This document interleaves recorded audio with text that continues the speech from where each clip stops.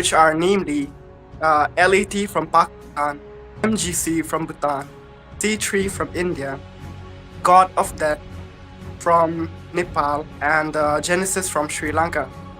And today on the castle desk, it is me.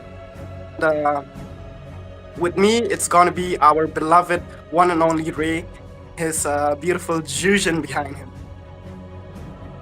Thank you for that warm introduction. Even though it might be really cold right now, I mean it's literally winter. I think exceptionally, except for some places, it's already pretty cold. So thank you for the warm intro, and thank you to W2, our production and our streamer, for putting in the this behind me, which is moving, because I really appreciate the movement. And I also love the fact that if you look below me, you can see it's her body, not mine. It really goes to show that if I start on the glaze, I think I'll be I think the stream will end. So let's just focus. I mean, I will do my best to focus on the match that we have in front of us right now, which is going to be Armageddon from India versus, it's a best of 3 series of against Immortals from Pakistan. And this is going to be my first time casting, not just on Saga. I've casted for true internationals before, but for Saga or Sega, whichever you might prefer. But yeah, it's gonna be, as well as my first time casting for a team from Pakistan itself, because last time it was more of Malaysia, Philippines, and Singapore, those nations. So this time we have a little bit more neighboring countries. So I've been watching them, but I haven't been able to cast for them. So let's see how and what do they bring in here in the arena tonight. And yep, the draft timer has started. In 3 minutes we will get into action once. Yeah. I mean, 3 minutes is, it's just a very short time till we get into the draft. But let us, just take a breather and talk about the teams a bit, because this is day number 6, 8. And I'm not sure if you're aware of yesterday's game, but yesterday as well, we did get to see India versus Pakistan. And yesterday was really best of 3, number 1. And it was India who actually swept a clean sweep against Pakistan. It was it was best of 3, Sacred Shrine playing against Chaos, and they got a clean sweep against Chaos. So today we have India versus Pakistan once again, and let us see what will Pakistan, bring up their sleeves to retaliate against India, to take the revenge against yesterday's match, because yesterday was a clean sweep. So today, maybe the Immortal team from Pakistan, they have come more prepared and with lots of homework as well against India.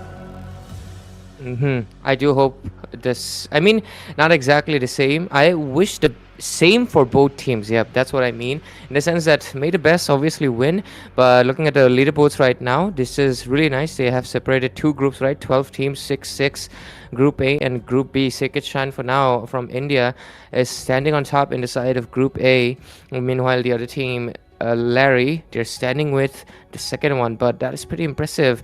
Like the 2-0 still being only 5 points, and Sacred Shrine, they have gotten 6 points. That is pretty crazy to say, but to be fair, Sacred Shrine, I did myself, so we are very well aware of the fact that Sacred Shrine right now is one of the strongest teams that India has at this point, because they have a massive win streak there. So it's not much of a surprise, but considering that they're playing in a little bit of a different server, right? They're playing with a different national team. It's no longer in an Indian team playing against another Indian team that you would see in the Indian scene. It is internationals. So I think I've been watching a few matches, but today I will get to be the voice of it. So I'm really curious to see how it's gonna go, how it will be like, at least the performances. I think the meta won't be that much different, because I think the meta right now globally is pretty much the same. You would either see a normal gold laner, or you're going to be seeing a double side lane with an ADC in the jungle. I think that is mostly what's happening here as well, right? Yeah. That is what's pretty much happening here as well.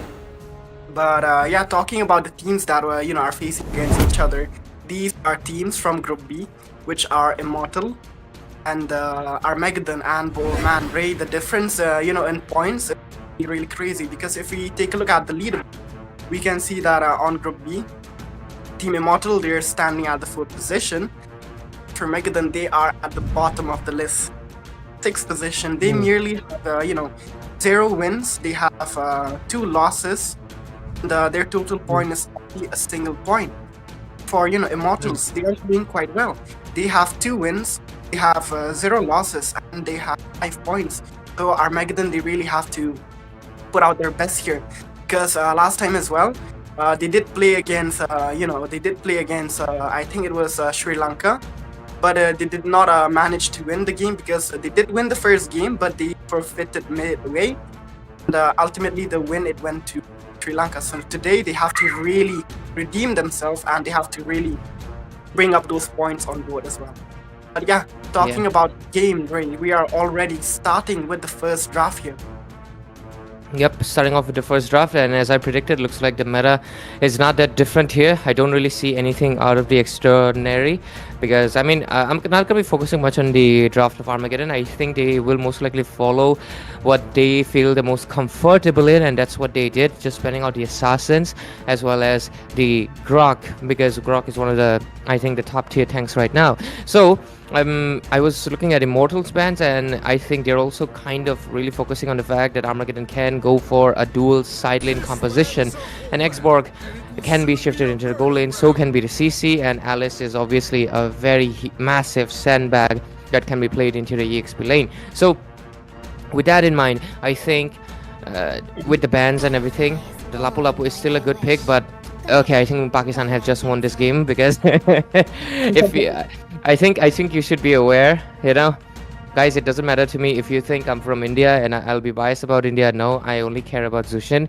and that is the only eternal truth. Because my old support suddenly has shifted to Immortal. Sorry, Armageddon, but yeah, I mean, I'm literally glowing pink because of the fact that everything is pink right here, I mean, my coat is supposed to be black, but you can clearly see Wanz is also wearing black, but I don't think it looks similar in any way, because I think I'm completely pink. Dark pink. Oh, black pink, yeah. Wow, guys, black pink reference. What a reference, man. That is, that's one heck of a reference. Black pink, indeed. You do look like a very black pink. And I think you're really gonna enjoy this game, since Pakistan, they're already going with such a heavy crowd control mage, which is none other than the Zhuzhen. And the Zhuzhen is a pretty solid mage. He can just, so troublesome for short range heroes, especially the fighters and utility jungle. So if you have her on your team, you can basically be such a big trouble for these kind of heroes. And talking about Armageddon, though, on their draft, we do see that they went up with the first pick Lapu Lapu, which is kind of flex pick here, because we do see that the Lapu Lapu is onto the hands of Ito, is their goal laner. So yeah, this might be a Lapu Lapu goal as well, or they can swap it out and go for E as well. But we do have to keep in mind that there is always the Esmeralda, so they have to watch out for that as well, because she can really counter well the Lapu Lapu as well. But looking at the at the picks from the side of Armageddon, it's looking really solid. They have picked the Baxia for the jungle, maybe, because he's quite a flex as well. Can roam in some situation, but mostly it is played as a jungle. And as for the Kimi, she is a pretty solid hero as well. Pretty much, these are very high flex pick coming up from the side of Armageddon. They can play the Kimi either on the goal and mid, but it is highly likely that they're gonna play her onto the mid lane, because it's fighter side EXP. So they're definitely gonna go for the side lane fighter as well. Yep, once. And I'm right now replacing her hand in my background. This is cool. See, it's the same hand. But yeah, I'll shift back my focus to the draft, of course. So at the side of Armageddon, they go with the Kimi, one of the SS tier mid laners right now, mainly considering the fact that you can play a non-ADC jungler due to the fact that Kimi will be the ADC due to the fact that she is part marksman. Her late game is extremely strong, and with once you have the Divine Enclave, it does not matter. Divine and Sky Piercer, once you have those two items, especially Sky Piercer, once it crosses that 50 stack mark, it is basically a penetration item, because at low HP you cannot sustain it anymore. You're gonna get taken down much faster. So I mean, you cannot make those clutch plays because the Sky Piercer will kick in before you can really do those. So because of that, Kimi is SS tier. But Armageddon here, they're going to be going with the Baksha, which does... I mean, for now, it can be flex. They can put it into a roam, and I hope it's a flex, because I think going in for a little bit of an early jungler is not that good. And if that's the case, this carry here from Immortals is definitely going to be putting in the pressure on, like, not just the laning. In the later phases, Baksha just cannot sustain due to the fact that it's mostly HP based, and damage reduction does not really kick in that much against the true damage. It's not going to really help you sustain with the Turtle's Poo sense. So I think maybe we just gotta wait and see what jungler options they go, because I think they need at least someone that can really obstruct this carry a little bit more. Or if not, I think this carry can snowball into that later phase of the game where she obviously shines the most. They need someone that can take this carry down, except for just the Lapu Lapu. But let's wait out. They still have 2 picks. Yeah. I mean, I would really like to highlight the carry in this scenario, because the carry is a really good pick here, I would say. Because if you go for the carry, go lane, it will become such a problem in the late game, because yeah, carry is basically, you know, a hero that can shred tanks. And if Armageddon, they decide to go with a you know, with a go lane, they might win the early, and but in the early game she is just gonna melt you know, every member from the side of Armageddon. And yeah, we did witness this you know, a few games ago as well. I do not remember which team exactly, but yeah, we did see the carry was you know, put up against an X-Borg. The X-Borg was kind of winning her early phases of the game, but yeah, at the late game, she was just basically shredding. And yeah, this is what I was talking about, really, because, you know, if you really want to go against the carry, you have to throw in a marksman as well. And yeah, one of the best marksmen that can go against the carry is a Granger, which can outrange her, outburst her. So I would say this is a really good segment for Megadon for the Granger pick.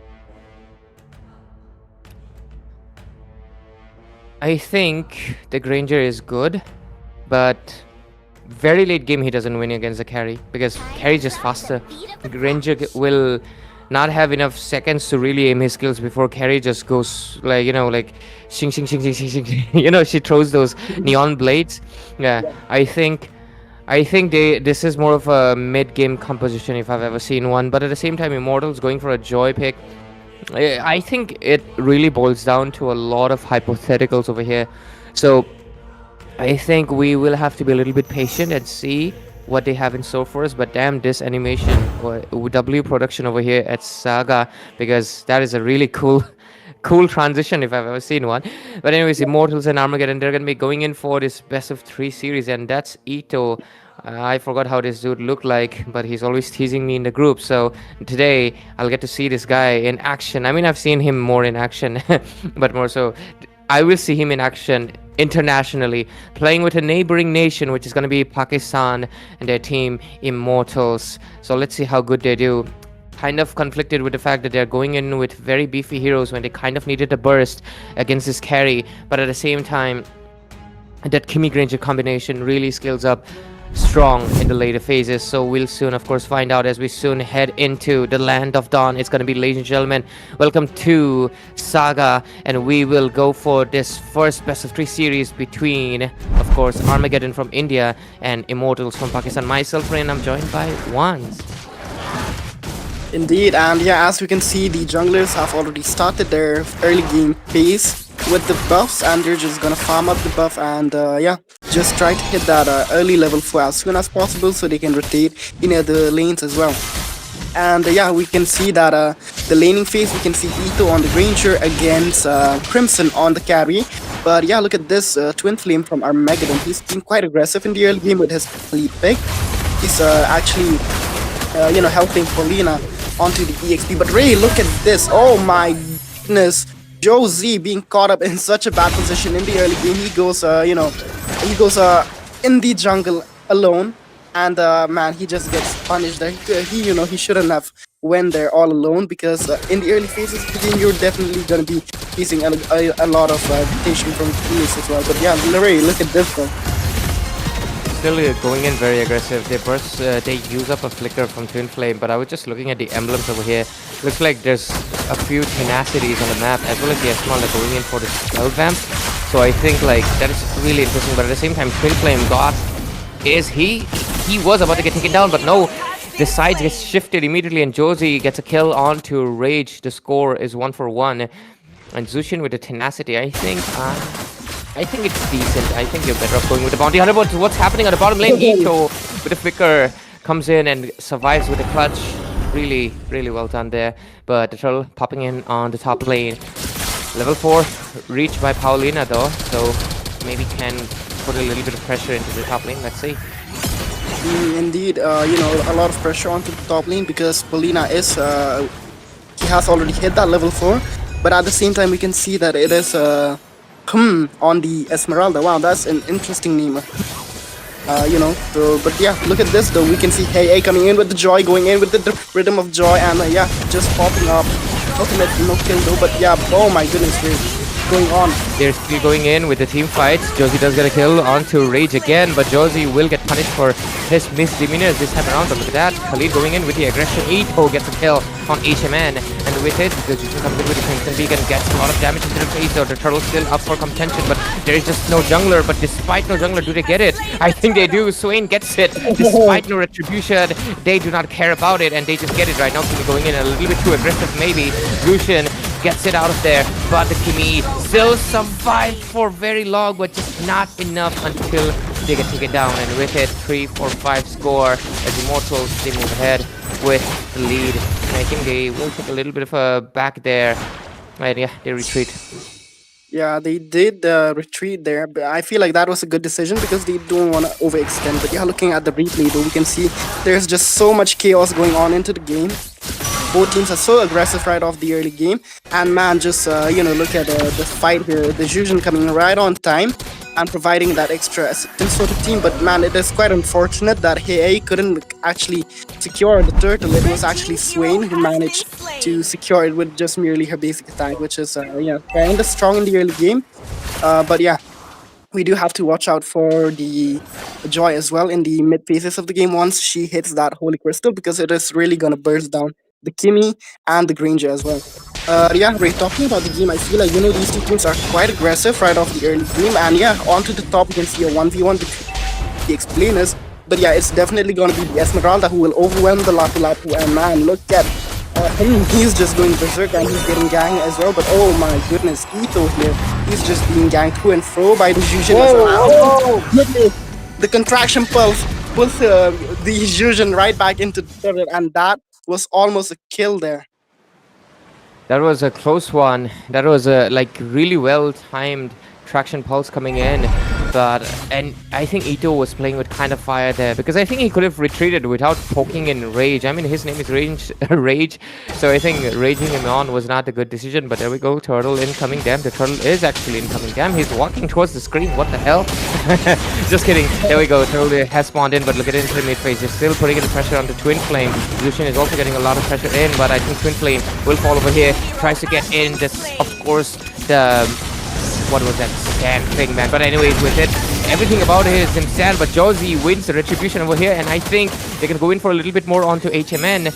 But looks like they will go back. HMN, isn't that just short for human? Is it? I'm not really sure. But into the top lane, Esmeralda getting taken down quite low, and I think she will get taken down. Josie, I was kind of doubting why he went in for a little bit more attack, but I think it's really working out into their favor, as they're going to be getting in the macro on the top lane as well. Yeah, indeed, they're getting all the macros. They got the turtle, but yeah, we can see that on the map, it is onto the bot lane. You can see that Crimson is having a bit of a hard time against Paulina. It seems like they decided to swap out the lane, and it's doing wonders for Armageddon. Because, yeah, Paulina, he can definitely overwhelm Crimson with the Lapu Lapu. But yeah, we can see Rage as well here onto the map. He's just going in and around river and trying to, snipe out a few of members from Armageddon as well. But yeah, there comes the taunt. This is just gonna be Twin Flame who's gonna be swirling the tornado, but not gonna commit to anything right now. But Josie going in with the 1.5. Okay, they're gonna be going in for another possible engage, but look at the Joy going in into the back end. Really wants to take down Swain over here, but the turret will save him for now. At the same time, Baksha popping in with the Turtle's Puissance, and I think he can just take down Hay here, but oh, is he gonna be able to do so? But Zushin is gonna be taking a lot of hits and gets a killing spree with Ito getting it. And I think he has a side victor as well, and that's not a good sign. Okay, looking at the pressure, Esmeralda popping in. Here comes the jetpack, goes in for a little bit more. Joy also providing a little bit of a support right there to take down the minions, and they will be able to save the mid lane a little bit more. But I don't think it's going to be mattering because it's really surviving with a little bit of an HP. Yep, look at that. Ito already about to get the Malefic Roar as well. He's done with the Legion Sword. Yeah, he's done with the Legion Sword, and now once he rushes the Malefic Roar, it's definitely gonna hit like a truck because the penetration just gonna penetrate through the armor, and that is yeah, that's gonna be shredding down even a Rage as well as on the Esmeralda. But yeah, Ray, look at this, the third turtle already up, and this time around Armageddon looking quite poised, and it seems like it's gonna be an uncontested turtle because there's just so much pressure. Ito onto the top, I mean Paulina on the Lapu Lapu, the bravest Ray, using the bravest fighter. Oh my lord! Oh, that was, I was not expecting it, but look at the damage popping in from Ito, playing his comfort hero. But what is that? You got too comfortable. Going in for inside the turret in front of the Immortals like that was not a good decision as he gets taken down right now. But Zushin will get traded off. What looks like the one saving the day is going to be the Lapu Lapu as he comes in with it. AOG will get used up, but it doesn't really matter as Swain gets a double kill. And right now they're still putting in the pressure. Here comes the traction. Falls so aggressive. Swain gets taken down by the damage coming in from Gatot. I think Team Armageddon, they are playing with fire a little bit too hard, a little bit too unnecessarily, because look at how aggressive they're going in inside an inner turret, all like it's a birthday party, but they are not invited. It is indeed looking like, you know, they're in an uninvited party and they're just overstaying their welcome. And yeah, look at the contraction power as well, but we can see Wayne though. Oh my goodness, he got taken down by the Gatat. But yeah, even Hey, they're merely surviving with a slither of HP. But yeah, we can see onto the river here. There's gonna be just Twin Flame on the Khalid, who's taking a little bit of a poke from the hands of Immortal. But yeah, looking at the pace of the game, I feel like Armageddon are still on the lead because they do have 10 kills on their board. And they also have a goal lead of 3.1k, which is kind of good for them in the early phases of the game. But onto the top, we can see just going for a 1v2 against Paulina and Josie. But yeah, she's just going to be backing off because there is reinforcement coming from the side of Armageddon. But oh whoa, my goodness, look at the damage. Insane. HMN was not expecting that and immediately gets taken down. Zushin does come in to provide a little bit of a wave clear, but her wave clear is not really strong enough. And right now they're going to be going back for now at least. But oh hey, I don't think he's going to be going in because Kimi's a little bit too far away. Lord's up, and I think this Lord easily will go into the hands of Team Armageddon from India. But I want to see if the Joy, no, never mind. The Joy is going to be deciding to go in for the split lane into that long lane pressure towards the bottom side, or maybe even not that, because I think he's also trying to think about a recall. Maybe, let's see. It seems like, you know, he's hesitant to push because there can be invade, but oh my goodness, look at the invade coming up from the hands of Armageddon. Man, this contraction pulse on the Kimi is just going ham. She just, you know, Swain just knows how to use it so well. He's always getting per a beautiful set, either one or two members, and out of it he's getting, you know, always a guaranteed kill.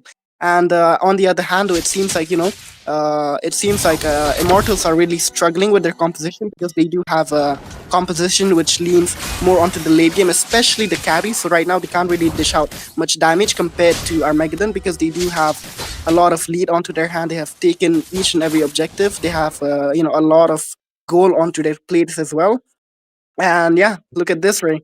Here comes the first pause of tonight's game.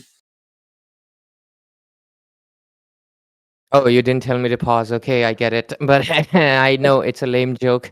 But if I'm not mistaken, I don't know if you can see bills. Oh yeah, you cannot see bills when it's paused. But I don't know. Huh? Okay.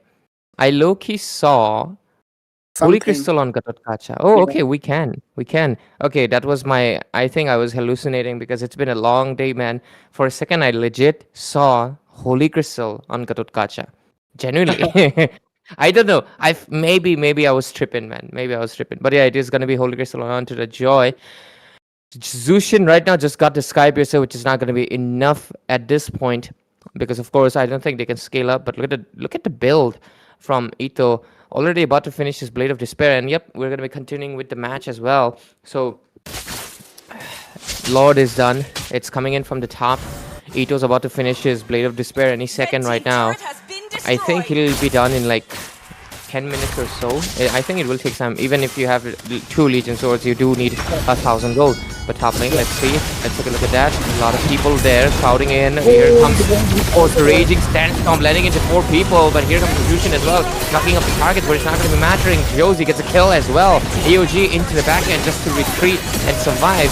But the pressure is on. Fusion gets taken down. Tennyson is down, and with it, so is Hay. And right now, with the minion pressure coming in, I think they can go in for an end because I think the carry is a little bit absent from the team fight, and I think it's going to be a little bit too late for any of that. But even despite that, I think nothing would have changed the outcomes. Or is it the minion pressure, and they will get the game number 1 with a lead of, damn, 9,000 EXP and 5,000 gold lead. South Asia Grand Arena, ladies and gentlemen. First game taken down by Armageddon Esports from India. And there we go, Swain in the middle, just like Madood. Madood did get the, I think he will get the MVP, maybe? Or maybe it will be Ito. I'm not really sure, but I think Swain's traction pulses were really disgustingly good. So I do think he might, might get it. But damn, this is a really beautiful, beautiful transition. But there we go, Josie. Josie is the one who gets the MVP. That's crazy. Man, Josie, I did not expect Josie actually to get the MVP because this guy, he was a little off in fights, but man, I do have to say that this guy was one heck of a trouble for Immortals because he's the tank, man, and he's just, setting up a really good opportunities, initiation for the team. He's always being such a really good punching bag for the team. And yeah, Josie, man, he just has like over 80% team fight participation, which is crazy. And yeah, overall, we can see the overview on the screen. The game actually ended in about 11 minutes and 26 seconds, which did not even hit the 12-minute mark. Kind of crazy for a game number 1.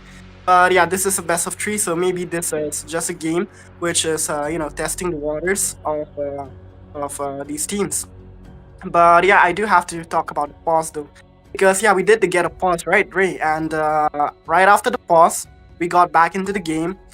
We did see the carry being a little disconnected from the game. She was just standing onto the fountain and not really doing anything. So I feel like there could have been a slight server issue as well from the end. So maybe because of that, they were having a little bit problem with the game. But nonetheless, though, this is the end result, and we can see that it is gonna be who's gonna be taking the first game against Immortals here. And okay, thank you, Tennyson, for using the Jushin, my man. I really appreciate it. Even if you did not win, you win for me, man. But Swain with, okay, he was only 1 level ahead. That's pretty insane. I honestly thought he was gonna be a little bit ahead, but hey, he's a mid laner, right? I really like the rushed. I love tank builds. Look at that. My dude is only with 2 items. What the hell? And that too. What is a Skype? Sorry, not Skype. Sorry, the 7 Cs. What the hell? Twin Flame. My dude, you just have 2 items. To be fair, Gatot is also when the game ended, he most probably sold it, because I do not believe at 11 minutes Khalid would be with merely just 2 items.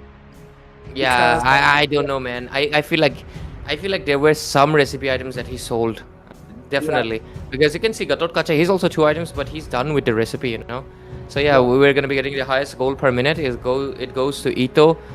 And as we expected, Swain is actually the one with the highest damage dealt, because of course he was more present in those team fights. And Esmala being the frontliner of the side of Immortals, because they have like triple S. No, that is quadruple S. technically it is triple extra S, right? Because Immortals already has one S, so yeah, they have a triple S extra S. But yeah, most assist goes to Josie. I think my dude Josie here got the MVP with the classic teamfight participation, man. But yeah, jokes aside, Armageddon Esports gets this game number 1 with a really fast pace, 11 minutes only. So maybe into the next phase they can get a sweep, or just like I mentioned, maybe Immortals can show us some different action, something new as we will head into the draft phase, Talking about Immortals, though, I feel like their draft was a bit off because they did expose their goal lane card way too early. They could have carry maybe in the fifth pick, because if you really want to go for the carry against a fighter, you have to make sure that you go for it in the later phases of the game, because if you show the carry right off the draft in the first or second or third pick, the enemies are also gonna respond with a marksman, because they obviously know that if you are gonna go against a carry, you cannot play a fighter. Fighter will be shredded down by the carry. So they're definitely gonna pull out a marksman like a Granger, who can outrange the carry and outburst her, especially in the early phases and mid phases of the game, where he can bully her continuously with his Rhapsody and the Dead Sonata. That can really put the carry on a chokehold and really overwhelm her. So if they really want to go for a goal lane in this current meta, they have to keep that that card or the later phases of the draft on the fourth pick or the fifth pick, maybe, if they get this second pick, where they get the second ban, and go for it maybe like last pick, because third and fourth pick are base exposed as well, so you can get the last pick carry.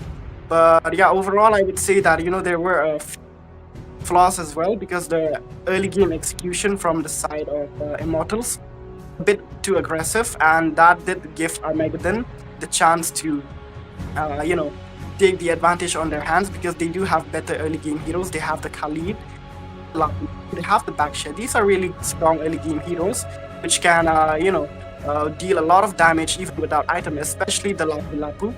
And it was also their mid laner, who was Kimmy. A Kimmy, man, really strong in the early game as well. Just her enhanced basic attack, once the energy bar of her passive, well, she can really put you on a chokehold as well. I really do agree with you. I think if we're gonna be going with a carry, you gotta respect like heroes that can outdo the carry. I think that was kind of missing on their bans, So maybe that once they take that into consideration, maybe if their draft is improved, maybe they can pull in with a better execution overall. But we have a draft timer of 2 minutes. I'm just gonna be staring at my wife's Zushin over here as much as possible. If you see my eyes are like down like this, yeah, I'm staring at my Zushin because it's the screen, guys. And if I'm looking at you, yeah, I'm trying to look at you, but my eyes have really good peripheral vision, up and down, left and right, so I can still stare at her. Wait, let me go to a little bit to the side. Yeah, there we go. My hands are way bigger, or else I could have like mimicked her gesture, but you can see the difference, right? My hand is so much big. Holy hell. I get it, she's a little bit far away, but even if I like put it behind, you can see it's massive, Bora. Yeah. But anyway. The Jujin and your lore will carry on.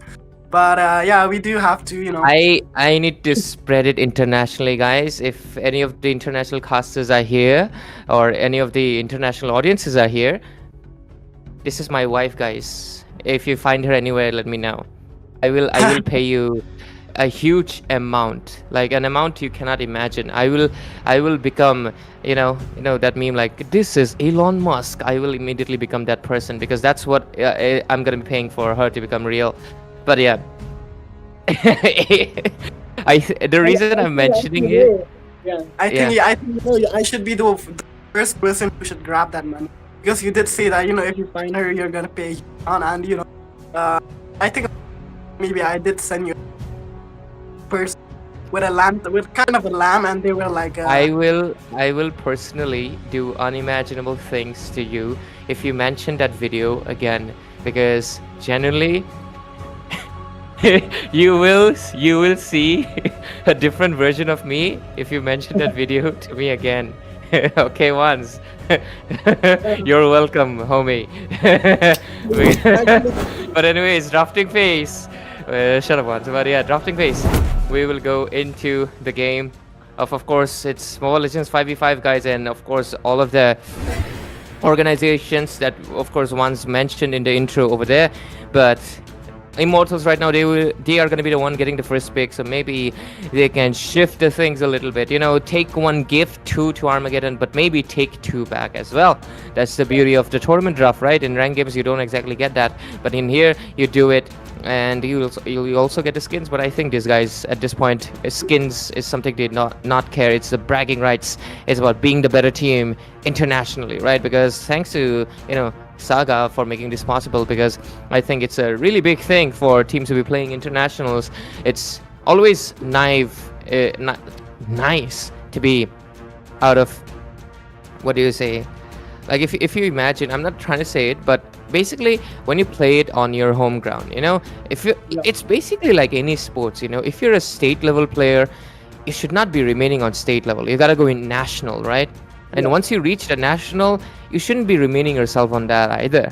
You should be going for that international stage. But of course, that stage leap is like very massive, isn't it? Because I think a lot of teams globally as well. I mean, the only reason MPL and of course the other international tournaments, they only take the most premium teams possible. I know many people might say, these teams are kind of, not the best, but they're better than the rest. Why? Because they have the experience, that leap. So I really appreciate events like this where teams get to play international without making such a huge leap. It's still a big leap, by the way. I'm not saying this is a small leap. It's a big leap, but not a huge leap where they will get pressured, there will be stress, there will be like a lot of fundamentals to be captured to even qualify, right?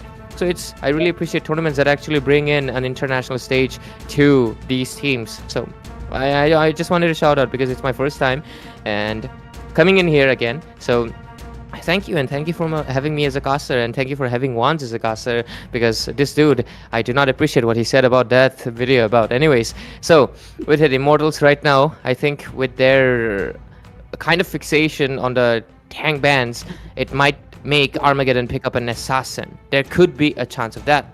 So let's see. yeah, I mean, this is the second draft of the second game. And let us see what Immortals, they cook up in this draft, because they did kind of messed up in the first game with the draft because they exposed the carry a bit too early, which gave Armageddon the edge to go ahead and pick the Ranger. So now they do have the first pick, and they can take advantage of that. But looking at the bans, though, Ray, we can see that Immortals did ban away. Yeah, this is a bit of a respect ban, I would say. The good thought, and now the Esports. And as for Armageddon, they're banning away the CC, which is one of the meta heroes right now. You can't really give away the CC for free, as well as the assassin bans once again, which is Hayabusa and the Lancelot. So yeah, it seems like Armageddon, they really don't want to go against assassins, because they like to go more onto the utility junglers. So they're gonna be sticking to that.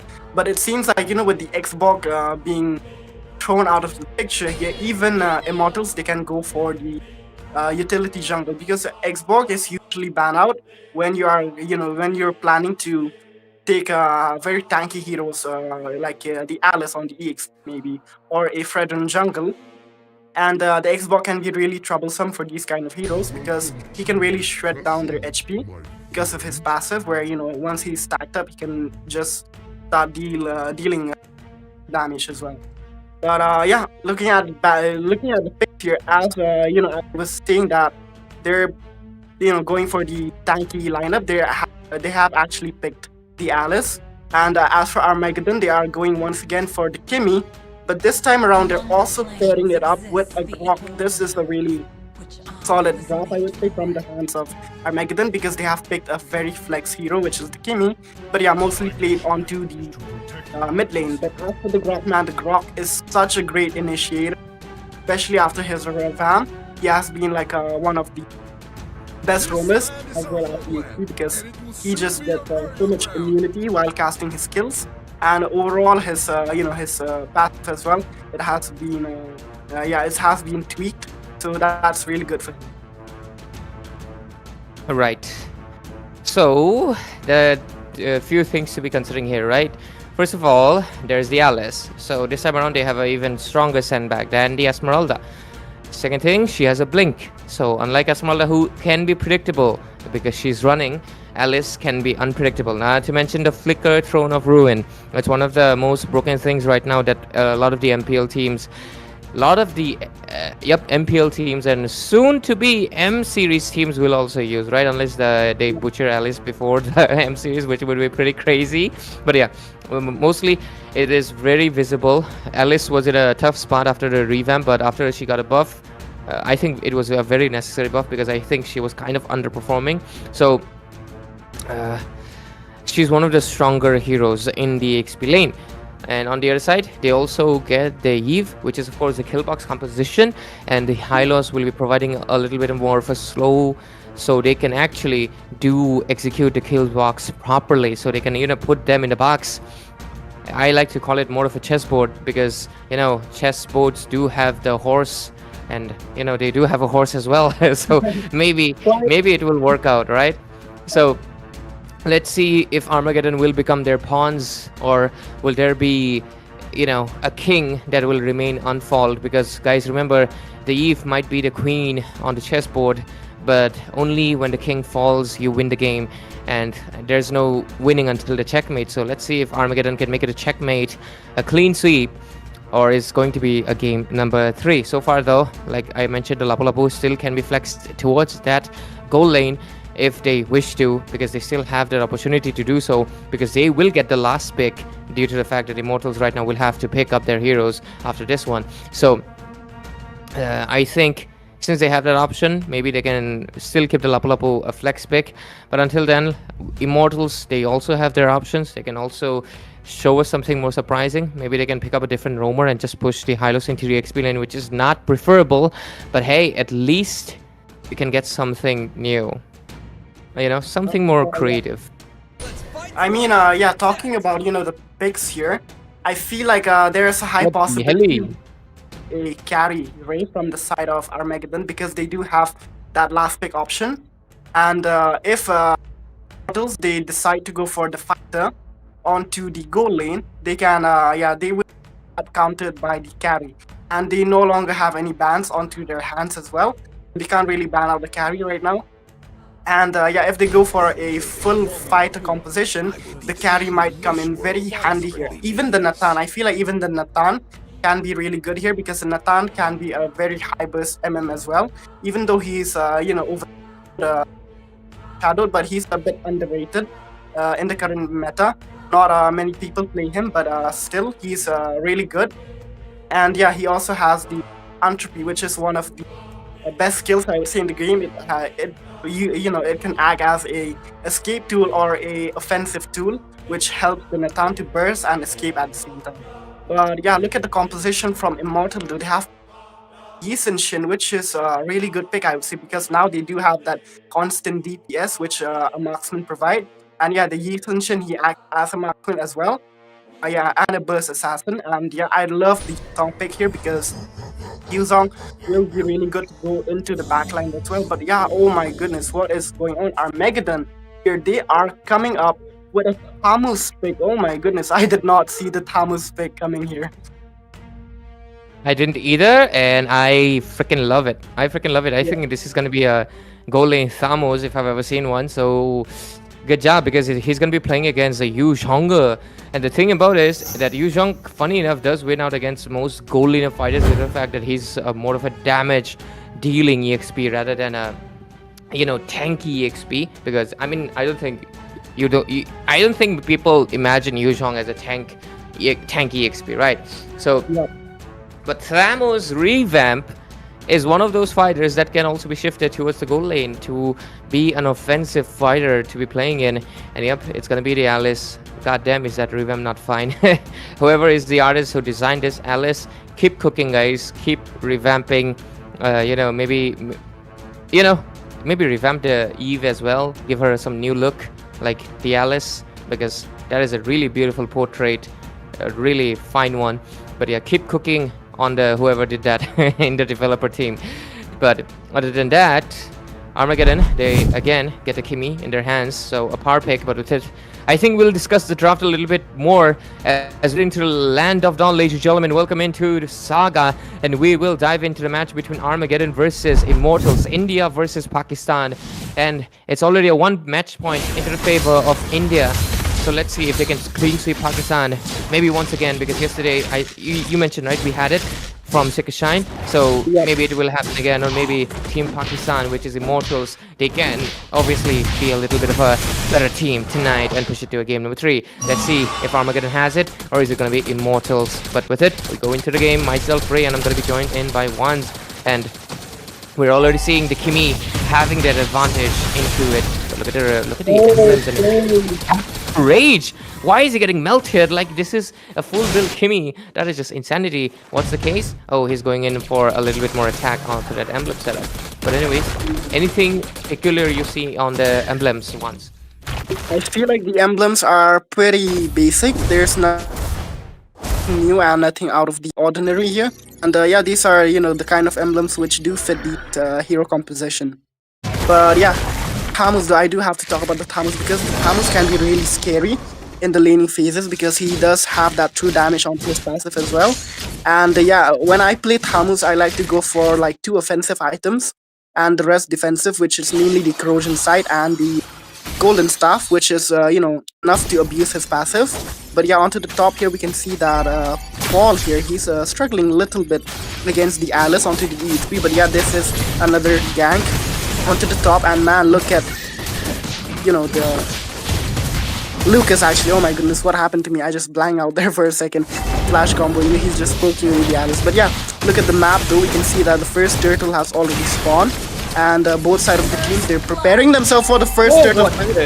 Oh my goodness, that was unexpected. I think even for Swain, but over here, we'll get the turtle. Looks like the Yushin is a main hero or something, because dude is on a blast, and with it, immediately, it's about to be a 4-0 pretty soon, but is it? Oh, Twin Flame gets the shield from the passive, and he's going to be able to retreat, but 3-0 right at the beginning of the game, that is just insanity. That is something that I don't think they were expecting it to happen, and again, I think it could have happened again, because the wire says he's level 5, while Swain is still level 4.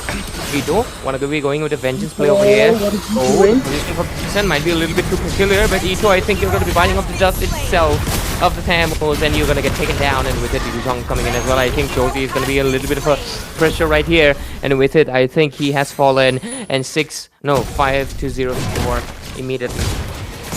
oh my goodness, this is looking really dire for Armageddon. They have lost 5 members right off the start of the game, which is nearly in 3-minute mark. And this is looking really good for Immortals though, because now they have the early game snowball, and if they keep the pace of the game as it is, they can definitely overwhelm Armageddon this time around. And yeah, look at the builds though, we can already see the builds onto the screen, and yeah, nothing much though. We can see the Yisenshin and the Yuzong picking up the hammer there, the Hammer of Fury onto their build, so that is going to provide them with the early game penetration against this Grok and the Lapu Lapu as well. And yeah, look at this though, Tectonic Charge. Tectonic Charge popping in into the mid phase. Here comes the RWM, the chessboard being put in. So many resources getting burned out. What a price of none is it? Okay, sorry about it. A little bit of a lag on my end on the screen. And I'm seeing, the 9-kill beast getting taken down. Josie falls in. They only get 1 kill. Yeah, this is merely just a 1 kill. Actually, I was a bit flabbergasted when I saw the Lucas onto the graph as well, but I couldn't really talk about it. But yeah, oh my goodness, look at Paul. They're going full berserk on the Lapu Lapu. He pops out the Brave Striker and uses the chance Sand Shaker as well. Land Shaker, oh my goodness. Why am I saying sand? But yeah, comes in the Yuzong, and he's just going in full berserk into the backline, zoning out really well. Look at Twin Flame as well, caught up in a really bad position. Tectonic and a beautiful solo kill onto the Yisenshin. That was unexpected for Yushin Shin this time around. Maybe not exactly a revenge kill, but Josie will get a turtle right now. And the bomb comes in into Crimson, and he gets taken down because his Dragon Form was expired. And right now, Ito, he has come online, but look at the chessboard popping in. Here's enough damage. It's going to be enough, though. No, it is. HMN gets taken down by Paulina. And with it, they're going to be taking a little bit of a step back as they have tried to make the comeback that they really wish. But I think they're overstaying their welcome. It is time to take the retreat and better go back. Indeed, they're going back, and for now they're just gonna be They're just gonna be going back into the farming. But yeah, looking at the replay, though, we can see that Armageddon are doing quite well into this fight. They're being so aggressive. They're going right into the inner turret, and man, they're not even afraid. It's really good for them because out of it they did get a few kills, and yeah, it puts them, on a bit of a, I would say, on a bit of an equalizer. Not actually equalizer because they're still a bit behind onto the kills, but oh my goodness, man. Paulina just going full berserk on the Lee Sunshin, almost takes him down, but yeah, here comes the backup as well.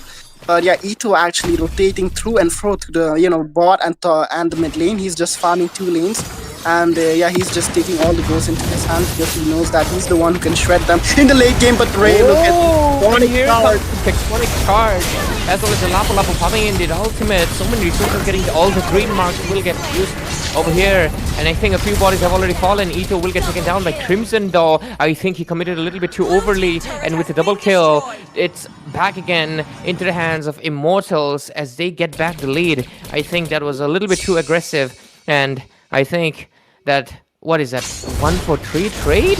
I think that's too high of a trade to be making. Yeah, the fact that they're already behind and they're trading out 3 members for 1, which is absolutely crazy. And I feel like, they don't even have much of a lead that they should go too aggressive right on. They're going full ham, they're going full rampage, which is really bad for Armageddon. They should actually, set back and farm up first, and then look for any hit and instigate it later on. But it seems like for now Armageddon are gonna go for the turtle, and yeah, it's gonna be a contested turtle. Oh my goodness, look at this, another Tectonic charge with a full-on flick combo. Again and again, it looks like a push and pull game as they're trying to come back, make the form done, but oh, mega kill secured for Tennyson instead, and the Throne of Ruin doesn't really land into anyone, but Paulina wants to go in again, and I think, yep, it is just going to be another resource. Not exactly wasted too much because his cooldowns are pretty low, but I still think this game is going to be taking a little bit longer than compared to last time.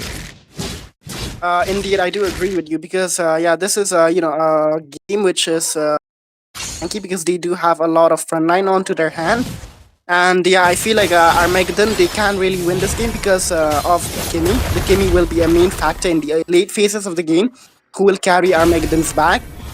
Twain already has the Sky Piercer and the Glowing Wand, so now once he starts stacking the Sky Piercer stack, he can be really overwhelming for Immortals as well. But yeah, look at this compulsion. It seems like they went in again with the same combo, and Black Dragon retaliates in. Yay! We'll get a kill, and so will Twin Flame make it hit, take it down. Armageddon are falling in like dominoes. Again and again, they're kind of making the same mistake of doing the fighting and going in so aggressive on the mid turret that they're losing bodies left and right, and that just gives the window of opportunity for Team Immortals to just get the macro. I think they gotta stop with the turret dives because I think it's, look at that, they see a window but they immediately take the chance in. They don't wait.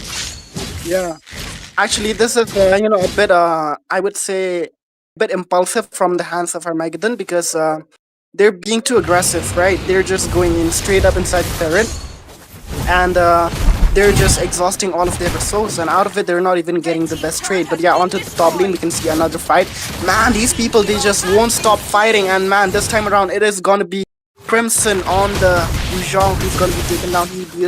He did get caught off a bit position there, so he was punished for it. But yeah, it looks like now Armageddon, they can easily go for the Lord because it is going to be a 4v5. But ooh, look at the back lane, the Ruin Pawn. Ruin taking the Lord, but Ito will get the Lord with this passive. And with it, they're going to be trying to fight in. Each will try to go in with the aggressive. The damage is going to be on the table, but the flickers are going to be popping in as well. What is that? Paulina misses the bonk and will have to go back as the score settles for a 16-10. And the side of Team India, Armageddon Esports, are going to be trying to take back control of it. They're putting in the traction pulse is really beautiful, but Tennyson, Armageddon, they gotta stop making the same mistakes that they're making by taking the fight inside the home ground, the turrets. If they stop it, I think they have a better chance overall. Indeed, very true, because they're just so aggressive. They're going straight into turrets. They really need to stop doing that. But I feel like, with this lot, they can definitely push a few turrets.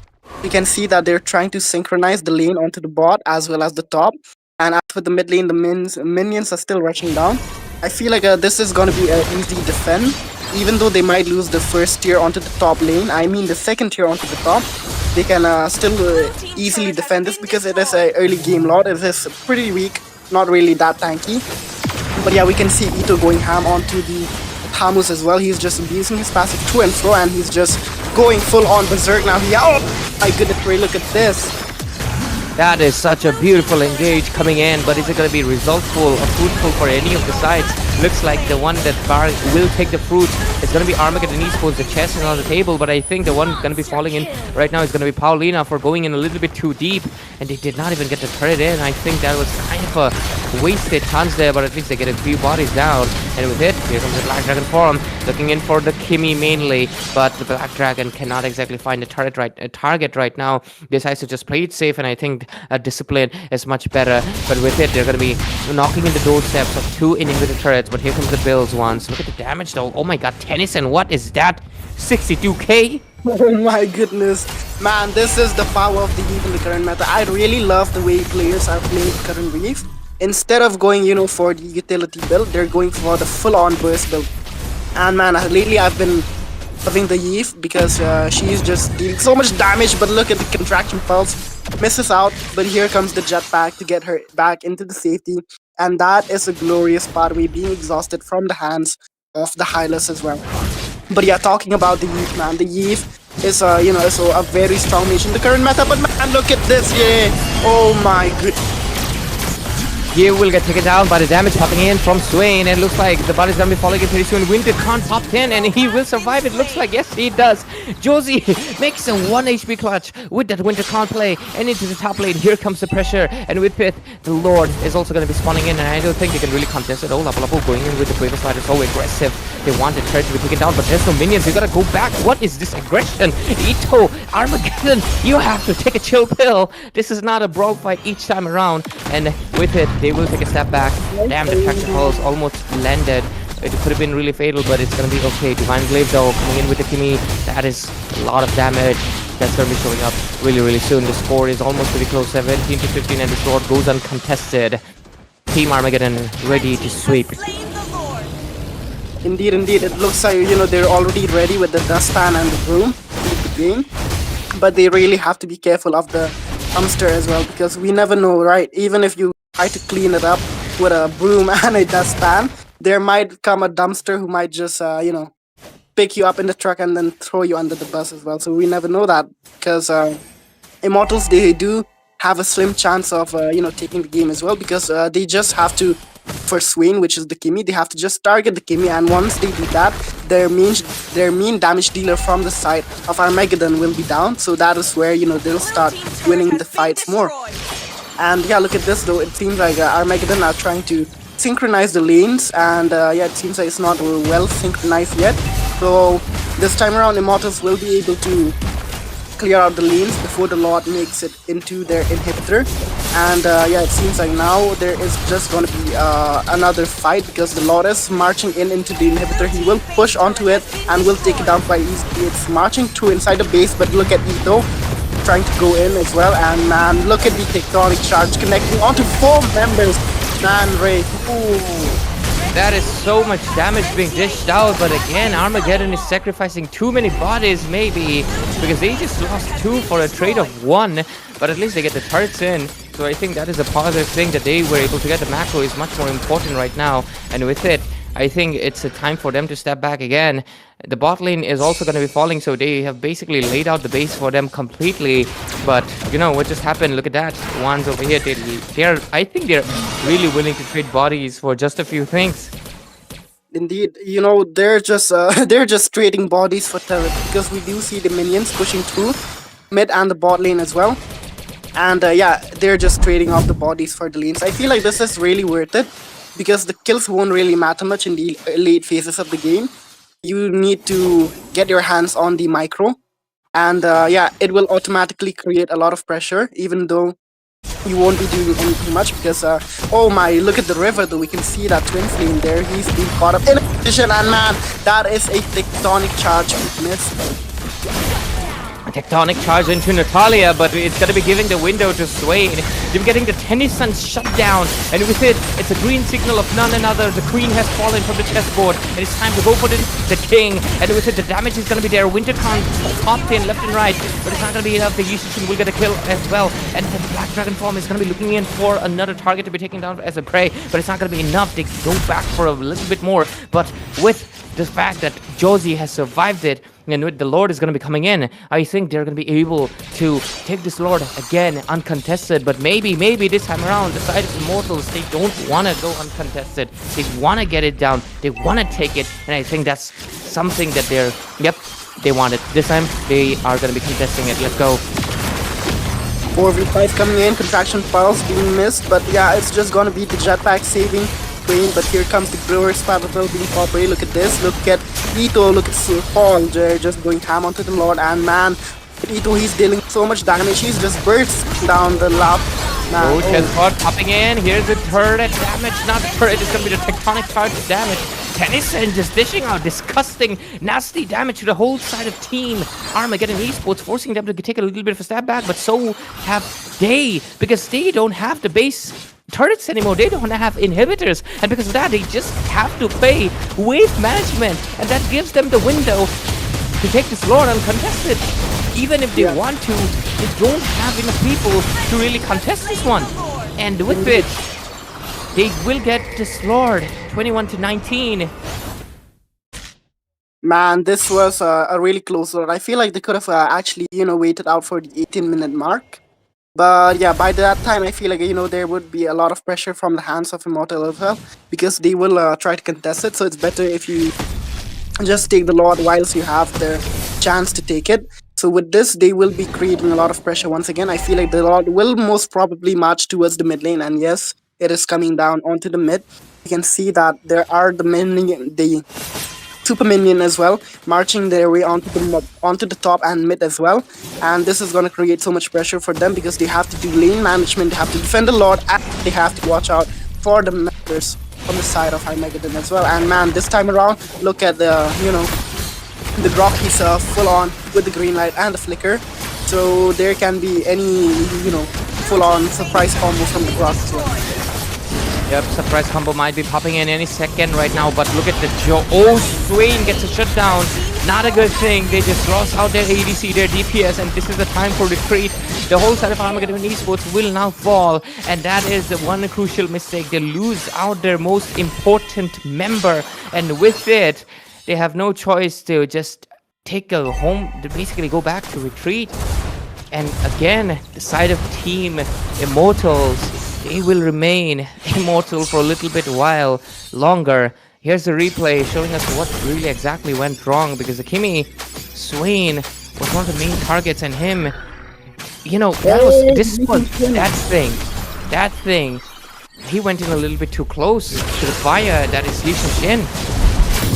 Yeah, the Yushin Shin is a big problem. Oh my goodness, look at this. They've already taken down the mid tier onto the mid from the hands of Armageddon. Actually, it seems like, this time around, Immortals are trying to retaliate as much as they can with the kills that they got out of that team fight earlier. They're trying to get their hands onto the macro. And yeah, they're trying to, go for Swain as much as possible, because Swain is the main target for them right now. Because he's the one who's dishing out the most damage. But look at this. It is going to be Rage on Hylos, who's going to get chunked down by the Grok and the Kimmy onto the bush there. It's really risky for you to go alone onto the bushes this time around, because we never know, 5 people might be waiting for you there onto the bushes. So you really have, you really need some kind of a vision tool that can Yep. expose the enemy. But they do lack that. They do have the mountain shocker, which can expose them. So they really have to wait out for it to, pop up, and then they can go around and clear the lanes as well. But yeah, look at this. Another lot. This is, I think it's going to be the third lot. It is going to be an evolved lot. So they really need to get this lot, because if they don't, they will be pressured so much, because this slot is so strong. Look at Ito there. Oh my goodness, Ray, look at Ito on the map. I feel like he might for a backdoor. He's clearing out the minions. If they're, baited out by the Lord, there might be a possible backdoor. I still see Ito onto the bot lane there. It seems like the Yuzong is going back to defend the lane as well. Yeah, in the moment Yuzhong is gonna go back, boom, Ito, he will join in the team fight because Yuzhong has to. And right now a flank, possible flank coming in from the back end. It might be the danger that the side of Team Immortals have to look out for it, but look at the chessboard popping in. Okay, the Black Dragon Form popping in as well. So many resources, every ultimate is on the table. They're throwing in everything, the kitchen, the sink, the sofa, the bed, everything. But is it gonna be enough though? Because they are still gonna be going in for a little bit more. Look at the pressure coming in, and looks like this might be the end for, of course, none other than Paulina. He's buying in so much time, but the time, is it enough though? They themselves have to take a recall. They could not take the Lord, and with it they are again and again just buying more time, throwing more bodies in, and I don't think it's going to be enough anymore, because the side of Team Immortals, they're proving themselves to be a worthy opponent, pushing it to a game 3 maybe. But here comes him. Okay, Mountain Shocker popping in, gets the vision in, and with it I think they're well aware of how to control the waves, because they just got the vision of everyone. But Ito might or maybe can use the bot lane. There's a slow push coming in. Maybe with the absence of Yuzhong they can do something about it. Yeah, I feel like, despite Immortal being pressured from all the sides, they're playing quite disciplined. They're not taking any impulsive actions. They're taking their decision quite decisively. And look at Twin Flame. He's just being melted by the Alice. Oh my goodness, that Eve is an absolute monster. The amount of damage he's dishing out is just absolutely crazy. My goodness, Ray, look at the Oh, what's just happening? Oh, the damage from Swain. HMN finally gets taken down. Winter Crown pops in on Clutch. Retribution getting used by the Lucas. So aggressive. They want to go in for the kill. They don't care about the Lord, is it? Because I think that Retribution was not necessary to chase it. And right now, I think they should just go for the Lord, but it's not the Lord they want. It's the blood they care about, and Rage will get taken down. And with the bodies getting fallen, this Lord, despite the lack of a Retribution, it's just not possible to come in for a steal. And with it, what can they do? They can't really do anything about it. This Lord is going to go down, and maybe the weight pressure might be a little bit too much. Paulina preventing the vision, but yep, the damage from Eve is just insane right now. Look at Paulina, just lost 50% by getting a few Void Blasts to his face. Yeah, that Void Blast is absolutely insane. And each time, she lands the Void Blast, there are 2 butterflies popping up from the Wishing Lantern, which deal HP-based damage as well. So that is one of the main factors that is chunking down their HP. This Leaf is actually crazy, because I would really love to take a look at the build. I feel like this time around, both the teams, they have their hands on a full build. And yeah, nonetheless though, the Lord is marching down. This is an evolved Lord, mind you. So this is going to be very hard to take down. The Contraction Pulse almost got decent shin, but man, look at the chessboard being popped. Swain! Immortality swap in, but is it gonna be enough though? He goes in with the Winter Crown. Is it enough? It is! Crimson, despite all his efforts, could not take down Swain. Ruse Gold popping in from the Alice with item swaps on everybody's hands. Look at that, Swain still getting the main focus, the main target, but the base is getting knocked in by the minions. It's not just about the bodies anymore, it's gonna be the canyons that is gonna be approaching the base, and with it, Armageddon Esports, they're laying out everything possibly, and so is Immortals, but it's not gonna be enough. The pressure from every minion will push the base as the side of Team Armageddon Esports take a clean sweep against Team Pakistan Immortals, and damn, they get the points. Armageddon Esports get 2-0 clean sweep against Immortals from Team Pakistan. Oh my goodness, Ray. This match was so intense. It almost felt like, we were watching semi-final or a final mid-game. you know, the stakes on this game was really high, especially for Pakistan after, you know, their yesterday's clean sweep. And yeah, they did put out their best in this game number 2 against Armageddon as well. But man, they did lose it once again. Another clean sweep for India. Look at the main MVP for the game. It is going to be none other than Swain. This time around, Swain grabbing the MVP onto the Kimi with around 90%, 80%, almost a 90%, 60, you know, team fight participation, and his build is just, yeah, it's just full on ham. He has, you know, so much DPS onto his hand. He has a Sky Piercer. He has so much magic power. And overall, the overview, the game actually tagging to 23 minutes and 38 seconds. Armageddon Almost with nearly 24. 20 kills. Yeah, that was yeah, almost a 24-minute mark. And I do have to say hats off to Pakistan as well. They really put out their best into this game. I feel like they gave it their 110% in this game number 2 to prevent it from being a clean sweep. But nonetheless, though, the Kimi was the main factor for Armageddon to win this game. As I already said earlier, Kimi is gonna be the one who's gonna carry Armageddon on her back in the late phases of the game. Man, I was just flabbergasted the way Crimson, he was just you know, full on. He was full on targeting Wayne onto the Kimi. But nonetheless, there we can see the side by side comparison as well. And yeah, we can see the Yi Shin with a solid 210 KDA. As for Josie, a 2611, a pretty, you know, a pretty huge difference on the KDA, but still, you know, it's still quite close because of the damage. I wanna focus on something. Okay, one. Look at the damage taken from Kimi. That's 100,000. That is something that a fighter usually takes on an average game. But Swain took so much damage because everybody is just after him. It's Yeah. insane. Yeah. But Eve, did you see the damage from Eve? 200,000. That's just insanity. Yeah. That is 200,000 is really- insane. That's twice of Kimi. But the tanks, man, they also basically took 300,000. These two guys were getting beaten to a pulp in every team fight. But it was worth it at the end. What the hell? Lapu Lapu 293? Even looks like Paulina was taking a good beating right there. Yeah, he was, you know, definitely getting one heck of a banking session there from Immortals as well. But yeah, like though, you know, this will carry on through and through. But this, I guess, concludes the game number 1. This was actually a clean sweep once again by India, a 2-0. And for Pakistan, you know, especially Immortals, it's looking really bad because Look at that though. Look at that though. The highest gold is Pakistan team. I mean Immortals. Yeah. The highest damage is Team Pakistan Immortals, and most assists is also Team Pakistan the Immortals. So Yeah. it really goes to show it was more about sometimes you can have everything, but even then, I mean, you can lose the battle but win the war, you know, that kind of stuff. It just basically what happened with Armageddon.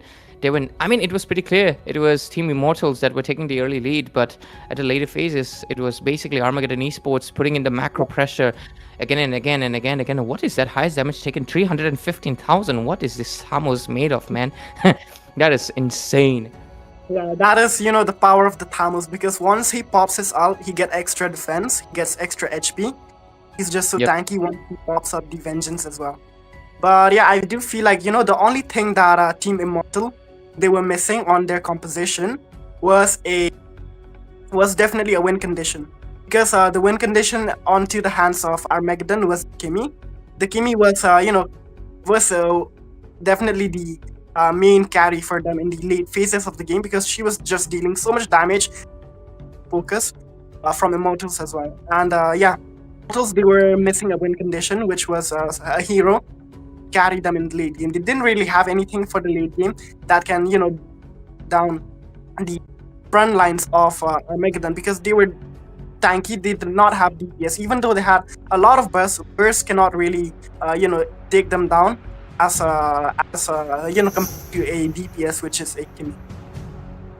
Absolutely right. I think they did have a win condition. They thought that YSS could do it. In the early phase, it did feel like Shin could do it, but as soon as the later games came, he could not close in the window.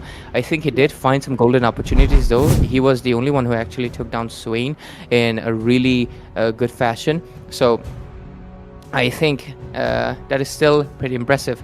But overall, right now, Armageddon will get one win, and they will move up from they were in the bottom, right? So yeah, they will move up slightly into that number 5 mark. And Immortals, they will have one loss under their name. Oh, I think that's the first loss, right? They will have first loss in Group B. So kudos to Armageddon, of course, from India, doing a really great job at it. And the rest of the teams, I think, of course, this is the first match, if I'm not mistaken, so we do have more games in our hand.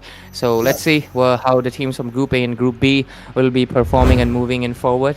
So with it, I think we're done with this game, and of course we're gonna make space for the next one. So Wands, of course, do the closing statements. Yeah, indeed. I I feel like, I just feel look like at my this was definitely a very solid game, number one. But yeah, I guess this is it. We're just gonna be closing off the first game. This was just merely the first game of tonight's matches. There are still 2 more matches coming up, which are both best of 3. So there is gonna be, a new set of captives as well who will be joining you guys. So for now, it's just gonna be me and Ray signing off. Bye.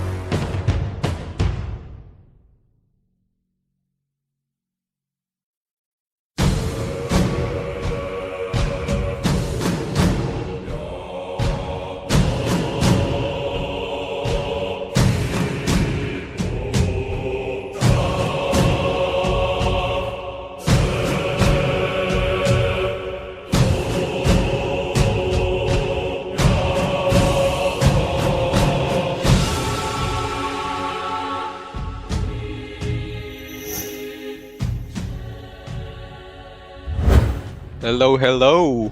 Welcome back, everyone. And once again, I'm joined by Mr. Shinryu, and we'll be casting H2O from Sri Lanka versus RKO from Bhutan. Man, Damn. we meet again. How you feeling, man? I'm happy for this reunion. I mean, I said that, we'll meet again. I was expecting it to be sooner, and now here we are.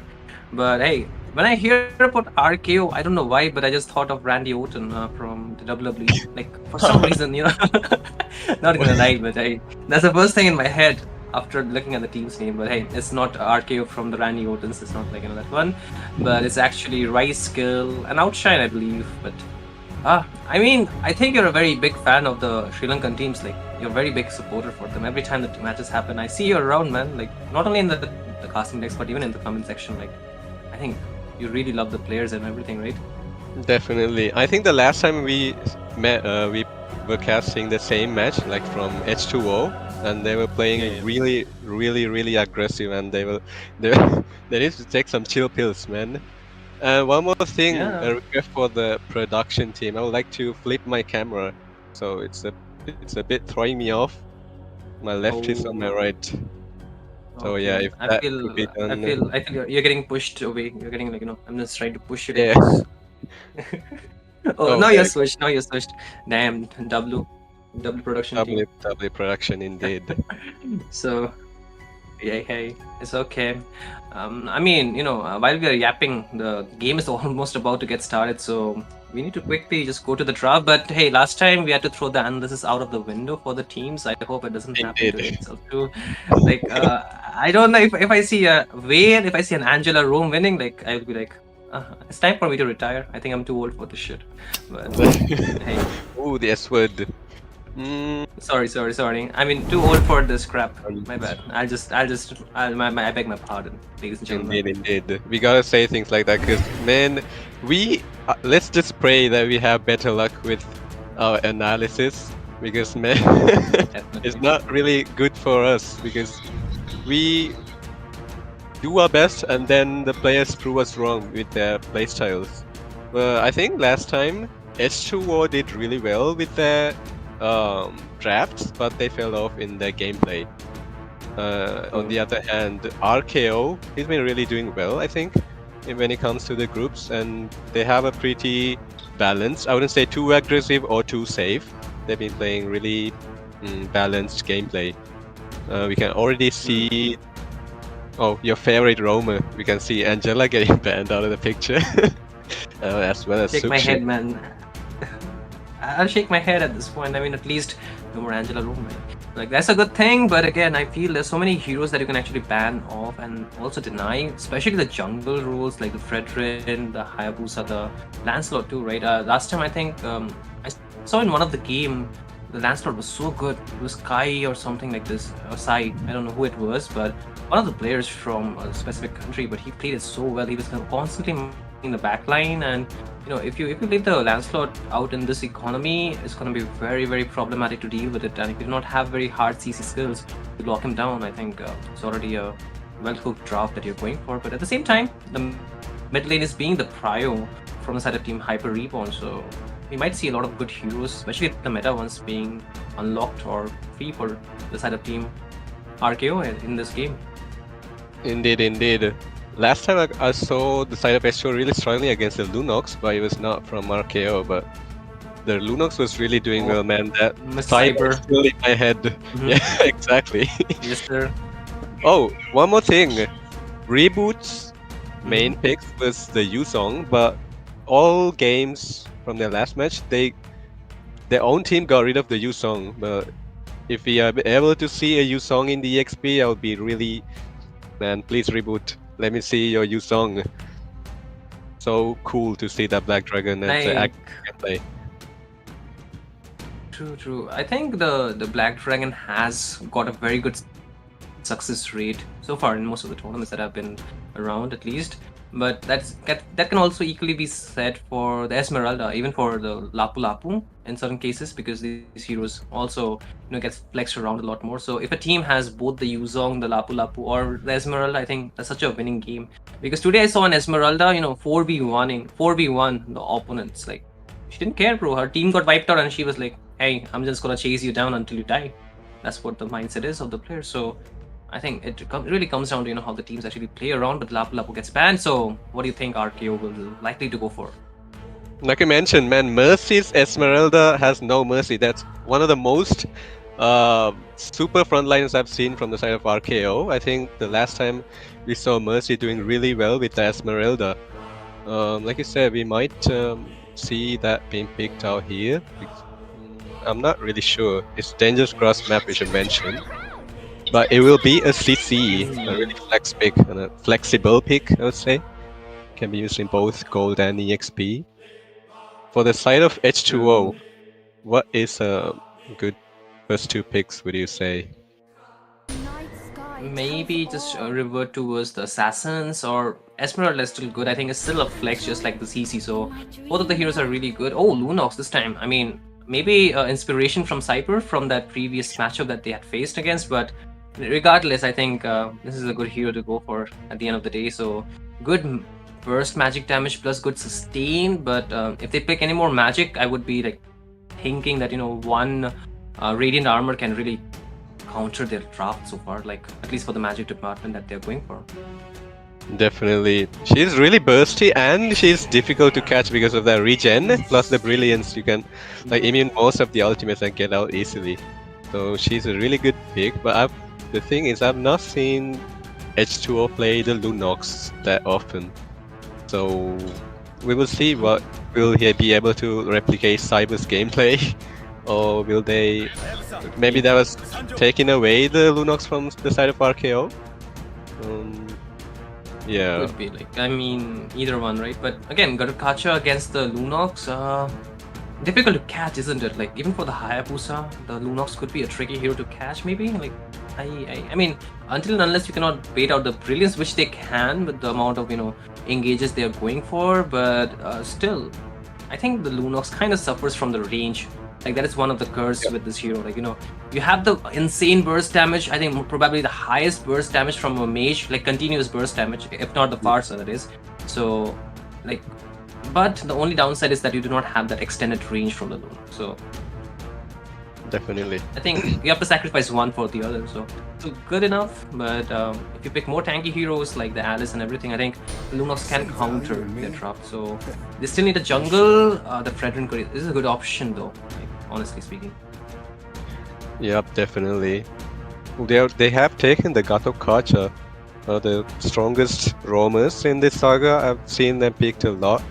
Like you said, Lunox is more of an assassin, so I think the two picks, Esme and Fredrin, really complements her. So if you play like an assassin, like go in at the last moment and just do the cleanup duty, I think it can really work with... a conceal could help because she can position easily.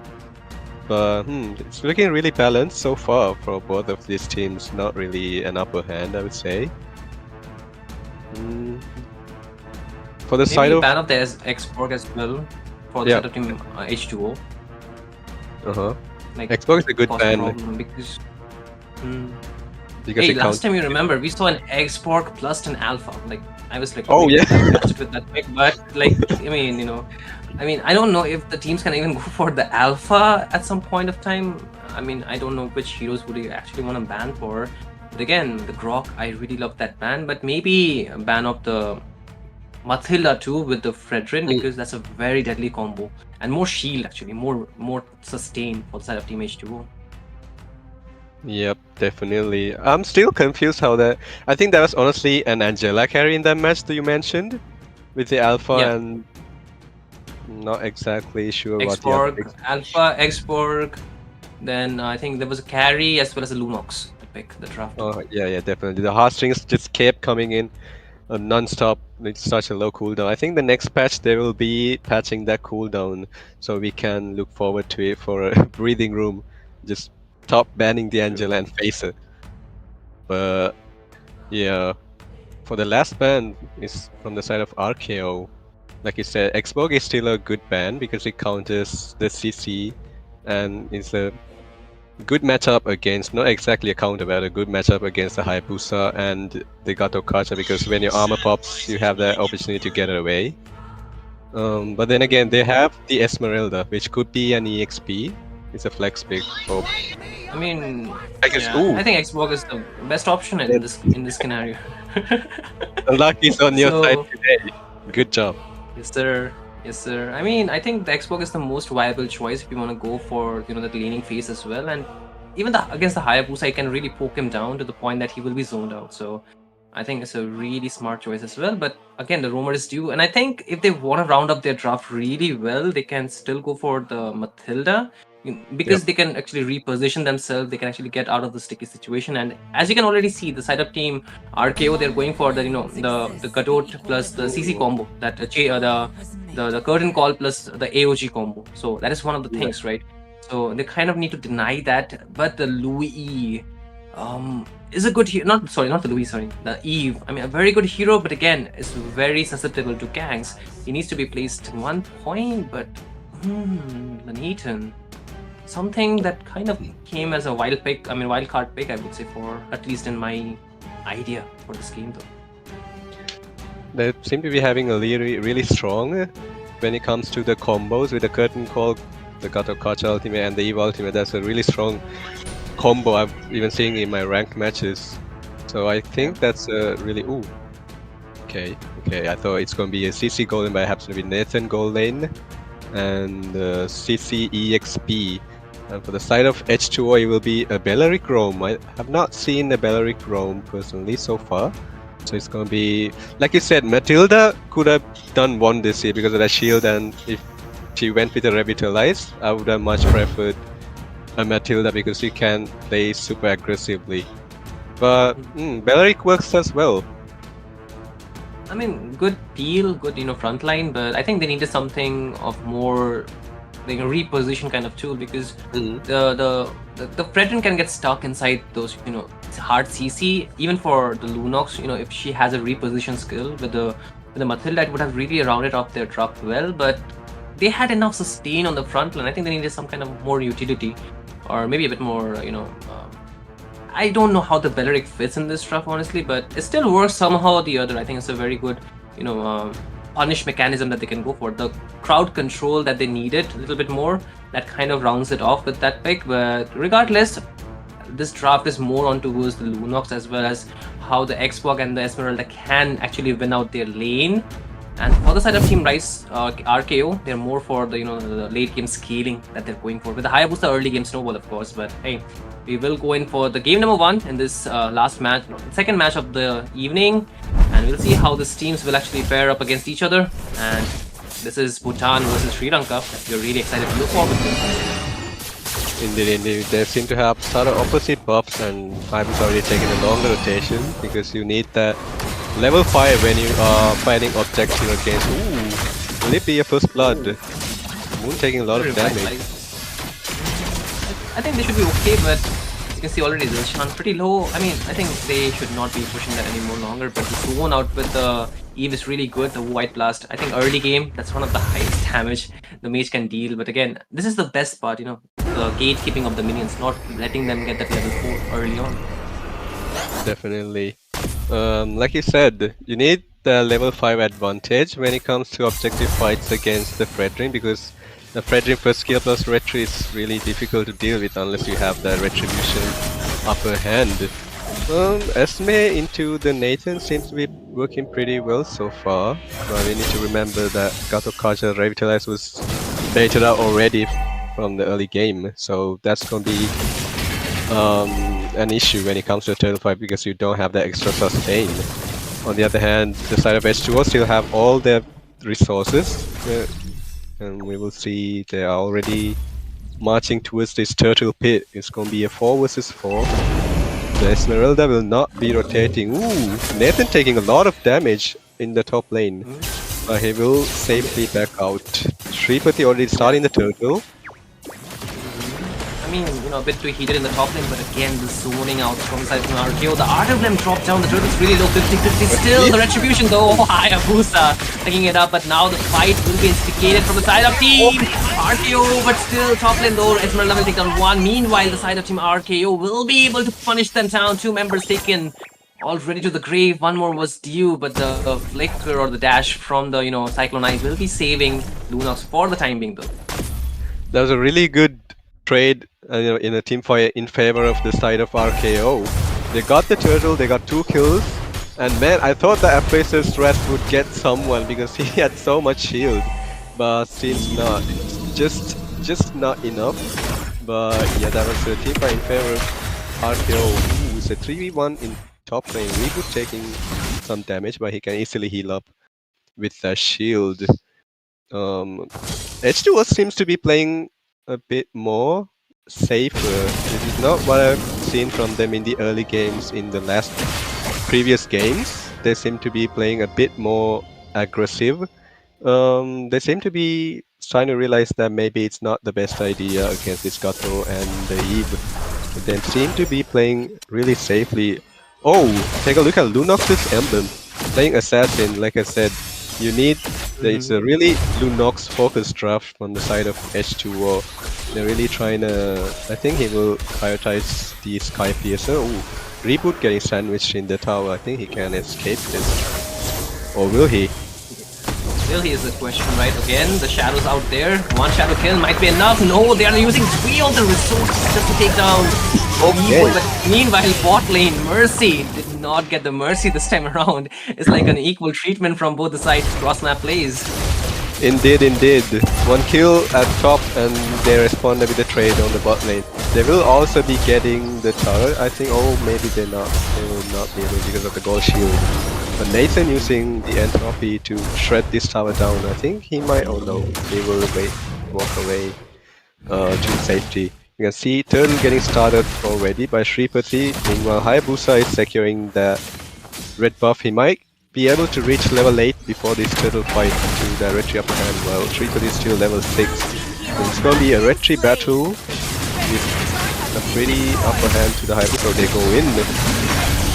Rather than right use, but Uchi still finding the retribution at the right time. But again, the Ogi Shadow kill might not be enough to take down Nikki. They're still trying to take it longer than expected. Hayabusa might be stuck in. Kumar has to fall, and now they are going in. The Praise strat, but not dealing any damage towards the Wink. But okay, Wink takes down Dilshan. Shripati 2 double kill. Talk about a turnaround. The hero enters at the end, cleans it up. True hero, man.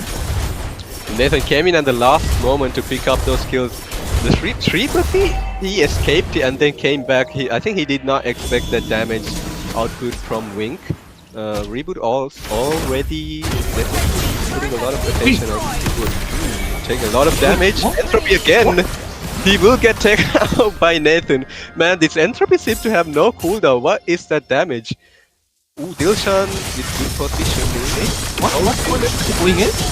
Yes! Oh, he gets taken down with the chaos again. The brilliance being used to escape, but here comes Moon, and he might just lock him down. Dilshan though gets taken down in the hands of Dia. The shadow kill will not be enough. Did he get stuck in? No, Dia will be able to final escape. A good assassination, a good answer back from the side of Team RKO.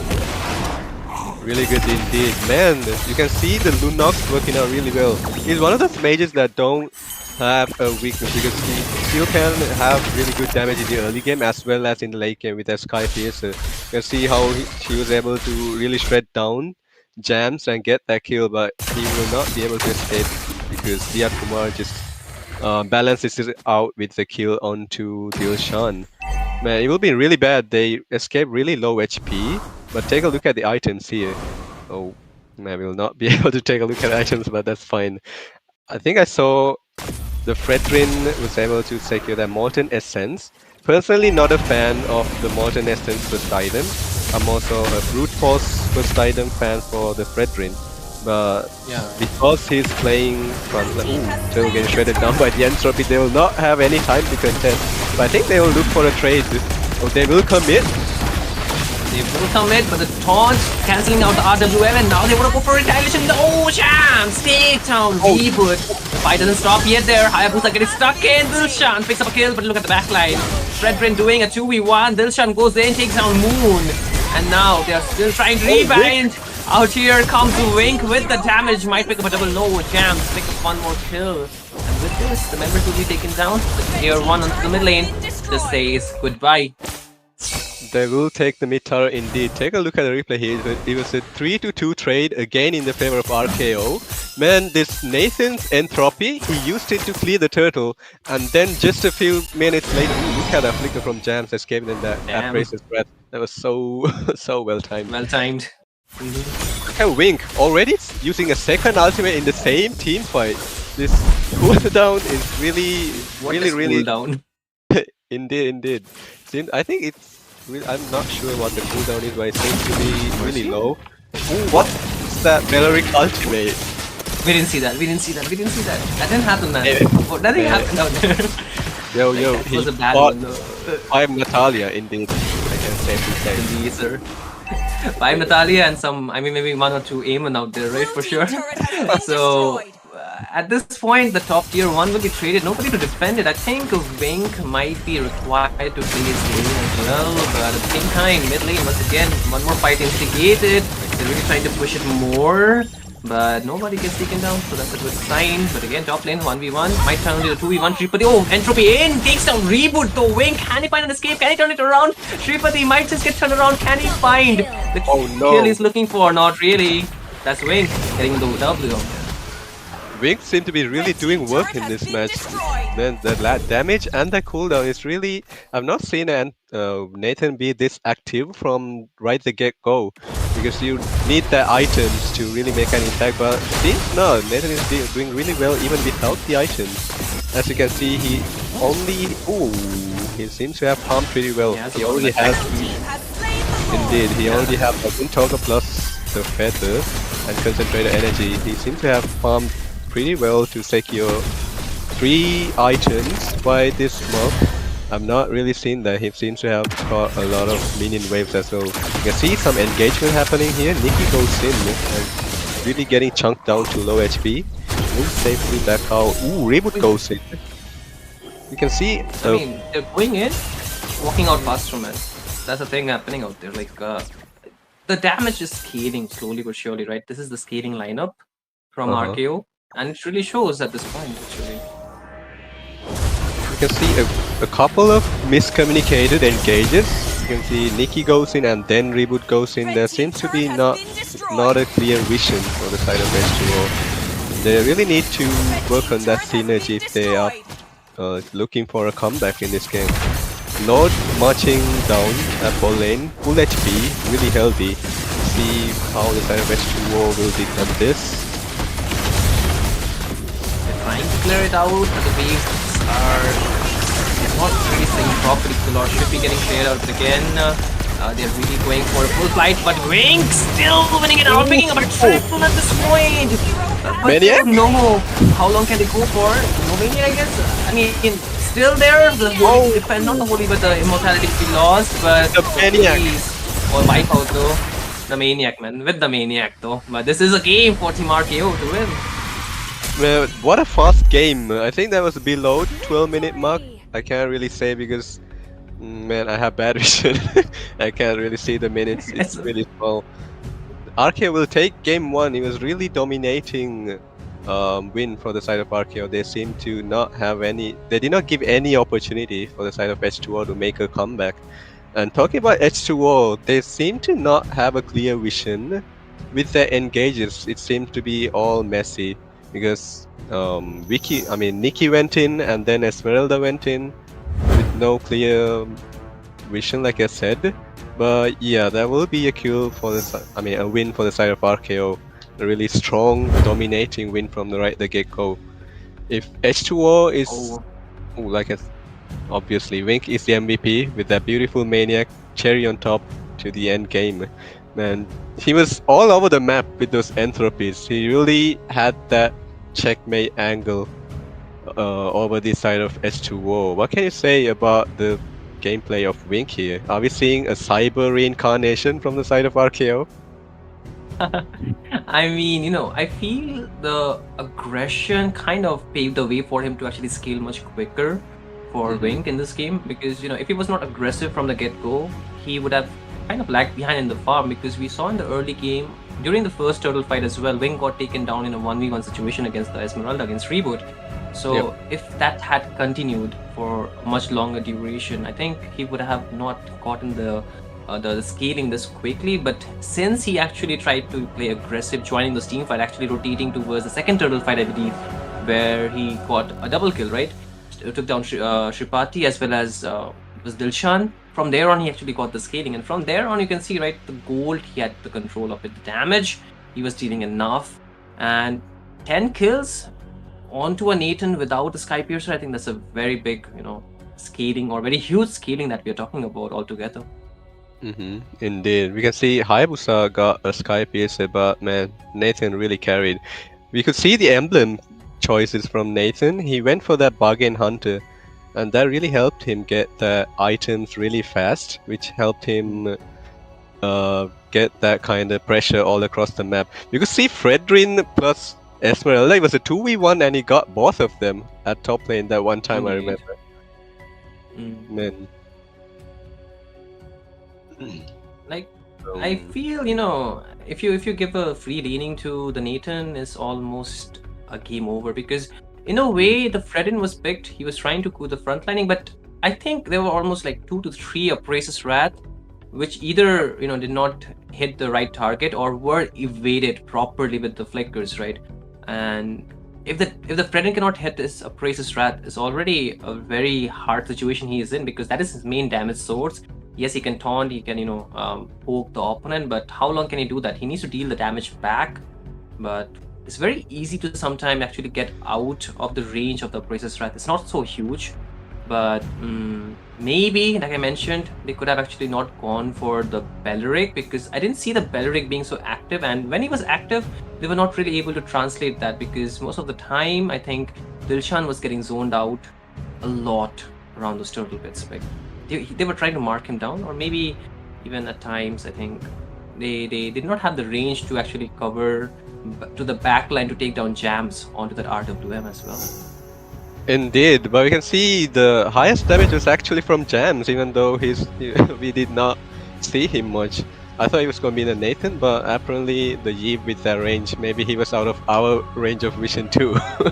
Man, the Yeeb range is actually insane. I can safely say that's a snowball draft done right. Yeah, like you said, the Belleric pick was a bit 50-50. And I need to mention the item choices from the Fredrin, because when you...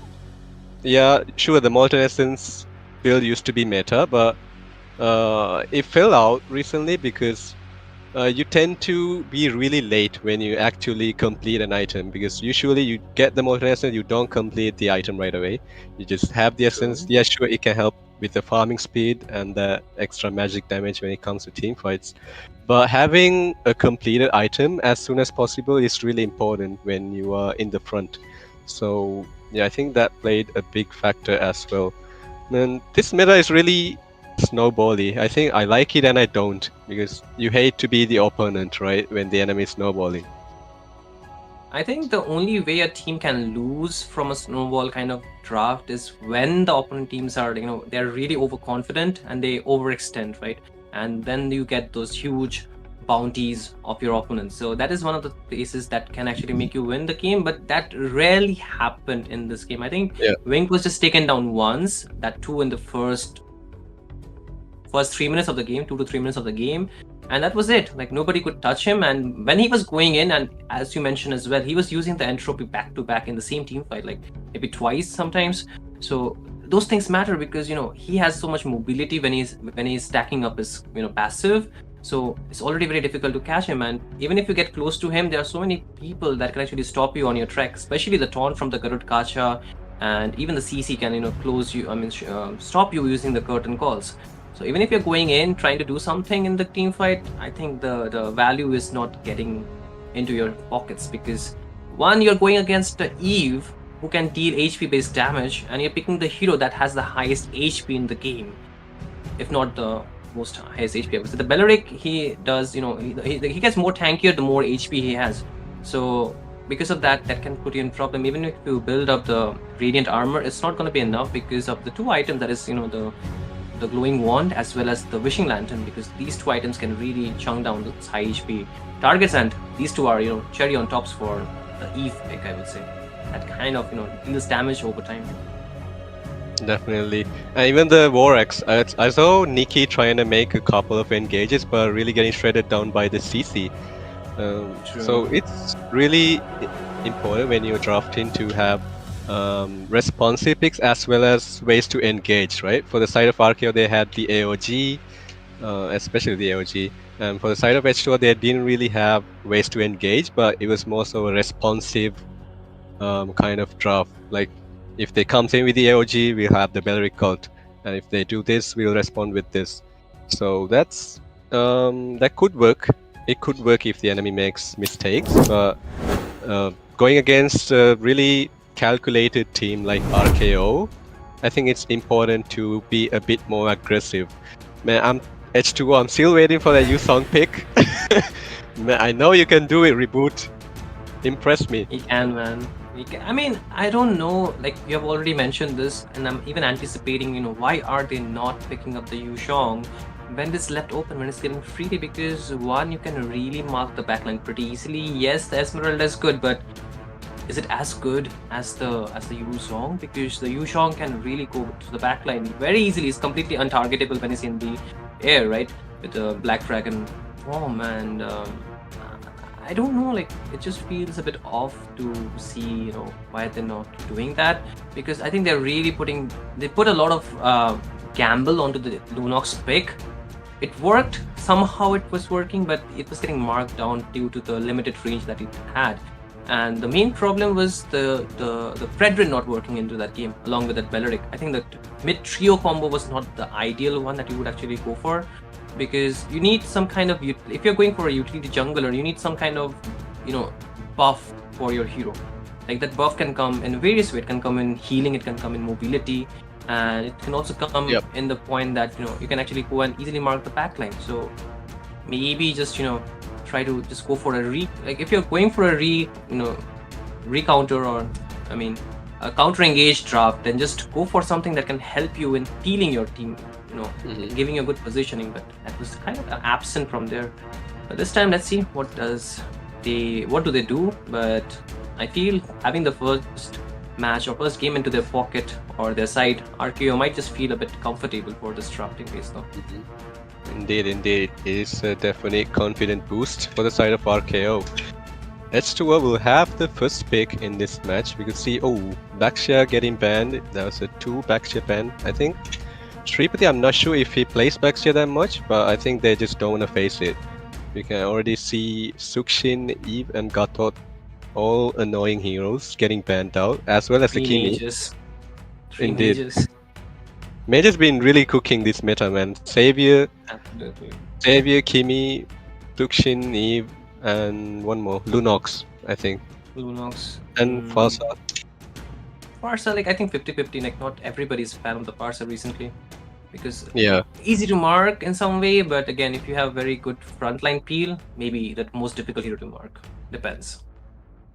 Exactly. You will see the third ban coming. Oh, like you said, I need to mention. Some of these mages are really good in solo rank, but it might not shine in 5v5 situations. For example, Sukshin. If you play solo, that might not be effective. People will say, ooh, troll pick. But when it comes to 5 versus 5, really calculated and communicated situations, she's really super strong and can make those just go in and have the space for your team to come out. Angela getting banned. We'll see what the first pick. Man, it's funny. It's funny at this point. Don't count me as an Angela hater, guys, but it's just something that should be in the banning section. I'm with you, man. I think we know why, because of the short cooldown. So, hey, I mean, 4 mid laners getting banned just to pick up the Grok. I hope they can put a good use of it, though. Like, the Grok is very good. This is an expanding river map, not the dangerous grass or even the broken walls. But I think the fast rotation can help, because your mage can go for the first item without completing the boots. So that's a W. You can actually really rotate around fast. And with the Grok, you can stop the rotation. You can cut that rotation off as well. So can really put pressure. But still, I think the side of team RKO, they can still pick up the CC once again. Indeed. Grok is definitely a really good pick. And I think they forgot to ban it. And they left it open because he's really strong. Other than the Gato Kacha, I think he's the second best pick when it comes to. Ooh, it seemed to be gymnastics. Hylos pick from the side of RKO and CC, like you mentioned, man. Yo, you're doing really great today. Kudos to you, man. Sheesh, man. Do you just mean Ooh. that I'm doing great Please. today? Go ahead and predict the next 2 picks from the side of H2 as well. I think they might go for an Esmeralda at this point since it is left open, or even they can. If they want, they can go for the mid lane at this point. Compared to the previous game, if they still want to go for the Lunox, could be a good option. But I think this is something I cannot have guessed for. But still, I think the Exborg is coming a bit too early with the grandeur. That kind of says that you're going for the winning lane as well as for the Exborg jungle most likely. But Reboot can still play it in the EXP lane if he wants to though. Not sure where they're actually putting this hero though. Definitely. So far, it seems to be again pretty confident frontliners from both of the teams. They got CC, Hylos, and in response they have Grok and Exborg. Exborg on paper is a counter to CC. I've seen that happen a lot, but again, it's up to skill, right? True. I mean, Joey! Ooh, okay. Joy though. I think they're really going for a bit to comfort out here. Like the Joy against the Grok, I'm not really big fan of that, but again, it can really mark down the backline pretty easily. Especially the grandeur, I would say, might be a problem because he has a dash, but his problem is that his skills are projectiles. Like you have to hit a straight line, and if you cannot really mark the CC with your basic attack with your skills, then your basic attack will not be enough to actually take her down. And she's very mobile. That's the thing. Like the mobility is very high on this hero, so maybe at this point go for a bit more crowd control, or maybe some of the mages that can not be taken down so easily by the CC. The options still could be the Lunox as well as the Lilia.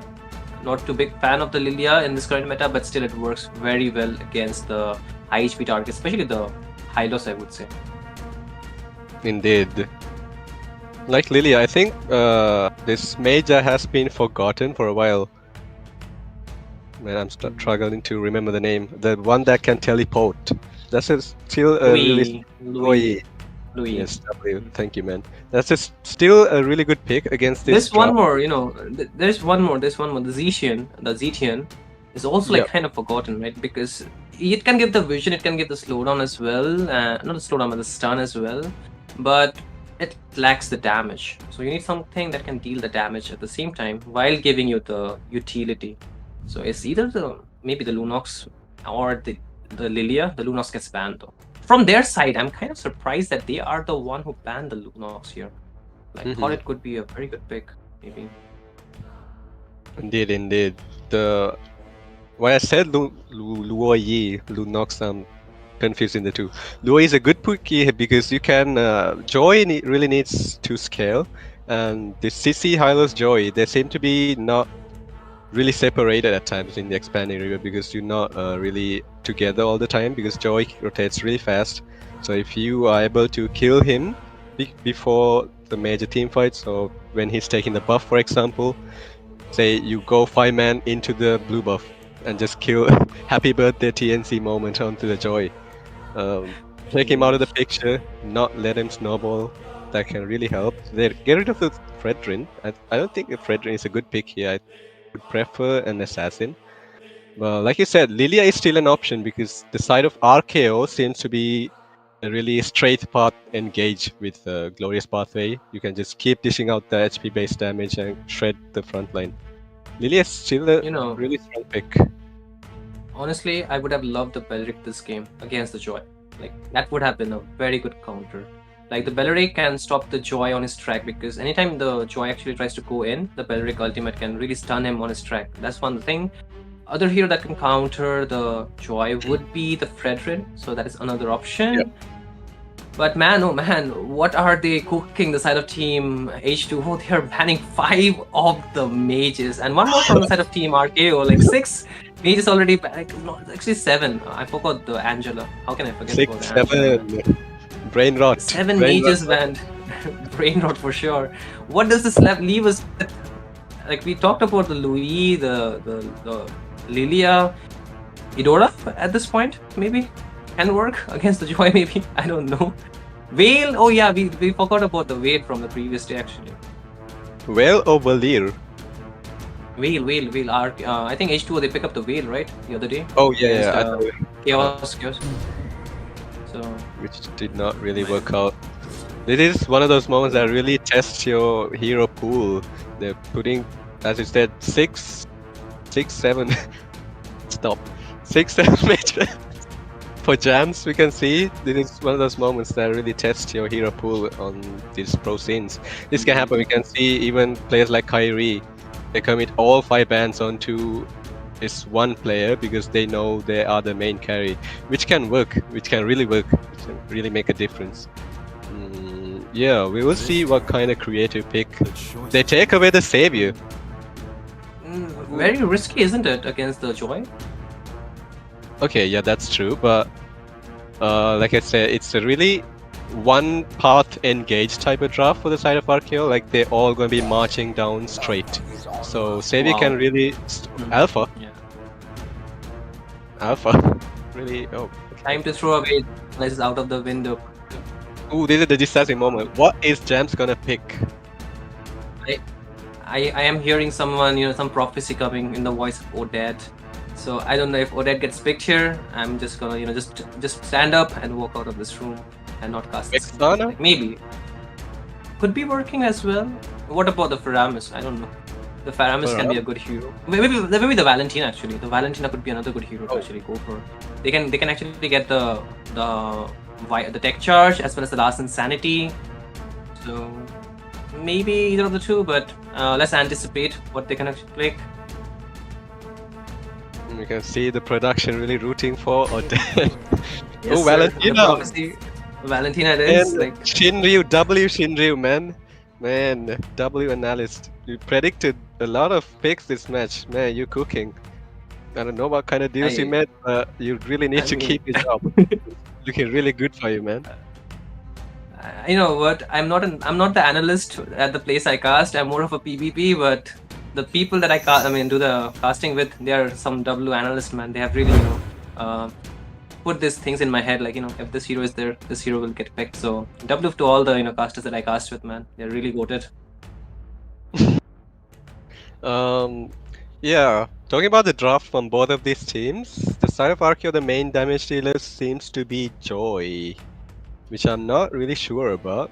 And from the side of H2O, there's Savior, Alpha, and Granger, and the Grok as a tank and Xpog as well for the peel.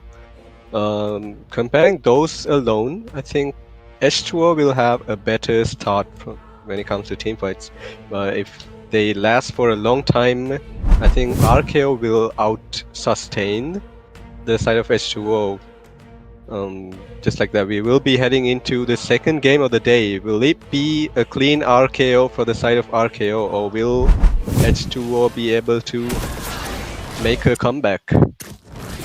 I really wish that there was a skill or there was a finisher named H2O in the WWE universe. I would have really take that. Would have used that as well with the RKO. But at the very least, I think H2O, they have gotten themselves a good draft. It comes down or it boils down to the fact that how well they can actually execute this one, because they have a very good laning phase. I think in terms of laning, they have the winning matchup, but the mid trio or mid duo, the problem is that the Xavier scaling cannot be matched by the Valentina. That's one of the problem.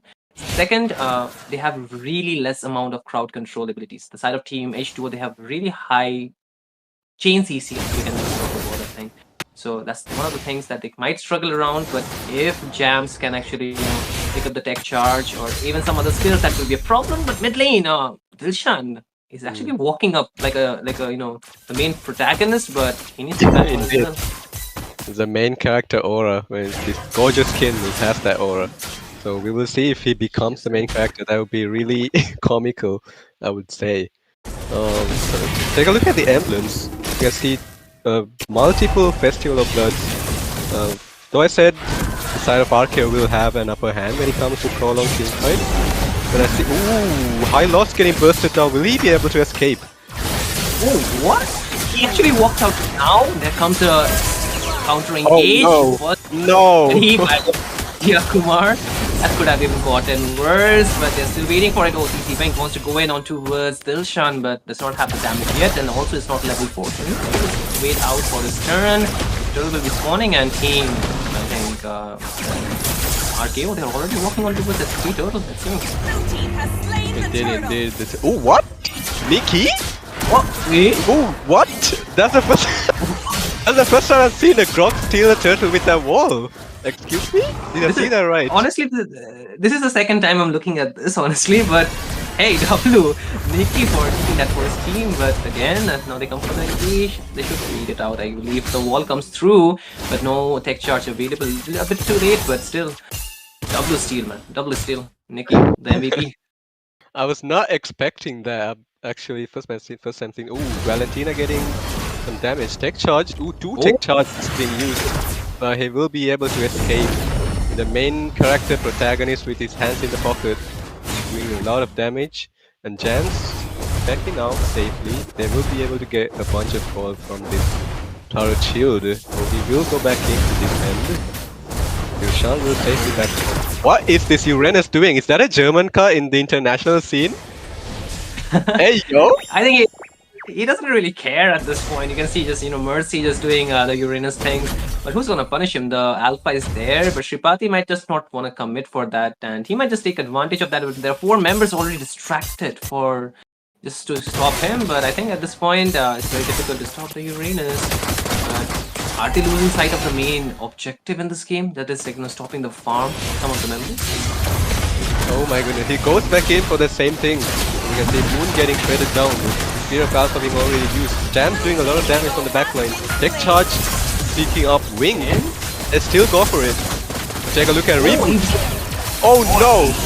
Oh, okay. A trade though. A trade indeed, but Nikki still survives, but for how long? Oh. It's the crushing! Comes the tech charge with a big combo from Jams. And now there's still low HP, but look at Moon. Look at Moon, he's still trying to tank it down with Jams. Will the Spy pick up a double kill, but Moon had to be the sacrifice for that. I think still a W for side of team RKO. Look at the amount of tech charges. I think the Valentina is landing those tech charges more accurately compared to Nikki. But take a look at Reboot versus Diakumar. If Diakumar survived that, man, that would be in the end game. But if you take a look at the map, we can still see Uranus just having a blast doing that German cut, soaking up all those waves and just having his time or his life having a picnic inside the enemy base. I think that's gonna be a problem in the late game. Not the late game, but later on, because I choose the turret, but Reboot this time picks up the turtle without the retribution, though, like, hello? Who's the jungler right now? But again, Engage comes in from the side of RQ, but they're just getting a bit too ahead of themselves. They don't have the members, and they're facing 4 or 5 of the members of team H2O, and they're still trying to chase them down. Meanwhile, the purple buff gets stolen. It's like a purple buff grand theft coming in from Diakumar. Grand Theft Purple indeed. Mercy, man, with the amount of harm he got from cutting multiple. Ooh, Spear of Alpha will not be able to escape even that under the wall. That's a really display from Alpha. But take a look at Mercy. With the amount of farm he got from cutting multiple lanes, you don't want to see this kind of Uranus, because if take a look at the items. He already secured that Oracle, which makes him really tanky. Reboot gets taken out, while Mercy is just casually tanking everything. You don't want to see Uranus doing this.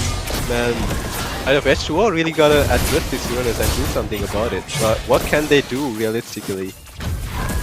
Nothing at this point, because they need the items to actually try and punish him, and it's really chunky, like you mentioned, already cooking all those minion waves. But Nikki wants to be the front line, trying to save the orange buff, but it wouldn't be possible as Wayne to take it down. But hey, Mercy, chill out, man. You're doing a lot, but is it more than enough that you can take? Not really. You can still survive, but Reboot is getting harassed at this point by the Uranus. The consecration, you see the damage that is dealt out, half HP already, and now they use the glorious pathway. I don't think so he has a way to get out. The flicker will be available for Reboot. He's able to use it up, but that's a huge resource if he get it out. And now comes Uchi with the export, but he will be instantly losing his Frog armor. If the side of Team RK1, they can engage under the turret, but Jams does not have the tech charge anymore. He will be stealing away the last insanity, but the tech charge comes through. The knockup for sure, but one member gets taken down so far. But again, the last insanity will be used by Jams.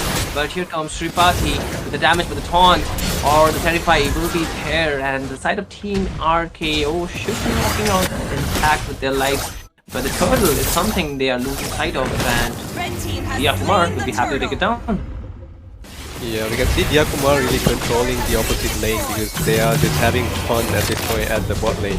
You can see how much of a bully this Mercy is doing. Man, whatever pick I see Mercy pick, he always has this kind of playstyle. Always going in that front line, being that annoying tank, just taking away all the resources. I've seen him play Esmeralda, now the Uranus. I've also seen him play Nafu Nafu. The really strong, solid DXP laner, just taking up, just bullying the enemy.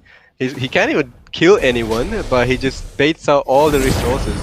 Meanwhile, Shripati needs to land those Spears of Alpha if he really wants to shred down Mercy and the front line of RKO, but he's been missing a couple here and there. But they still have a chance. If the game is not over, they still have a chance with the items, like you said, to make a comeback. I think the mid turret will go down. Oh, maybe it won't. It will be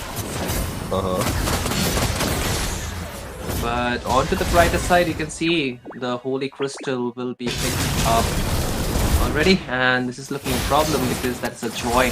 Damage will be scaling a lot more. As you can see, the jungle, all the resources being taken away, leading to the lower farm, especially for the alpha, who's gonna struggle if he does not have the items, does not have the level lead. At the same time, Mercy still frontlining, still being the annoying factor from the side of Team RKO, and this is buying so much time. But again, the electrifying beast, the turret, Dilshan will get taken down, but he's low on HP, able to get out. Diakumar who survives.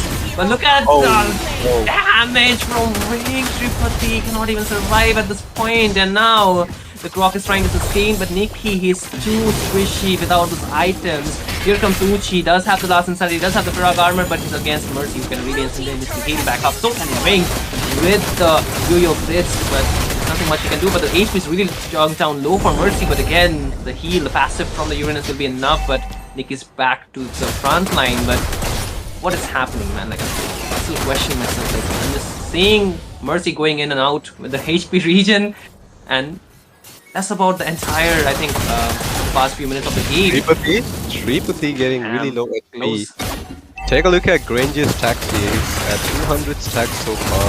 With the Sky Blazer not really able to pick up any kills so far. But I think the main protagonist seems to be not Mr. Gojo Satoru, he seems to be Mercy. What an ironic name this guy has, right? Bro's name is Mercy and he shows no mercy, but look at him. Look at him, just, oh my goodness. Nikki might go down here. We'll pick her out. Movie's pathway out, throwing them down. Texture is still there, but they're getting locked in on the turret. Oh, the last insanity comes through. Can she take down anyone? Not really yet so far. The Torrent Light comes through, but here comes the electrifying beat from Diakumar onto the backline, but still not enough to just punish anyone yet. So they still are trying to survive the onslaught that of Team RK are bringing, but we are already talking about a huge goal difference, isn't it? So it's gonna hurt them. Indeed. Barely enough damage to take down anyone with that Joy engage. But they did use up a bunch of resources, and we can see the Lord marching down top lane. I think the side of RKO is pretty confident to have the game already in their pocket, and at this point they're just trying to get more kills for that MVP. I think that's what's happening here. Will they be able to defend this load? I think they will.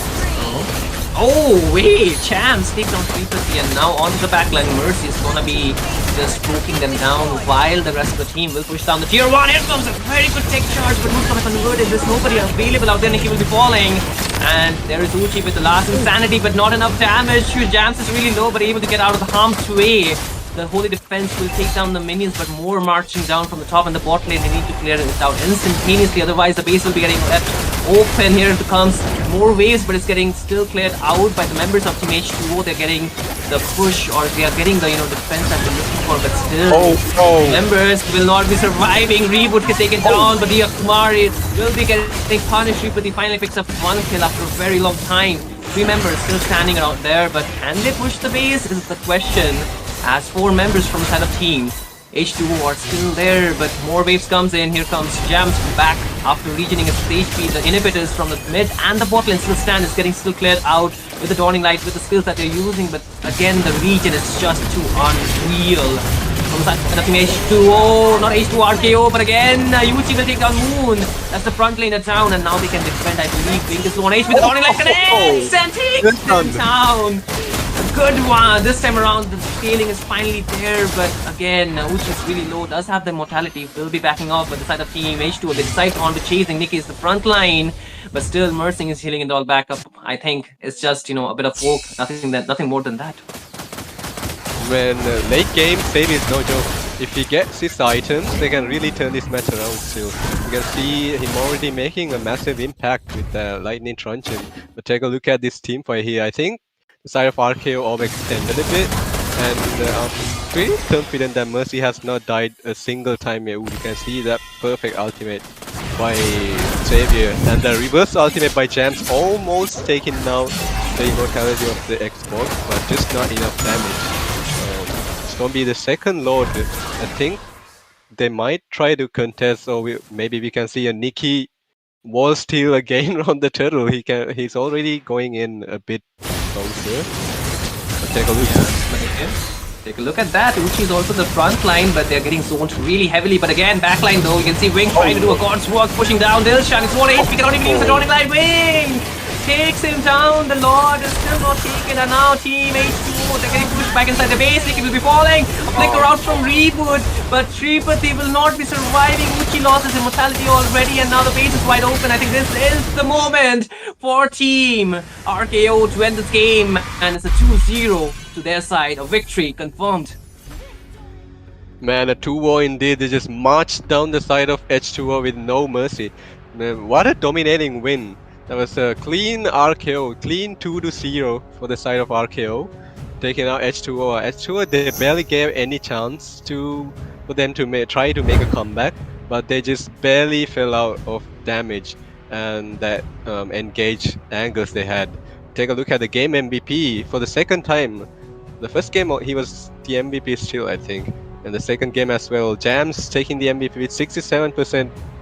Man, these numbers, these brain rot numbers is making me laugh. 67% teamfight participation and 49.6k damage dealt, and with almost a full item build complete. But Mercy did a lot of work in this game, just tanking up all that damage, cutting lanes, just being a nuisance, taking out all the resources. You can see the side-by-side comparison. It's a 13-minute game, 5-15. They really had no opportunity to make a comeback. You can also see Reboot. Wait, no, that's Rest DO from the side of Hyper Reborn with a Fighter Emblem, Festival of Blood. He was not really able to utilize it. You can see the side-by-side comparison. While Granger was struggling, CC was really able to shred down the backline. You can see during team fights, she just went into the backline and take Dilshan out of the picture.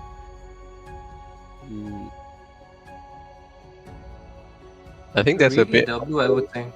Oh, there you are. I thought it was technical difficulties. My fellow caster disappeared.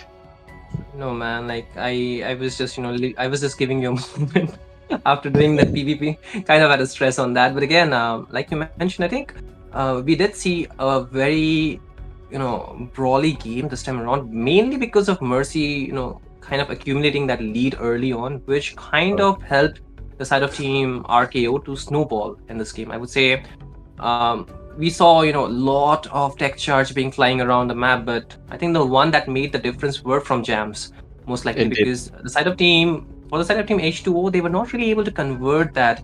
They had a good, you know, front line, but regardless, they were not able to match the damage output the side of Team RKO were able to give out in a lot of those cases. And even though I thought, you know, the scaling was much better for the late game, but the problem was the way Mercy was cutting those waves and denying the team to actually rotate towards the side of the map where they need to. And while they were losing sight of that, I think for Dia Kumar, he was free farming. He was, you know, covering the objectives and everything. So really, look at the KD. It's like 0-0-5, but does it really matter? He did so much for this game.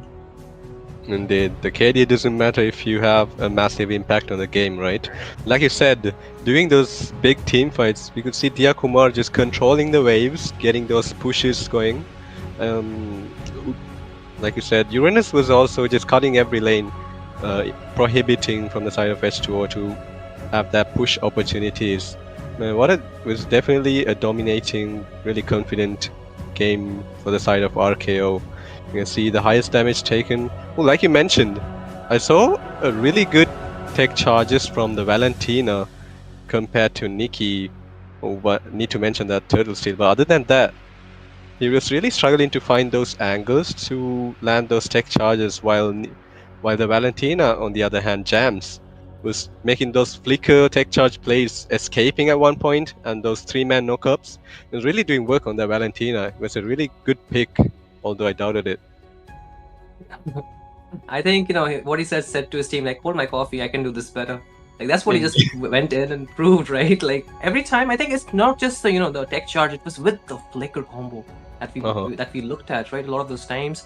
And he not only took away I would say the wild on the tech charge in this case, not the wild charge anymore, now that his name has been changed. He also was also using the last insanity, the dawning light, most of the ultimates that actually can give a lot of values.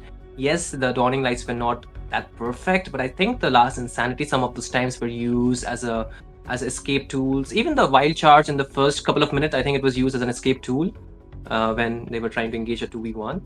But more or less, I think the Valentina had a very good positioning, and the way the side of Team H2 kind of lost the sight of what they needed to do in the game kind of impacted the overall farm they had, and they never got the scaling that they were looking for, because they had a very good late game draft, honestly.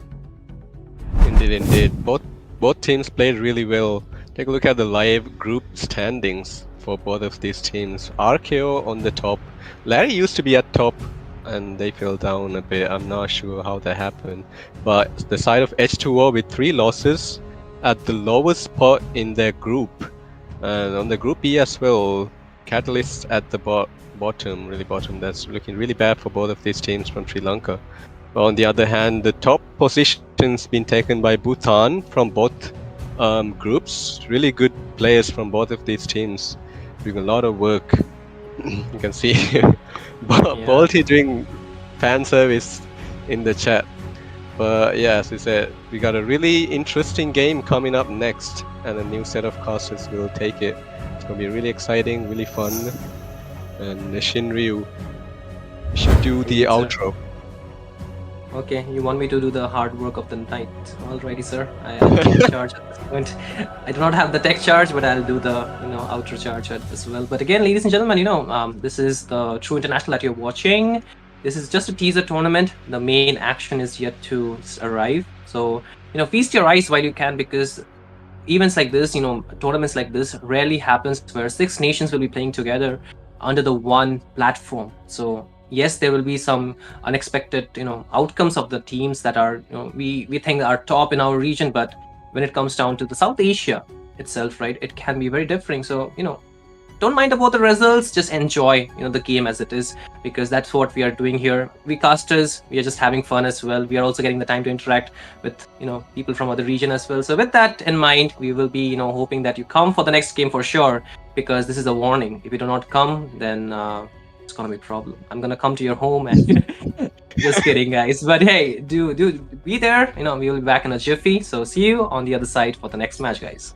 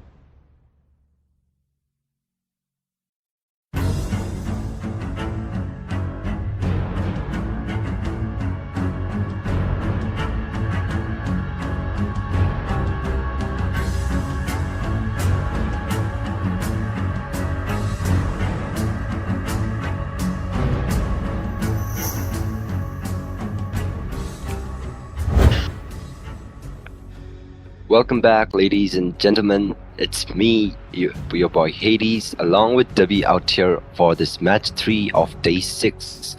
It's True International Saga South Asia Grand Arena, and today we are having Larry from Nepal, and we are bot from Bangladesh. So yeah, it is going to be a best of 3 series, and let's see how it goes because both the teams, they are really strong. Larry is also a pretty good team. They have been dominating the series, and yeah, very high expectations from both the teams. We are bot also won their previous match, I guess, and Larry as well. So they are both in a good momentum for now, and yeah, let's hope they keep up the momentum, and let's see who breaks the deadlock today. Exactly. This is what we are waiting for. I think whoever have a clean sweep or even a good win will be able to turn the turrets against each other because I think they are in a very similar position with their points as well. So this is going to be one of the most important factors for them. They need to have this game into their momentum.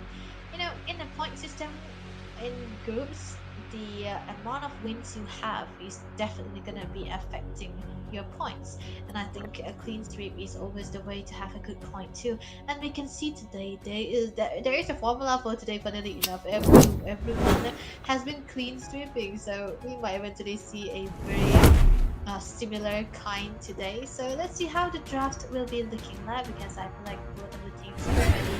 Nepal versus Bangladesh, I think these teams are totally ready to go and roll and rumble. So let's see. Larry will be having the first pick, and we are bots will be having the second pick.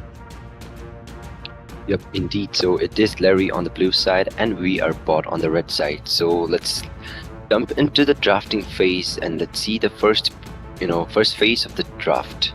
So for now, I am really looking into the side of Larry because they have been doing really great throughout the series, and I hope they do well as well because there are really very good players out there in their team as well. As for we are bot, they are also very good, especially Shnail on that EXP lane. I really like his Yuzhong plays. Then we have Larry, so they went for the Cathode Band in the first phase, and we are bot focusing on that Hilda. So both sides for now, they are going to really lock down those heroes on that Rome side, and which is pretty good because Cathode right now is doing a really good job in this current meta, and Hilda as well. She is a menace for the assassin junglers, so being a dangerous grass, it is really highly there is a chance that both the teams might go for an assassin jungle. So yeah, let's see how it goes because now they are going for the second ban, which is going to be a Grok. So yeah, a lot of roamers are getting banned for now. Yeah, I really like a Grog and a Gatot ban all together because these two heroes has always been open and has been always put into the different teams, and they are always also together, and it's also most of the time whoever gets the initiation gets the perfect setting too. But about the Hilda though, I like the fact that you mentioned that Hilda usually gets banned away because it's so good against assassins, and of course this I feel like we are bots wanted to kind of play the assassin as well because they are taking away the Hilda too. Very understandable that they remove this hero. Dangerous grass will be providing a lot of vision and a lot of seal and a lot of stacks as well to this particular hero, so they have to take him away. So what is definitely going to be a good ban for them next though? As of now, I think Eve is really shining in this tournament. Throughout the series, she is being picked up, and I guess she really has a good win rate as well because the teams that are picking are really playing her, to her full potential. She has that damage, and as well as the CDs are really low if she hits that Void Blast, I guess. And yeah, she is a really good crowd control as well with that art. But now, Larry, they just banned out the Alice, who is really super tanky and very good in this meta as well. She can, dish out, not really dish out, she can tank a lot of damage, and the Throne of Ruin, it is really a great counter, not really a counter, crowd control, sorry. She really has a great crowd control because she can come out of nowhere and, just hit that Throne of Ruin out of nowhere with the flicker combo, which is really scary for the teams. And we are bot. They went for the CC, and CC is also really good in this meta. To the gold as well as the EXP, and the true damage coming out from her is really, very massive. It's massive, and it hurts a lot as a CC. If you play a utility jungler and you don't want a CC if you are going for a utility jungler. So for as of now, a lot of heroes is still left. If you want, like to go for an assassin, there is Lancelot still Yeah. left out there, Reasonation as well, and if not, there are a few, the picks as well. Hylas is also there, so let's see how it goes.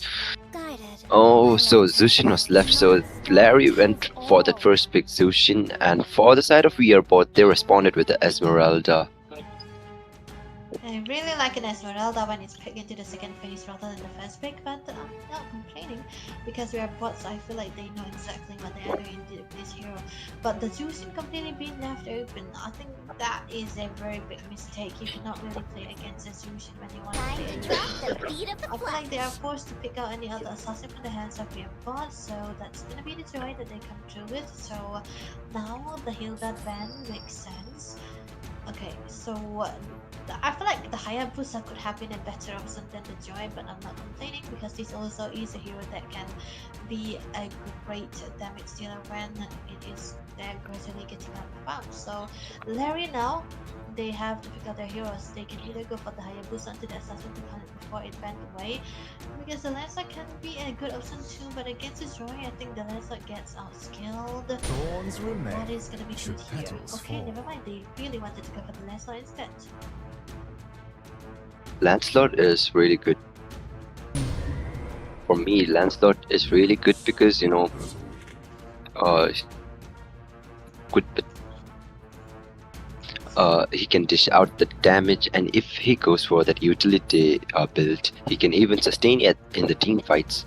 Whereas for Esmeralda and Uranus, I think that is going to be the EXP matchup for this first game, and yeah, it's just the classic EXP, because both the sides, it's just that you cannot kill each other throughout the series. It's just that you can go for your team, support them in the laning phase. It's just you just clear your waves, sometimes try to cut the lanes as well, because in the previous game we have seen Mercy do some crazy stuffs out there. He just went inside the base, waited for the minion, cleared it, and yeah, he was really good, and he had the time. He bought enough time to rotate. So Uranus pick is really good. The mid lane is going to be a Kimmy. So for now, I see that VRBot, I think they have enough magic damage, and I would recommend them to go for like some physical damage as well, because the magic damage is just overloaded out there. Yeah, magic damage a little too much for the side of your bots right now, and I feel like they are rushing too much because there's also Esmeralda already. The mid lane could have been a completely different hero, but they could also have gone. They should go for a little bit of a physical onto the next two picks here, but it's gonna be a one roamer and another marksman. The marksman could work, but they can put a fighter into the gold lane side. That could also be a possible drafting here.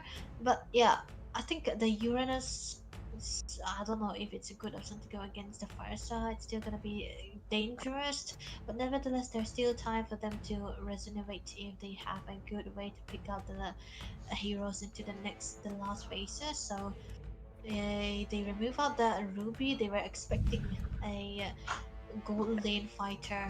Very understandable, because that's what you usually expect when you have this kind of collection onto your heroes right there.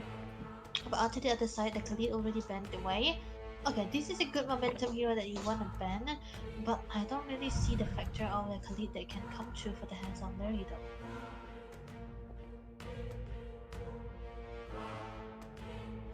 I think they are going for a Khalid in the roam side, and maybe like they thought that he can go to the gold lane, because we have seen the gold Khalid as well, but the Larry, they banned out the Lapu Lapu. So I think that they are kind of certain that it might be a fighter gold because yeah, they already have Kimi who can scale like an to shout the damage from a long range. Whereas for the I think it is going to be a Bakshir roam from the side of VR bot, and yeah, as a roam, he has that base damage as well if he uses that ultimate of his, but yeah, the CC, the crowd control from the side of VR bot, I think it's lacking a bit, and let's see if they go for a gold lane fighter, they might get a crowd control out there. For now, let's see what Larry has in the sleeves. That's a So lot they of are yet damage. to pick, and yep. 4 already at his there's a 4 massive damage dealing potential for this carry combination with the Kalea, this is a lot to pick, and carry, I mean Kalea is good for the Joy, so that's definitely a good pick for me too. But they are still not sure if the Joy is gonna be going into the XP side or they wanna, the boss shatter room. But nevertheless, it can be a great option now that the carry is still available. They could go for the little bit of a combination that they want to go for. They should wait for the carry to come through for the side of Larry, and they'll be able to go for those kind of composition like the combo, the Kalea and the carry combination that you usually want to go for that can come true now. So it's gonna be the deciding factor for the side of VR bots to say whether they are gonna go for a physical marksman gold lane or fighter. I am vengeance incarnate. What? Oh, that is going to be a Moscow, which I. What do you think, W? Because from my POV, I don't think Moscow is really a good choice out there, because he's really vulnerable out there. Because there is a threat, there is always a threat of Lancelot just jumping into the back line. There is a threat that Kalea can also come up with a Tsunami Slam, and even in the lane, I think that as well as the range is not there, because both the MMs, especially like Gary and Moskov, they have a bit shorter range compared to other MMs, and he is really going to have a tough time. Although he can go to that long lane, clear out the minions, go for a split push, and with that SOD jump into the team fights, but it's really going to be hard for Moskov to be played in this lineup. Exactly, and with the new things up onto those items also, like Chastised Pauldron, even the Guardian Helmet too, and Dominant Eyes as well. I think a text pick marksman doesn't really work well, so it's gonna be very very bad for the Moskov here. But nevertheless, I feel like he have a lot of good options. We are both do have a lot of scaling hero onto the side when we are talking about the Joy, which can come online into the mid game, and we are talking about the Kimi, which can come online to the later part of the game. So they also have a plan B. If the Moscow did not work out, the Kimi can be the real threat here for them. But Larry, man, they have a good combination.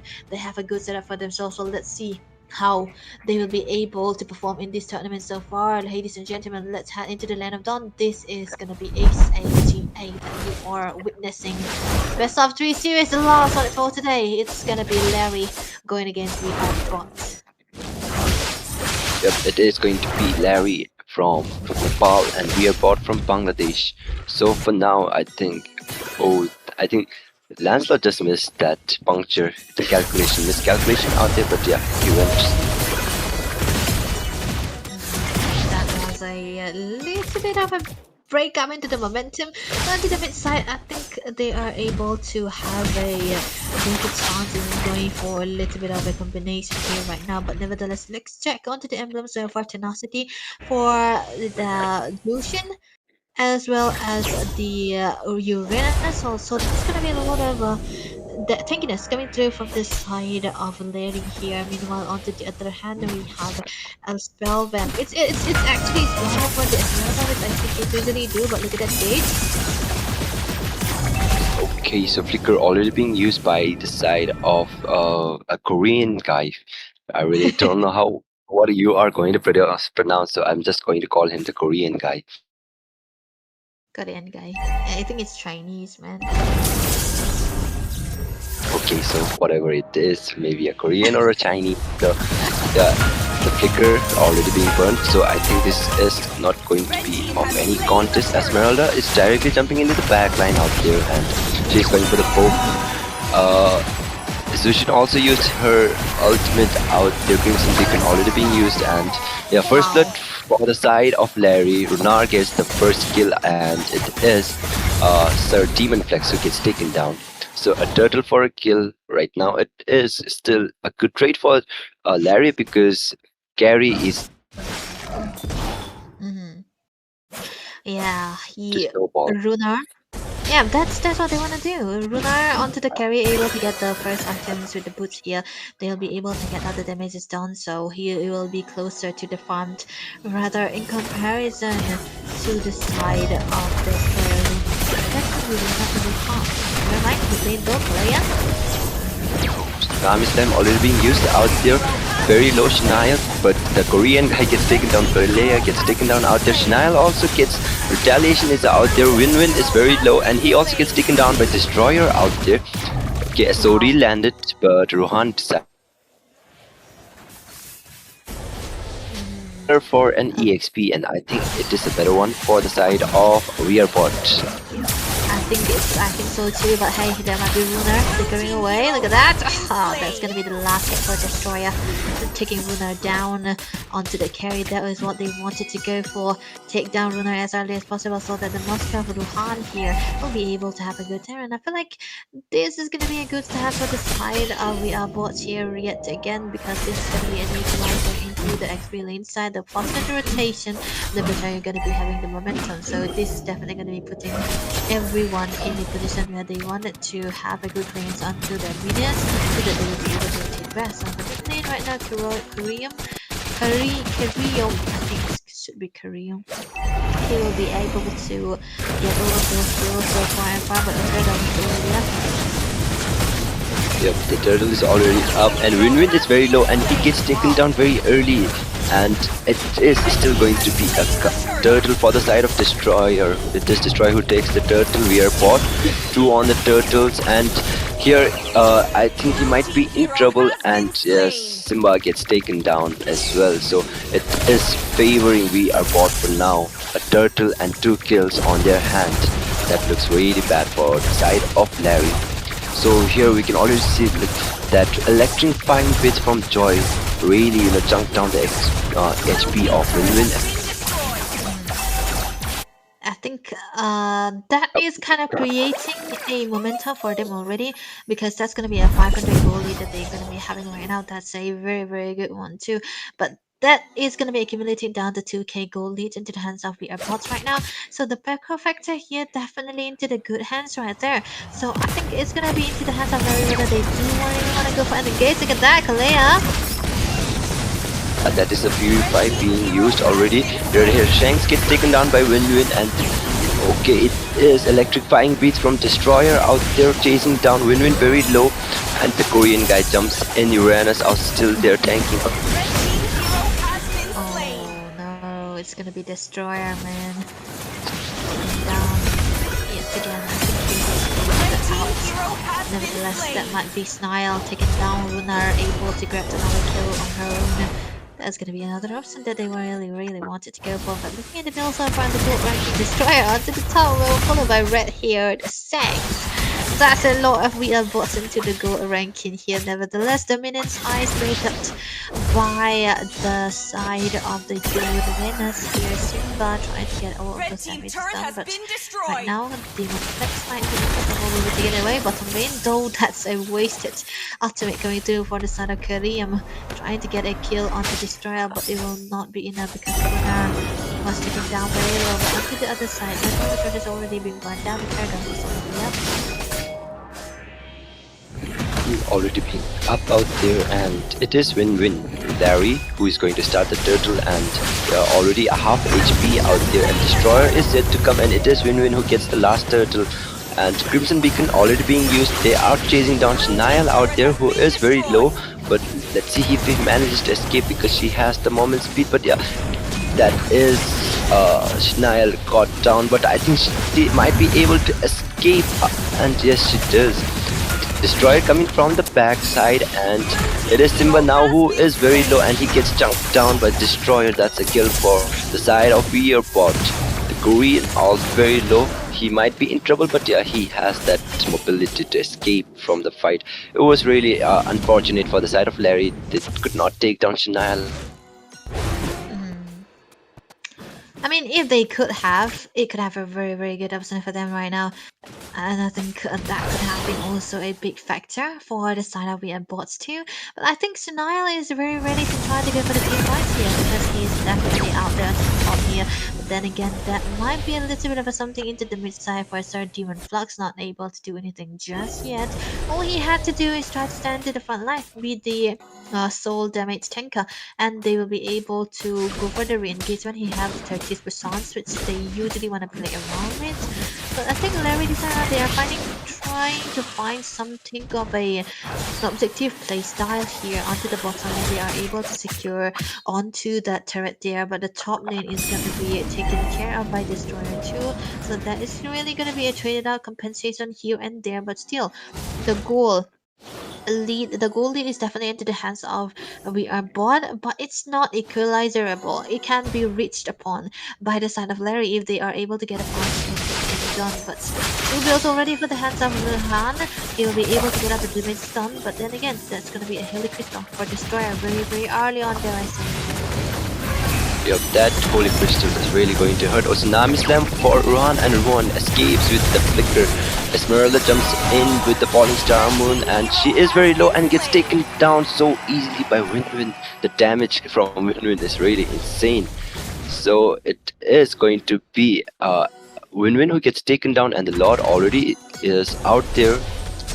And yep, the but very good composition, but yeah, actually true. Now the Lord is already up and wait. Larry is actually the one who have the good composition for the turtle here right now, but will be able to secure that. Look at that Kalea though.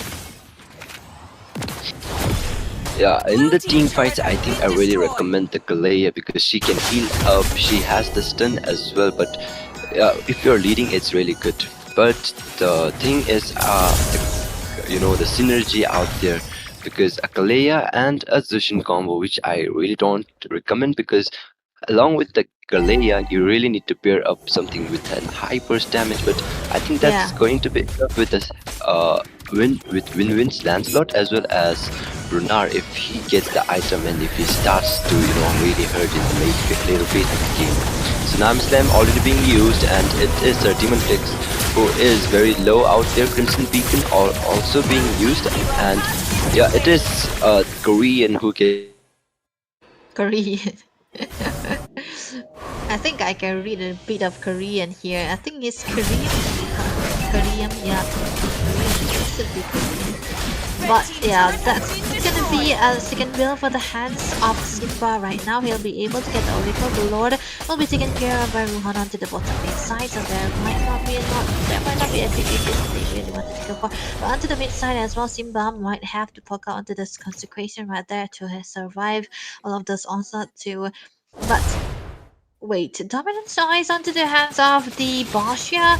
Okay, this is a hybrid dominance eye, so it's definitely gonna be okay to be lit away, but it's still gonna be a waste of the spot. But nevertheless, I think it's still gonna be worth it right now. But he might be trying to go in for more. Look at the stun, trips balls. Decided just to retreat. The firepower is still not there. They are waiting for Winwin to come in the play as well. And the fact that Destroyer is doing a really good job out there. He has taken down the top tier 2 turret, and yep, the segue play is really coming out from the Moscow. Yeah. The wall is falling. They are still trying to go in and out. But Larry right now, they have a better option. But look at the puncture coming through. Win-win. Able to get a kill onto the Kimi right away. Red-haired will not be able to survive onto that also of the Lancelot that we have been seeing. To that hand, there might be a second through onto a Kareem. He'll be able to walk away. So that's not much of an engage coming through right now. But the macro participation coming through from Win-win is gonna be in favor for them right now, because whatever they do not want to keep these two teams, these we are brought together into those team fights because they wanna engage onto them as solo and alone. Because if they are going for those team fights, they might be actually losing out because they have a boss who have the capability to stop out the heals to the counter at least half of the 50% of that too, and that is definitely what you really want to stop. But the more is already up. But the team's already. Look at that. Oh, Sir Demon Flex very low and he gets taken down. That was a perfect tsunami slam and a well coordinated, follow up from the side of Larry. So now they have the upper hand, the firepower and the manpower is still there for Larry. So they have the time to take down the turtle, but it is Zeronimated who gets the turtle and both the retributions. I think it failed to connect, but look at Moskov, he is going for that push in that bottom side and he gets the inhibitor. That is really a big... Exactly, this is something of an objective that they are looking for right now, and they might try to go in for more. There might be a damage coming through as well. Immediately coming through from Snile will be able to help him survive. He's still dancing with the heal that he happened to steal as well. But the top lane, a one-reverse situation happening right now. Destroyer doesn't really care, but he might be taken down. That's gonna be win-win with the mega kill. That is the solo kill that we are talking about right now. Hey, this might be eventually so good for this one already. Yep, indeed, because that was really a good solo kill coming in from the side of... Win-Win really managed to escape, but that Spear of Misery landed, but yeah, it's still good, he's still good, he just managed to retreat out. Exactly. Oh man, this is a close call sometimes, but I feel like, taking one inhibitor is gonna be a good trade when you to the jungle right there, but still it's gonna be a big favor for the side of Larry here. We are bot, they need to play it a little bit safer because they don't really care on who is trying to go taken down, because whoever there might be a little bit of a block situation happening right there for them, so that can also be one thing that they're looking for. And as we are caught into this time, might be probably a Ever have a wish to walk away, but there might be a little bit of engagement through the Kalei with Tsunami Slam trying to go in. He might be taken down very low. He's gonna be taken down as well, but Runa will be as far as Ruhan able to get down. The damage is done, but Kuriam taken down by Destroyer yet again. Destroy will not be able to survive, but right now there's gonna be Red Hair Saints taken down as well by Wingman yet again. He's still onto the chase. Have the Phantom Execution trying to survive. There's gonna be a chase coming through about Demon Flex. He doesn't really have the roly poly. He does have it right now. Destroyer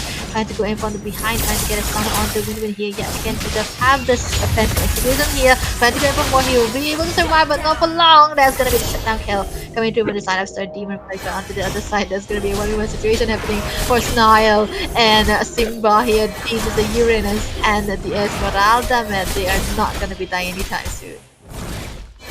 Yep, indeed, they can just fight each other all day long and they will still be with full HP bars, I guess, because there's no point, because Esmeralda with her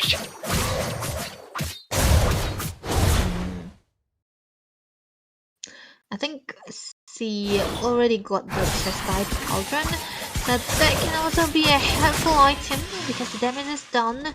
And Del coming through from the carry is already breaking out the Raminated kill onto this Lucian. I think they will be trying to go in for a little bit more aggression if they have the spacing to play for. But onto the other side though, there might be trying to go for a silly kill on the Simba right now. We have the runs trying to walk away, but Destroyer with the Retribution able to take him down. There was a pass onto the mid side as well. The Raminated will be taken down by Style too. That might be a chase onto the run coming through as well. Runar might be in trouble, does have the ultimate. He will be using it for the speedy movement, but that is going to be a good one coming through. But right now, Wicked might still be onto the chase, trying to grab in, trying to survive for all of those. It's going to be Tsunami Slam coming through. No one will be taken down, but the damage coming through from Ruhan will be enough to take anyone down. The inhibitor will be gone as well, but onto the mid side, there might be a chase coming through. There's going to be a dump coming as well. The minions is still available for grabs. The damage coming through. It's going to be the positive coming in from the Moskov right now. Runar trying to go for a little bit of an engage, but that is going to be two inhibitors down already for the side of Larry right now. They are trying to go in for the Lord directly with the discipline.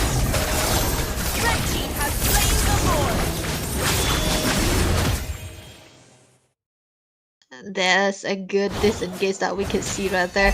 But yeah, the discipline coming through from the side of team Larry. I mean, not Larry.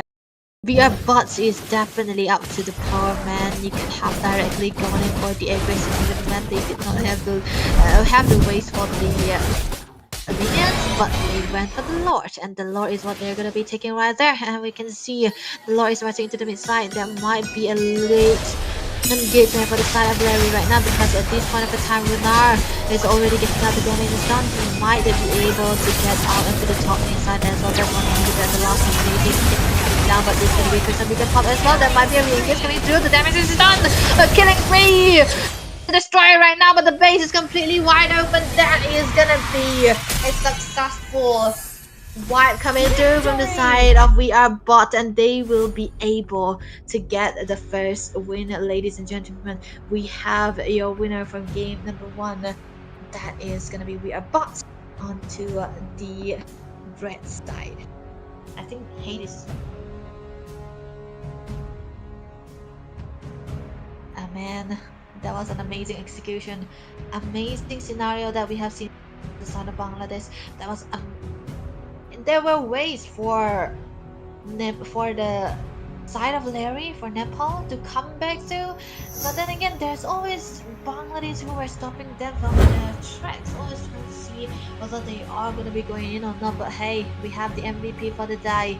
The first game, that is, by the way, Destroyer onto the Joy. That is a second pick Joy, by the way. We don't really see this kind of Joy into the first phase, but Destroyer will be able to make it work because he was able to get the Holy Crystal onto the perfect time. The perfect time as in 9 minutes, and he built the concentrated. No, he sold out the Genius here. I think, yeah, he sold out the Genius. That is already a very, very rich dude that we have seen onto the Joy right there, and he will be able to get the BP as well. The damages were done, the dive, every little thing that he did was perfectly on point. But onto the other hand, though, I think Larry also, they were quite in a peculiar position where they are trying to go in for renegades, and then they couldn't come it through because the carrier always has to stay with the carry, and there's always a Uranus who's getting chunked down most of the time, even though he is a very, very tanky frontliner. When you are getting by 3 or 4 members who have a good damage onto their side, you cannot really survive. The head-to-head though, Runar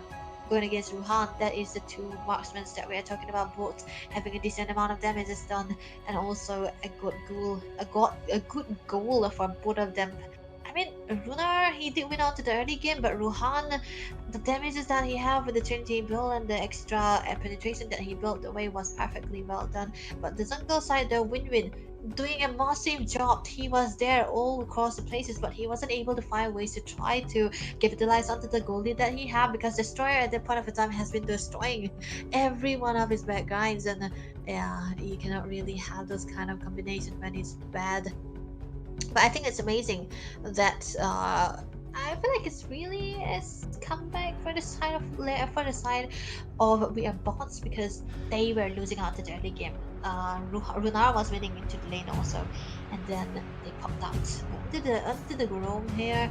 I feel like there was nothing for Demon Flex to do here, Sir Demon Flex, because Kareem, he usually go for the sets, but then it can't really happen when there wasn't any damage coming through. And yeah, the last for this, the XP laners here, by the way, there's a lot of damage taken by the Esmeralda Nile. Very, very confident on this hero. He was all over the places, looking at the damages, and there wasn't anything that Simba could do when he's always chased down by 3 or 4 members, because even the Uranus have the ways to fall. But Destroyer, man, 800 gold per minute, that's a rich dude, and he have the highest damage as well. That is a 9-minute Holy Crystal dude, by the way. Of course, he's gonna be having the damages, and Simba too onto the other side will be the damage circle. He's a sandbag, but yeah, Basha, man, the wrong Basha did actually work, Hades.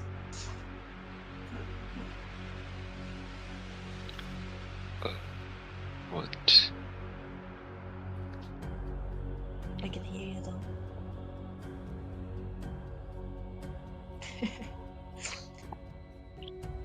I'm not really able to join the stream. Just wait a bit, okay? Onto the okay, we'll wait for Hades, man, but nevertheless, I'll be here. Nice.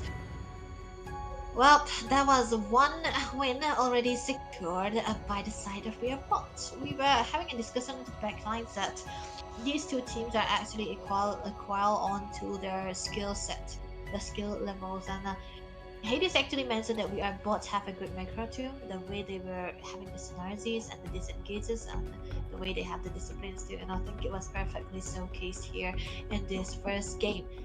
We can see how much patience that they have of each other, because in different case scenario you might not want to go for the risk taking and try to go for the safe plays, but then again they decided to go for those plays which will be helping them winning out, and that kind of put them in a position where they could actually win out, and that is where they slowly accumulated the goals that they were looking for, and I think that was being a big favor for the side of We Are Bots. And there's also the last factor that I like. They did not really force their way into the bases. They were trying to get out the inhibitors one by one, and with the Lord, they were able to get in. So that's also one factor that we have to really focus on too. We are bots. They are really bots, man. They are very pro. That's a joke I'll keep to myself. But yeah, nevertheless, it was amazingly well done from both of the teams as well. Larry also good. But the fact that the carry, with a long time that I haven't seen a carry, it has been appearing here, is definitely up to the par too. So I'm really hoping that they might try to change up the drop system a bit, because in this meta where the only marksmen that could work are the Grandeur, either the Grandeur or the Natan, and they also only worked when in different scenario, not in every scenario, in different situations. And only that you'll be able to realize that they can work. So I hope Larry also tried to step up a little bit, because I think they have the potential. I can see the reason where they were trying to go for the carry and the Kalea combination, but it can't really happen. It can't really happen when it's already, yeah, the damage coming through from the side of We Are Bots were already too big. You cannot outscale that. The carry needs to babysitting into the early game. You might want to get it out of the lane when you have the stun, when you have the range, when you have the penetration, when you have the Trinity, and yeah, that kind of good. But yeah, let's face it, man. There's no way a Trinity build marksman will be working out in this current meta, because honestly speaking, Chestai Cauldron, and the hybrid dominance eyes and the helmet too, that's kind of nerfing down a lot of attack speed marksmen. This is why the skill dependent marksmen are more into used rather than the attack speeds, and I think both of the teams are also equalizing on that, because they have a carry and a Moskov altogether. The Moskov was more independent the carry, because they were not going for any kind of combination, and he's more of a free hitter than ever, and there's no one from the side of Larry that could try to focus on him too, like, you know, the Moskov. So that is also one factor that they actually win it out too. And when we talk about the objective takes, the Moskov will be eventually having a greater time rather than the carry, because of the passive that he have. He can penetrate through anything and everything.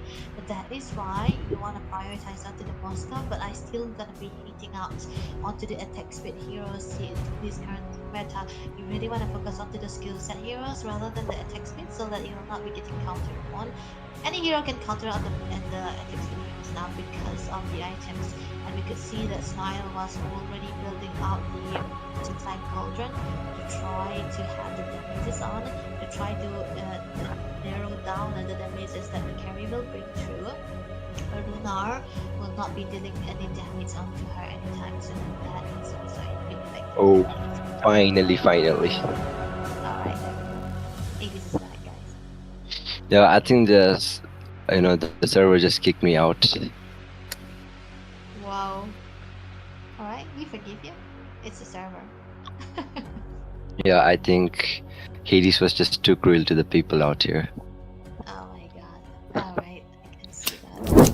But it's okay, man. You are here on a perfect timing, because we are gonna be jumping into the second second game that is going to be the drafting phase, and I do really hope that these two teams will not bring out the attack speed marksman. What do you think?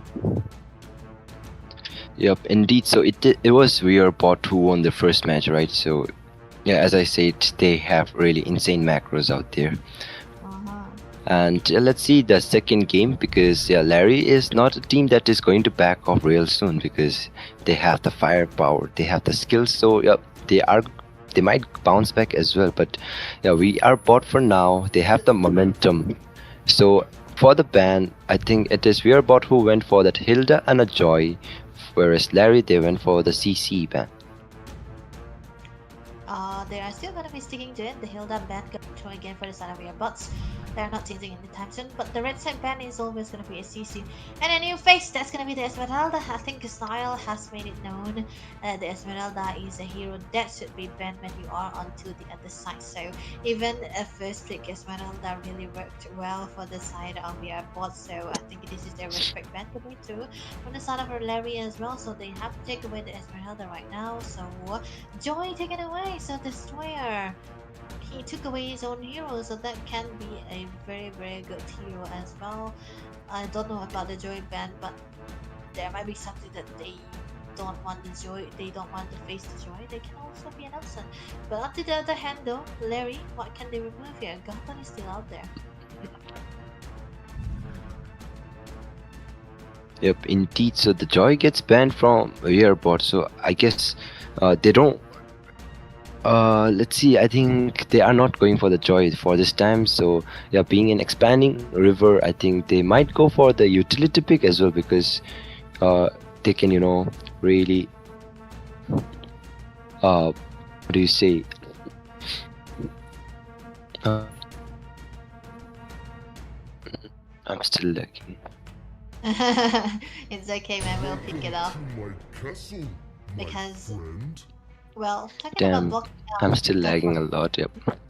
Oh my god, it's okay, man. It's okay. We'll pick it up when you're good.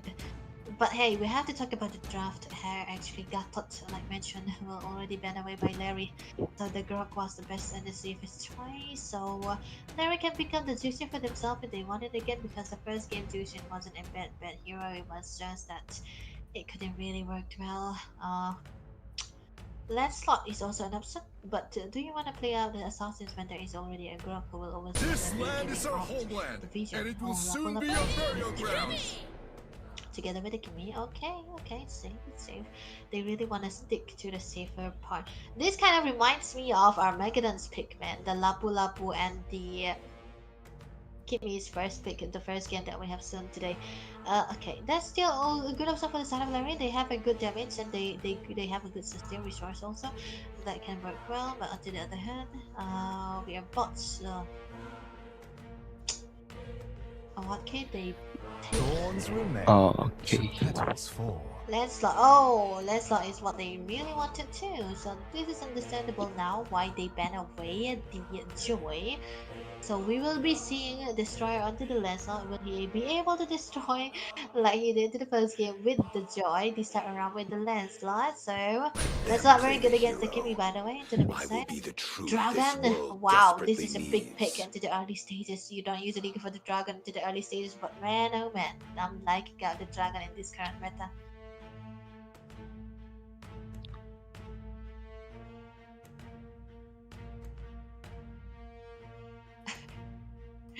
Well, okay, well.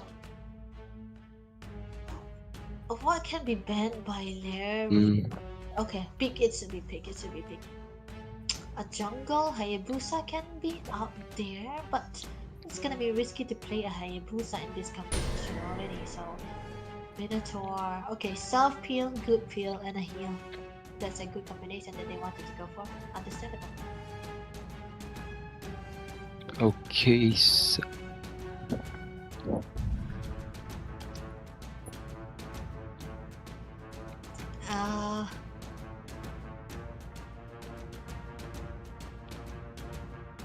for we are bots, so they are about to ban it out. What can be a good ban here? Jungle ban can come through. Fredrin is a good option. Lunox is what they're side of Larry are gonna be banning. It's a very good hero to go against into the later part of the game because they're kind of hoping that maybe we are bots wanna go for a fighter into the gold lane side, but we don't see that in this current game. So let's see how they're gonna be looking like here. What are the good options? Shin ban coming through from Larry. No, not Larry, bots.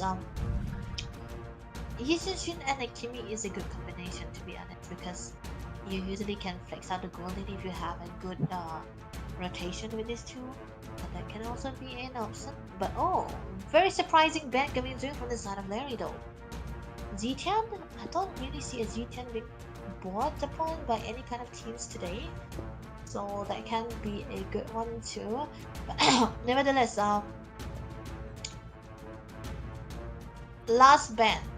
Another jungle can be a possible one here. But if they want to remove out another marksman also, that can be good because they shouldn't remove the Granger now.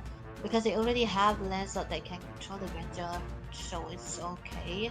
They can ban out another jungle here. The Bossia still open. Oh wait, they completely... Oh, these two teams completely ignored out the Bossia here, man. The Immortal One chose me to vanquish the shadows that plague this world. Not a bad option, but the Suyo for the third time in a row, for the third day in a row appearing in the saga, man. XACA have a neck for the Suyo. Not a bad hero, but bet against this comp that we are bots already have, so I don't know. They do have a self-peel that can actually be good, so it's safe to say that Larry can play out the gold laner as a marksman here, or even the Ruby can work. It's still a good flex. But on the other hand, we are bots. They are gonna have a Barca. Oh, Barca, okay. Barca and then Nathan. Okay, Nathan was not the option that you wanna go for when you see a Kimi, but they are very, how do I say, versatile with the attack speed marksman, and we are talking about how much of a good marksman and Nathan is in comparison to other marksmen in this current patch. It's either the Granger or the Nathan, and the Nathan really worked well in this composition. They already have a physical damage coming through from the Lancelot, and they need the magic damage that can counter out the Suya, because mind you, the Suya is weak against those magic damage dealers, and the first side is a burst, and they needed a little bit of a stretch, so the Nathan is a really good option. But onto the other side, the last pick coming to the side of Team Larry is gonna be the Ruby onto the gold lane side. I kind of expecting out a gold lane for a gold lane, but then again, the Granger was the only viable option, and they cannot really go for the Granger here when they already saw the Farsa, so they kind of being forced to pick up the Ruby too. But it's still okay because they have the Kimi that can be used as a laner, a late gamer. Okay, so I feel like still it's still a doable pick and bets coming through from both of the teams. But Larry though, I'm kind of worried for the gold lane here rather than any other. I hope they are able to do it well. So yeah, I think now I'm back for real. Alright. Are you back? Damn, that was so much heck. Yep, after a long time. It almost took me an eternity. Yep. Yeah, welcome back, ladies and gentlemen. We are here for the second match, or second game of this third match. It's Larry versus Wearbot, and Wearbot already has the match point, and yep, this is going to be a deciding match for the side of Larry. If they want to force out to the game number 3, they really need to win this match. And it is going to be win-win on the orange for now, and he's going for with the Suyo and Destroyer with the Lancelot. Yep. Alright, that's what we're gonna be focusing on. The emblems coming through from both of the teams are very good drill for the Sun of Destroyer, as well as for style to Wilderness Blessing for the Grog, which means that Sir Demon Flex wanted to go for a little bit of a momentum and a fast pickup. On to the other hand though, I think Zero Animated wants to go for a little bit of damage rather than the defense, because Yeah, he's gonna be the sole damage dealer into the later part of the game, so that is what they really want to focus on. But a lot of things coming through from Korean as well. But Pixar to the cooldown is not gonna come to, but top lane Snile. Oh, is it going to be a first blood? Yeah, it is a first blood from the side of Larry. Zero animated gets the kill, and yep, that is going to be a great win because you don't want your EXP to die. But here it is Rohan who gets very low and had to force out that flicker to escape. So yeah, it is really bad for a Nathan to in the early phase of the game, it's really bad for Nathan because he does not have that items to deal a lot of damage. Feather Airstrike already being popped, and it is Destroy who gets the kill, and Win also gets taken down. That was really a great Feather Airstrike coming out from the side of Via Bot. Right now, it is the Black Dragon who has come, and Simba gets taken down. Shinile, and it is Ruhim who gets caught out there with that wall, but yeah, he manages to escape. But still, that was really great from the side of your bots. They got 2 kills as well as the turtle. A W trade for them. That's definitely a double trade. That's gonna be one of the people in Korean right now, trying to give out a little bit of a reason for their Sir Flex is gonna be.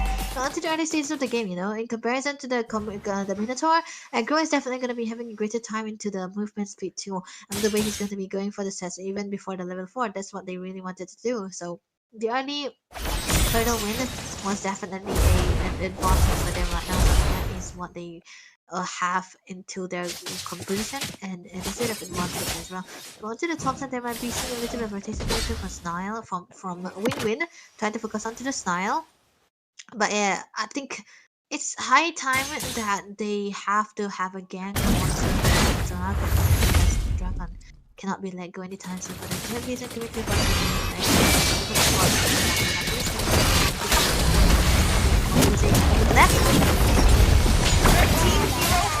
Oh, that was really great, and it is Win-Win who gets taken down. Destroyer gets the kill, and Larry, they are looking really bad for now. And it is a killing spree as Rahim also gets taken down out there. So that it's Kareem, sorry.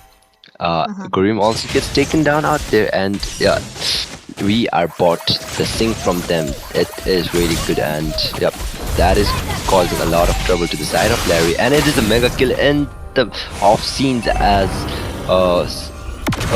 it is Simba who gets taken down, and Red Hair Shanks is on a mega kill, and Zero Animated who is very low, but it is a shutdown coming in from the side of Larry, but the Black Dragon Shinile very low. He might get taken down out here, and yes, he does, and it is Win-Win who gets a double.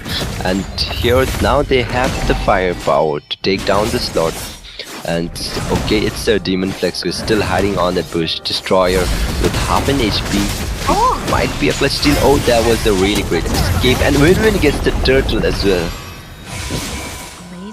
Amazing, well done. But Hector's was definitely on to the day. That was gonna be something. But Win-Win, that's gonna be 1 kill. They'll be able to get along with the turtle, but that's gonna be a little that Larry are trying to look for. They are not so behind in comparison to the first game. 1k golden onto the side of VR bot right there. So this is exactly what they wanted to do. But onto the bottom side as well, we are talking about the composition of a fighter and a goalie, and a marksman into the goal side. Runar and Ruhan are in the position where they are stuck into the lane. But for Runar, you do not want to get stuck into the lane, man. This is a fighter we are talking about. You want to go for the team fights most of the time, get the damages done, rotate faster, clear out your lanes. But for Runar, it's okay, definitely okay for him to stay into the lane, because that is exactly what he wants. Get the minions, get the farm, and come poop out, have the damages done until the later part of the game, and they will be playing for him too, and he should not be left. But look at that. Yep, indeed, because right now I think Larry really needs to focus on the Nathan as well, because if he is left open in his lane, and if he gets enough gold, he is really going to hurt in the later phase of the game. So they really need to shut down the farm of Nathan out there. But right now they don't really seem to have the chance, because here Destroyer gets the turret on the on the top lane as well. Yeah, they are trying to focus on the on stuff here. But hey, that's definitely gonna be an okay trade for anything they can go boss, because as long as they can play for the Natan here for Wuhan, they might be able to get a little bit of a win here. But there's also a fact that the Destroyer is always onto the top lane side trying to clear out the minions, and Snile is always onto the lane trying to get the damages done and always trying to give out a little bit of what they do. Snile will not be taking that anytime soon, but Turtle's already up. Look at the dragon, perfectly in time. Yep, the Black Dragon already being used out to zone out the members of Larry out there, but Shinal gets caught in a tough spot, but he manages to escape. A deck charge coming in the backside, Zero animated, gets a feather airstrike, what's being bought, but it is Destroyer who gets the turtle, and Grim also falls out there. Lunar very low as well. Shinal is the one who gets taken down, but and Simba is also very low, and he manages to escape from that team fight. So it is a 1-for-1 trade, but yeah, it still favors we are bot as they got the turtle. Destroyer with the steel out there. Yeah, that was a good steal going through from the Lancelot. That was a sing that we have seen so far. But that might eventually be the equalizer that they are looking. But I feel like Snile did a really good job with the zones that he have been doing, because on the worst case scenario, the dragon usually is very late. In this time around, the dragon is actually the one who started out the fights, and the minion fury was perfectly on point for the side of Korean, but he wasn't able to do anything about it. Snile taken down here, but it was still in favor for the side of we are bots here, because they traded out with the turtle, because that is actually giving them a 2k goal lead that they are looking for here. And look at that, the rotation coming through from the side of the bot is definitely on par here, because they are actually sending the destroyer to clear out to the swingers at the bottom line, to the bot lanes, and they are getting all the farm alone. But look at that, Lunar. Oh, he is the one who gets taken down, as well as Gurim in the scene, and that is looking really bad for the side of Larry, because that Lancelot is dealing a heck of a damage, as well as the feather airstrike is always on point from Red Hair Shanks out there. So a bottom side turret also gets taken down, and for now we are bot are just dominating the game. So for Larry, they really need to step up the game. They really need to step up the game and come up with a strategy to shut down those plays from the side. Tech charge being missed out there. Win-Win might be in trouble, but I think he will be able to escape. That was a good escape and a slippery movement coming through from Destroyer right now. The wall is already up, but the might be through. There might be a little bit of an engage coming through. A contest that can come through from Larry here, because Larry right now, look at that. Okay, that's a feather airstrike already being popped, and Destroyer is the one who gets the Lord, but Destroyer gets the shut down, I guess, and Grim also gets taken down. Red Hair Shanks, Black Dragon being already popped, and Rohan also gets the kill, and it is now I guess Larry who is dominating the play for now, because it is a 3-for-1 trade, and it is looking bad. Whereas Zero animated very low, and he gets taken down, and it's Snile who gets the kill, and the tech just that missed, and it is a complete wiped out for the side of we are bot, and that is just crazy. That's just crazy, because a lot for that wiped out, still questionable. Yeah, exactly. There could have been a decent game, but yeah, I think I also see the reason here. They were trying to once they were trying to disappear, they were trying to go away, but then they were trying to trade it out with the losses that they have, but they did lose out to Zero as well, so that can also become a problem. But they are able to cancel out as much as possible. Look at that win. Oh no, that's a shutdown kill coming through. The first Red Hair Shanks will be able to take it down, but still is in favor for the side of Larry. Red team turret has been destroyed. Yep, indeed, because they really, shut down that Lord.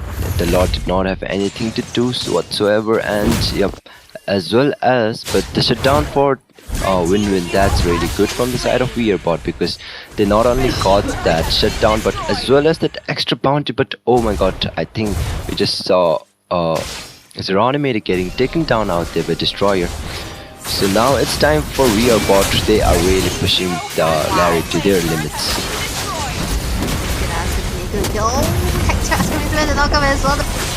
use onto the top, and it's gonna be then coming through.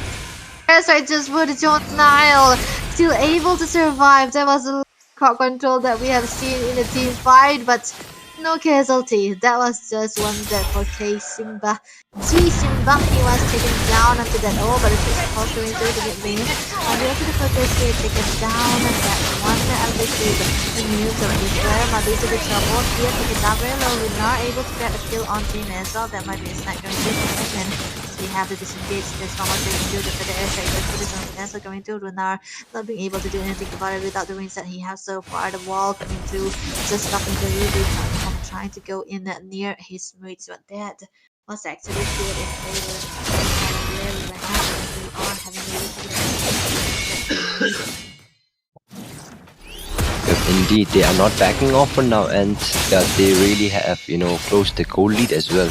And the Lord already out there. Shnail already with the Black Dragon. Deck charge comes landing, and that is really a great one. But Simba, who is very low, Shnail is still in the back line doing a lot of damage. Rohan is also very low, but it is Simba who gets taken down first, and Shnail also gets taken down. But that is Red Hair Shanks getting taken down by Runar, and Runar is unstoppable. He gets a double. Destroyer also gets taken down, a double for Zeroni made it as well. And this looks really bad for the side of We Are Bot. Yeah. Runar, there was a clutch build that he had. The Queen Wings able to have it survive for so long, and I feel like, the targeting given from Rohan was definitely not on point too. He was more focused on the Lord than rather than trying to burst it up. This might be a possible angle. We do only one member surviving. Demon Flex is a sole survivor. He does not really have the tectonic charge, will not be trying to do anything about it just yet, but his looters already gone. He's not getting caught. The tech charge connecting on the two members. There's gonna be a set for the airstrike. Runar will be taken away, but Korean will be trying to walk away. There's one member down. Do not merge into the side boost. Will be a good chance as they have the time. The bot will still be able to hold on. Yep, they are still in the game, but the minions from the top are still marching. I think they are going to take down the first tier turret out there, and the second, it's still safe because that was a really good tech charge coming out from Sir Demon Flex, and Runar gets the shutdown, and it is, it really helped We Are Bot to, clear the lanes as well. Destroyer out there had to use that flickers and automated very low. The Black Dragon already being popped, as well as the bravest fighter Feather Airstrike misses, and that tech charge landing on just Grim out there. Shnail is also very low, but I think he will be able to escape, and that was a very messy team fight. Both the teams using a lot of resources out there, and yeah, it is still like no casualties for now. Yeah, that was a good disengagement, but hey, this Lord right there, I think. Yeah, that was a messy one though. This targeting was what I was talking about from Luhan. He was targeting onto the north and then the tank rather than targeting onto the last. It could have been a game changer of a fight here, but Luna was able to sustain quite a lot with the Queen's when that he already brought it up. So there was also a great factor that We Are Bot should focus on. They cannot really let Runar have the free hits because he'll be able to stack up and get everything just done. Looking at the build so far for the Grog, he already got 3 items onto the kit, which means the immortality will be the last. The next one, he will be trying to survive all of this. But the fast off ways is the heal coming from the late game for Larry is that. Hey, that is why. Oh, that's a Black Dragon coming out from Shnail. Winwin already in the back line to hit Shanks, but it's Runar who is in the back line but gets taken down by Rohan, and that is still a split team fight, and it is Shnail who is very low. Zeronimated also very low out there, but he escapes the Tron Rose, but has still left. But it is Destroyer who gets taken down, and that is a W for the shutdown from Rohan. It's a double for him. Winwin and Zeronimated both gets taken down. That team fight was really messed up, but still, We Are Bot managed to get their jungler. Yeah, that was actually pretty good for Larry here. But then what happened? Haruna taken down here and get picture too. But I think they're engaged right here. Germinated. He was able to dodge onto the Storm Rose, and Destroyer wasn't able to do anything out there, and the stuns coming through and the trap theory too.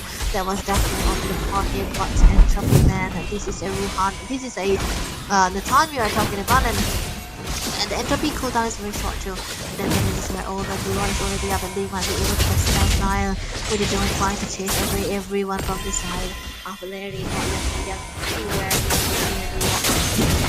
want to do with the heroes right now, but Destroyer able to get the Lord. And they just get them caught there by yeah, the Mega Airstrike is caught there as well, but it's gonna be Korea taken down. The Lord will be marching as fast as possible onto the mid side, and that can be a good advantage for the side of rear bot. Yep, indeed, because that was really. I think that it would have been better if Guriam had retreated, because yeah, Win-Win was not out there in the scene to contest, and yeah, this is looking bad because now we are bot have the upper hand because Grim is taking down, and yeah, so they are really marching in for now. Runar. And this inhibitor also might get taken down, and yeah, Ruhan is the one who gets the inhibitor. Lord also marching for the mid side. Feather Airstrike already be popped to zone out the members of Larry. And that is the Black Dragon. Oh, a perfect tech charge, and Geronimida gets taken down. It's Gurim who is very low as well, but what? Oh, that's Ruhan getting taken down, and I think it might be a possible defense. Destroyer also very low, and Shaniel still out there, but he also gets taken down in that fight, and that was a double for Win-Win. Yeah. No, Rohan taken down right there.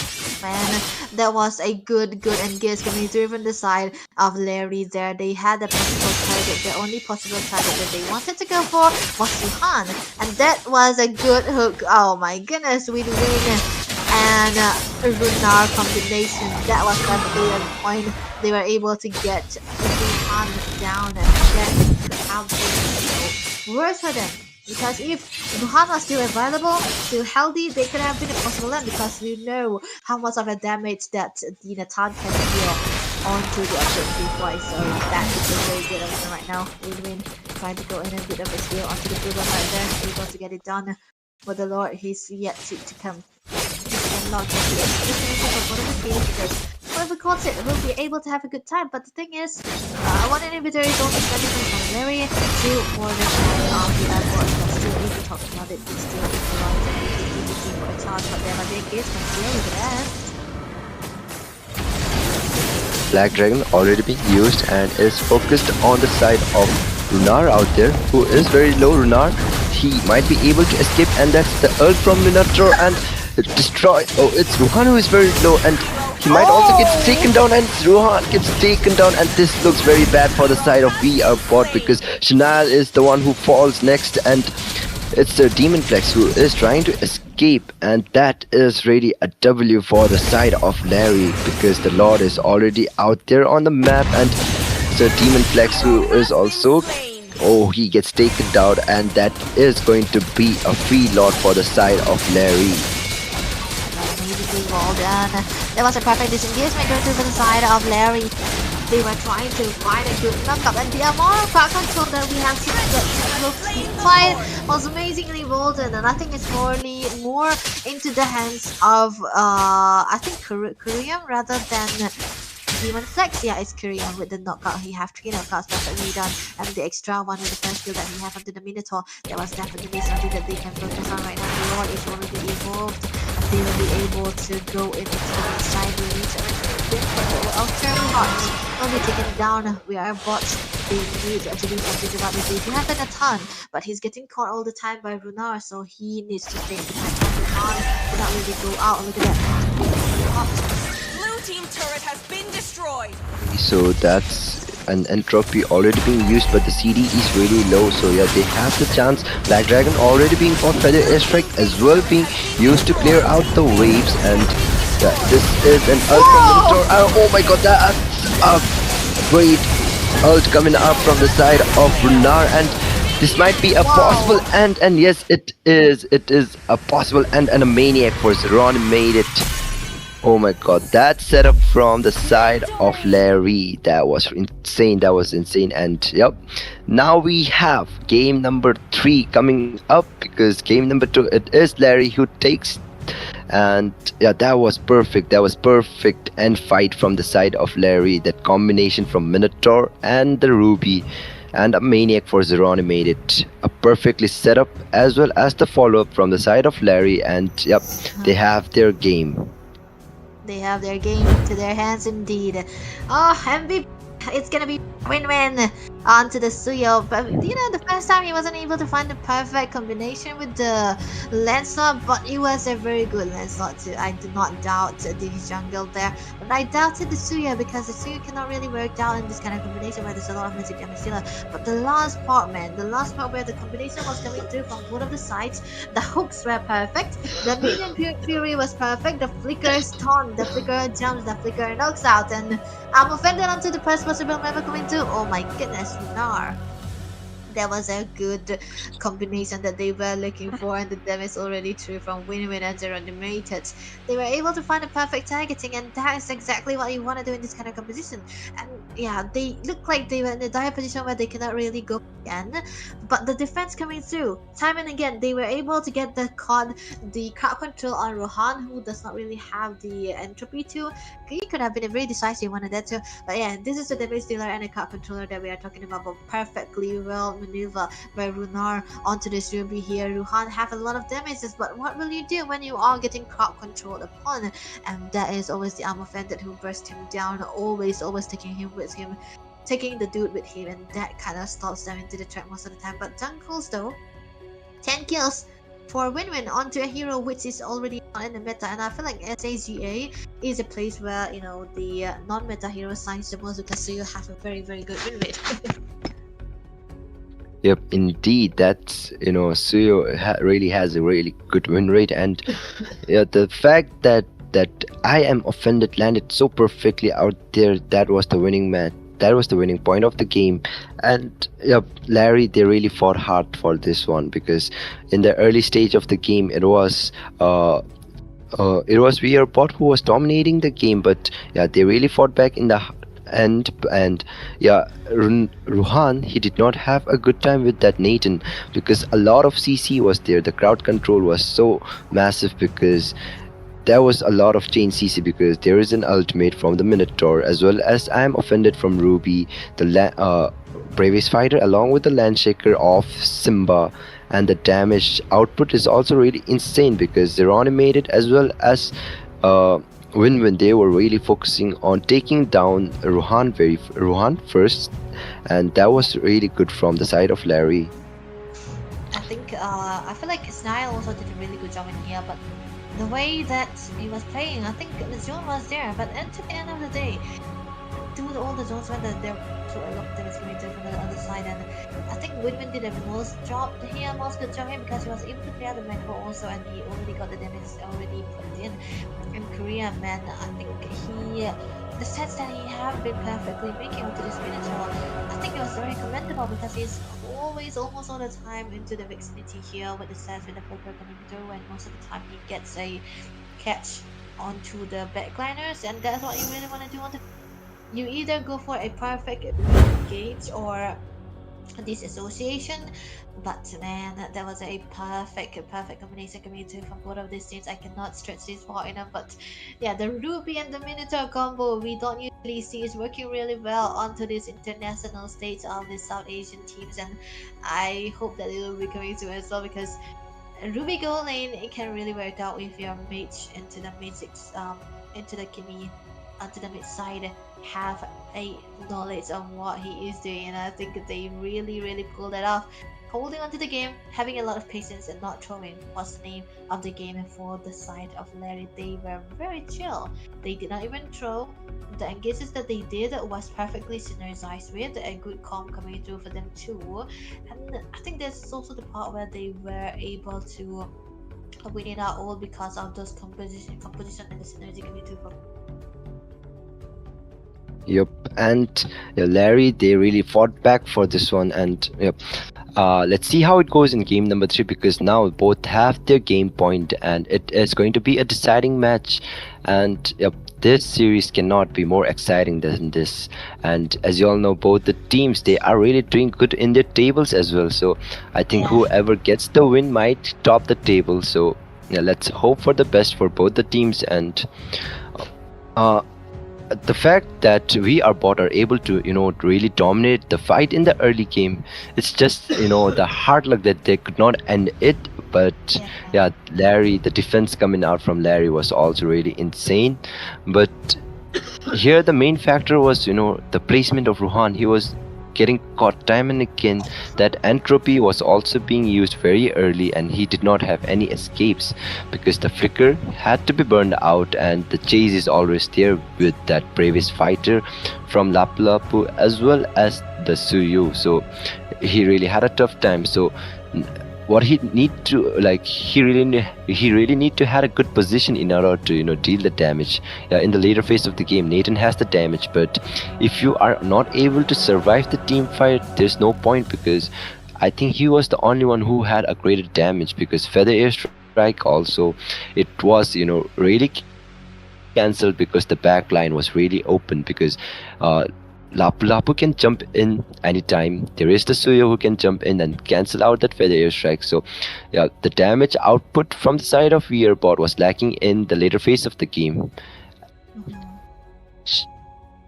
I think I can most probably say that the backliners onto this particular game for the side of Larry played it better than the side of BM bots, because if you can see, the Kimi was really getting caught.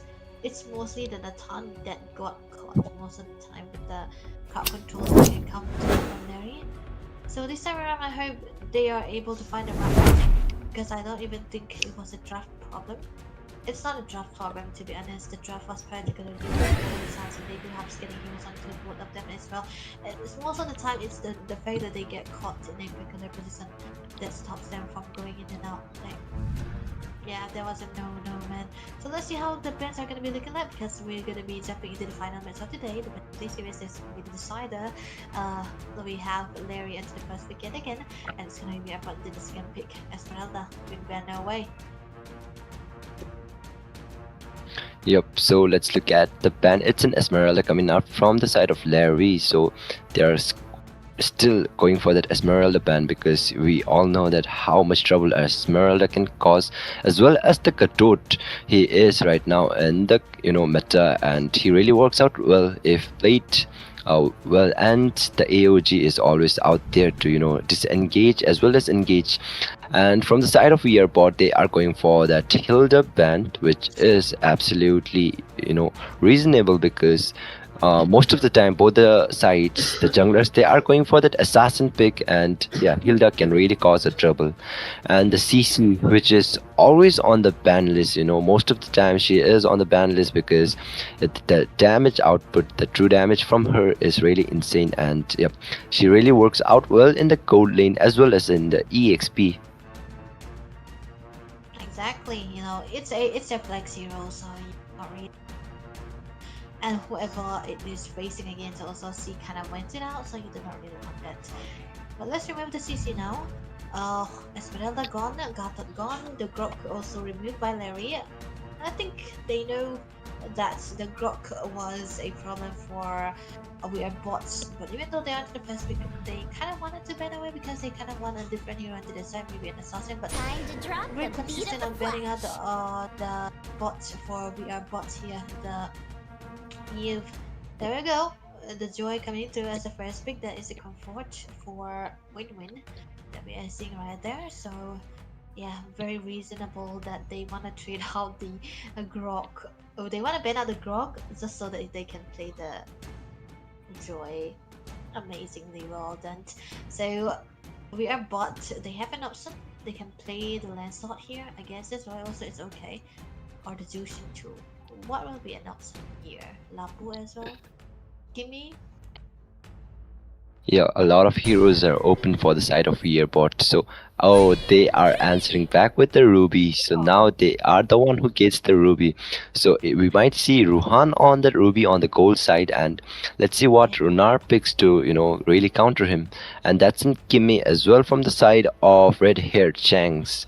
So Kimmy mid and Ruby, she is still a flex, but I think that she is going to go to the goal lane.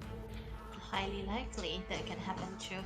But yeah, it's a very risky one. There's no answer yet for the Joy, so I think it's still not an option.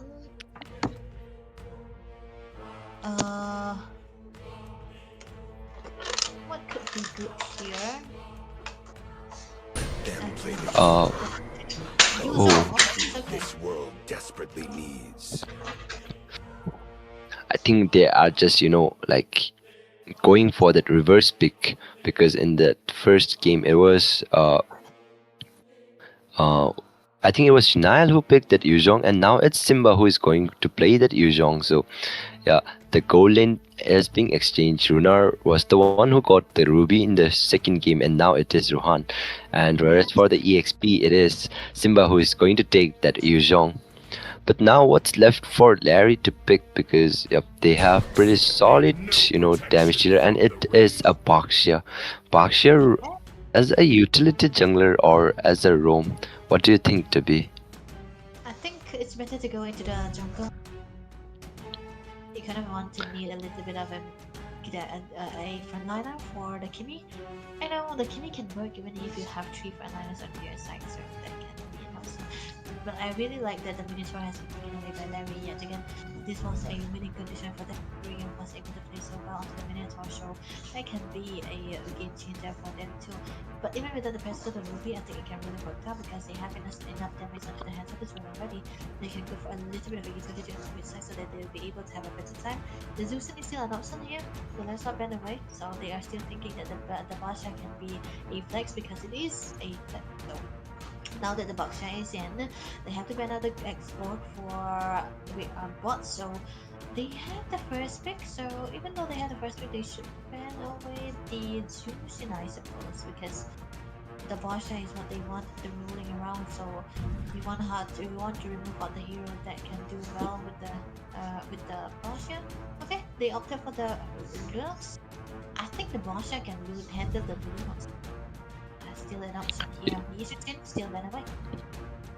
Yep, I think that Larry are still, not sure that whether that Baksha is going for the roam, so they are trying to ban those jungler picks out there. Lancelot and Yushin, both in the metas, are getting banned. So yeah, now what's left for them? Because if they want that Baksha to go for the roam, the jungler option, the Suyu, which is off meta but still highly picked and has a good win rate, can be picked, as well as the Hayabusa is still open. And yeah, I think Hayabusa is really going to be a good matchup against a Joy.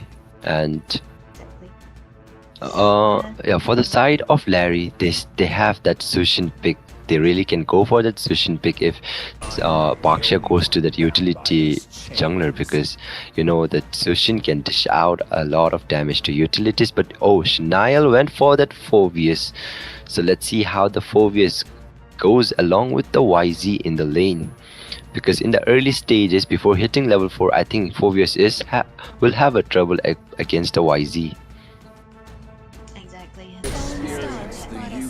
Suffering. Oh no, Zushin's gonna be my favorite hero in the Varia, man. Goodness, the Varia and the Granger combination. This is a combo that I do usually see onto the Bhutan team, because against an airport team, I think they won out with the Novaria and the Granger combination, because this is also what you usually want to do. The Desonatas combination with the Astral Echo, that is a very, very up to the top, up to the par combination. But hey, it's gonna be a Basha into the roaming position. You were right, it's gonna be the assassin that they won, the Hayabusa. So this is gonna be assassin versus assassin that we are talking about. But the lack of crowd control coming through from the side of our bot might eventually be disadvantages for them. But there is what they want to do, because they already have the Ruby that can come through together. So let's see how they'll be able to fare it out. Yep, I think at this point, we are bot. They are really trying to stop that, Joy, because the Ruby has a lot of CC as well as the Phobius, but it's really hard to land a Dark Wave on a Joy who is very mobile. And Yeah. yep, as you said, Novaria and Granger. That is really a good combo. I think it was Onyx Paradox who played it. Big Brain and Arensky, they were just, havoc yesterday. And yeah, let's see how Larry plays now, because it's animated on that Novaria and Runar on that Granger. So it is really going to be a good game. And yeah, the fact that Novaria's ultimate as well as the Minotaur's ultimate, it also can be a good combination, because the hit point, the point is just increased, the pixels are increased, and yeah, it can cause real trouble. Yeah, that's what we are focusing on. But hey, nevertheless, ladies and gentlemen, let's head into the land of dawn. And this is gonna be Ace AGA that you witnessing the last of today's series, the best of 3, the third game, the match decider who's gonna be topping at the top to the point system here. Larry going against Real, but we are gonna be seeing them into this deciding match destroyer with the Hayabusa, and we can see another win-win, another assassin that's gonna be the joy. They're gonna be carrying out here into this game. Yep, indeed. And the fact that, I really like the lineup of your bot right now, because Novaria, she is going to be, very vulnerable to that Hayabusa, who can just jump in with that Quad Shadow. If that Quad Shadow really lands on Novaria, then, she's just going to get deleted with that Ogi Shadow kill. So, okay, already Simba is a very low destroyer. Might get the first blood out here, and yes, he does, and it is the first blood coming out from the side of the bot, and it is Destroyer who gets the kill on Simba, which looks really bad, because you don't want to lose your EXP so early in the game, because you now have a disadvantage on the turtle fight. Yeah, that's actually amazing start for the team for Sanaria bots here. But on the other hand, I can see that, there is a bit of a movement speed coming through from the side of the animated onto the Novarian. Wilderness Blessing will be actually giving him a lot of momentum, and the further you travel when you have the SRE4, the more stacks you're going to be having. Look at that, SRE4 connecting onto that. It gets to the hand of Destroyer, and Win-Win is very low and gets taken down out there with that Phobius and Grim.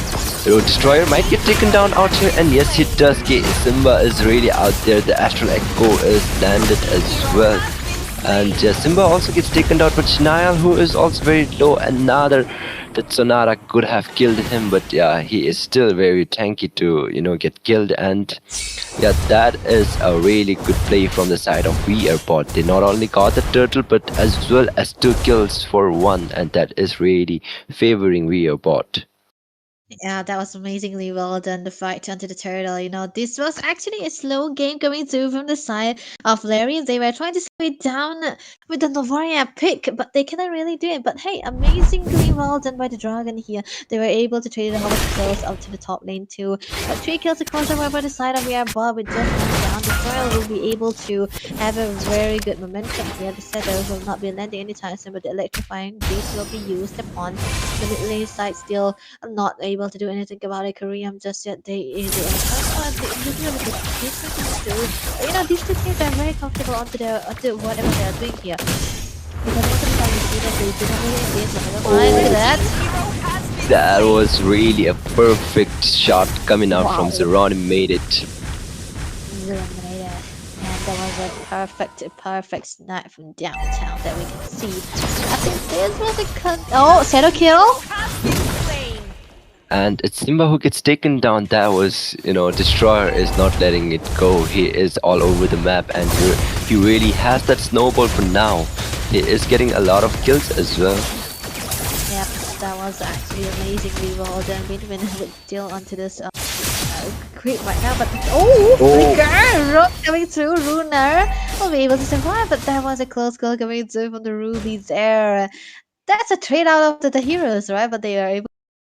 But now the turtle is already up, and this might be a Rohan present onto this turtle. Look at the knockup. What? Oh, that is going to be Win-Win who gets the turtle, and Destroyer is also very low. Shnail jumping in. Oh, is it Destroyer who gets the turtle? Yep, I think it is Destroyer who gets the steal out there. I thought it was Winan who got the turtle, but no, Red Hair Shang was the one who gets taken down, and Snile is also very low. Destroyer gets taken down, and it is Simba who gets a double out there. So Demon Flex and a snipe from downtown. Zeroni made it. He's just cooking out there. He's not missing those snipes. Oh my goodness, that was amazingly well done. I think Snarl was, letting down his goal a little bit because he was sure that there was no mana for the Death Sonatas to come true. But why do you need the Death Sonatas when you have the stones being thrown from the side of Zeronimate? That was perfectly well done. You need to have this kind of start when you want to create Navaria, because Rescue Snarl Navaria becomes a very, very double-edged sword for the team. It can either deal or break your game. But on the other hand, that's gonna be Ruhan in trouble. Another snipe from downtown. That's Ronnie made it. Just cooking with his knives out there. Oh my god, he is really insane. The aims. He is not, like letting go those heroes who has very less HP out there. And yeah, Serrano made it. If he keeps on hitting those snipes, then it is really going to cause a real trouble for Bot, because we know that if a Navaria gets that is no scaling in so early, she is going to hit hard. She's going to hit like a truck out there.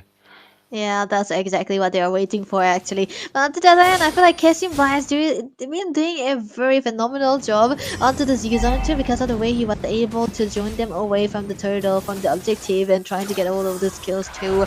That was what you want to do on the U Zone, man. Come on. Even though you've done it a lot of times, you still have the amount of crowd control, you still have the amount of grab skills with the silence. The turtle is already up. This is the start one that we're talking about. Still, onto the top lane is going to be Destroyer. Still trying to go in. Win.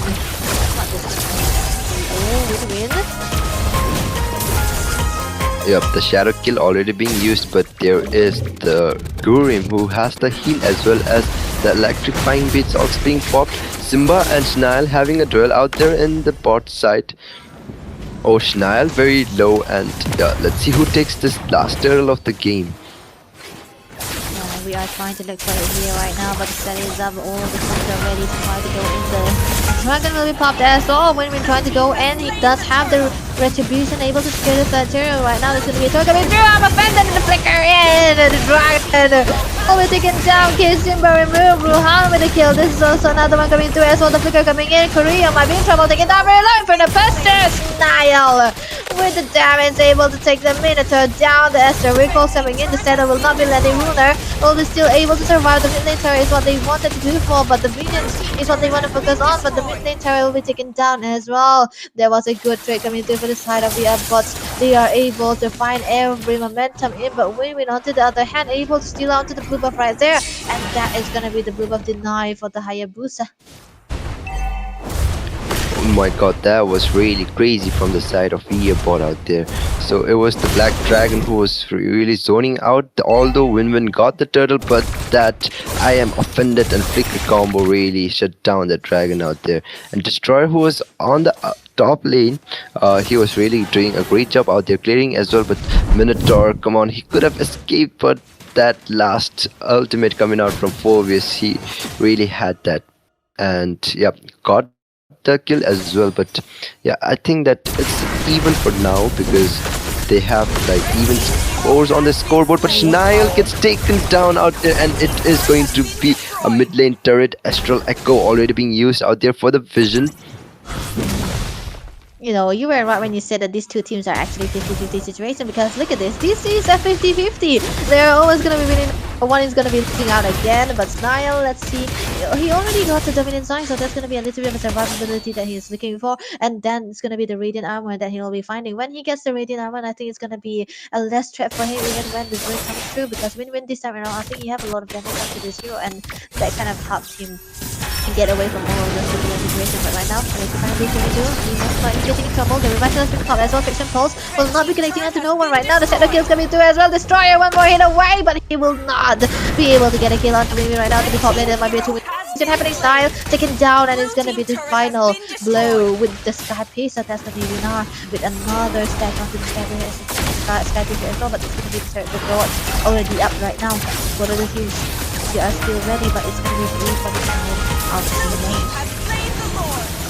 Yup, that is going to be a free lot for the side of Team Larry, and the Win-Win was really close to, getting killed out there, but Destroyer, he decided to, really back off because he knew that if he didn't, the Quad Shadow CD would be over, and although he could get the kill, he would not be able to back off, so he decided to back off, but on the other side of the map, it was Runar who got a kill on Schnile and now has a stack on his Sky Piercer, so now it is time for we are bought to be really careful because Runar, once he gets those stacks on Sky Piercer, he is really going to hurt you because if you are low on HP, you are not safe. There is always a snipe. Oh, and oh my god, that's another. Oh, I am offended, but Simba, he is very tanky to get taken. Revitalize being popped and Astral Echo already being used, and so much hit points out there, and it is another Sky Piercer for Runar. So Demon Flex gets taken down out there, and okay, it is Simba who takes down Schnile as well. Well, that's going to. Oh, that's gonna be Runar with the final hit. There's gonna be another kill. To Ruhan. It's the Granger that we are talking about here. We always need a Granger in the game to happen every day for Saga here. It's always gonna be a winning one for the Granger right now, but it's gonna be a second win. We have the electrifying beast, but Destroyer might be caught here. The extra neutral. Oh, we can ignore team right now. There's no snipe coming through as well, but the mid lane is what they want to focus on. We need to go with the distance. We have the electrifying beast trying to go for more. It's gonna be right here. Taken down, and but it's gonna be a set down traded away by Win right there. But the Shadow will be landing onto the one into the backline. So now might be in trouble. Taking down very low, but his Shadow kill. I'm not be connecting onto no one right now. The beginning coming through as well. The flipper, the knockup coming through. Ruhan taken down, and it's gonna be a stacks in. Sky Piercer will be able to take him down, but Runar right now might be in trouble. But onto the backline, Snile getting gunned down from Runar. He's trying to go for more. Destroyer will be removed as well. It's gonna be the triple kill for the hands of the Granger right now. He is trying to go for the Manic. Devil is still surviving. He have the heal, but it's too long. It's gonna be godlike, not a Manic. There was an unofficial minute that we are talking about for the Granger. Runar able to get all of those damages done. The base is completely wide open. The minions are pouring in. This might be the end. The possible end coming through. The base is completely open there, and that is gonna be the close up that we are talking about. For the side of Larry, Runar, he definitely will be getting out the MVP, man. Yep, indeed, Runar was really causing havoc out there with the Granger. And as you said, the Novario Granger combo really worked out in this match as well. And that was really crazy because in the early stage of the game, it was that snipes coming out from the Novaria who was getting the kills, and in the later phase of the game, it was Granger with that Sky Piercer stacks, and yes, it is Runar, the MVP of this game. Damn, this man with that Granger is really hurting a lot. And Larry came up with a reverse sweep on rear bot, and as I said, they are not the team who are going to back off real soon. Exactly, man. This is the type of Scots that we love.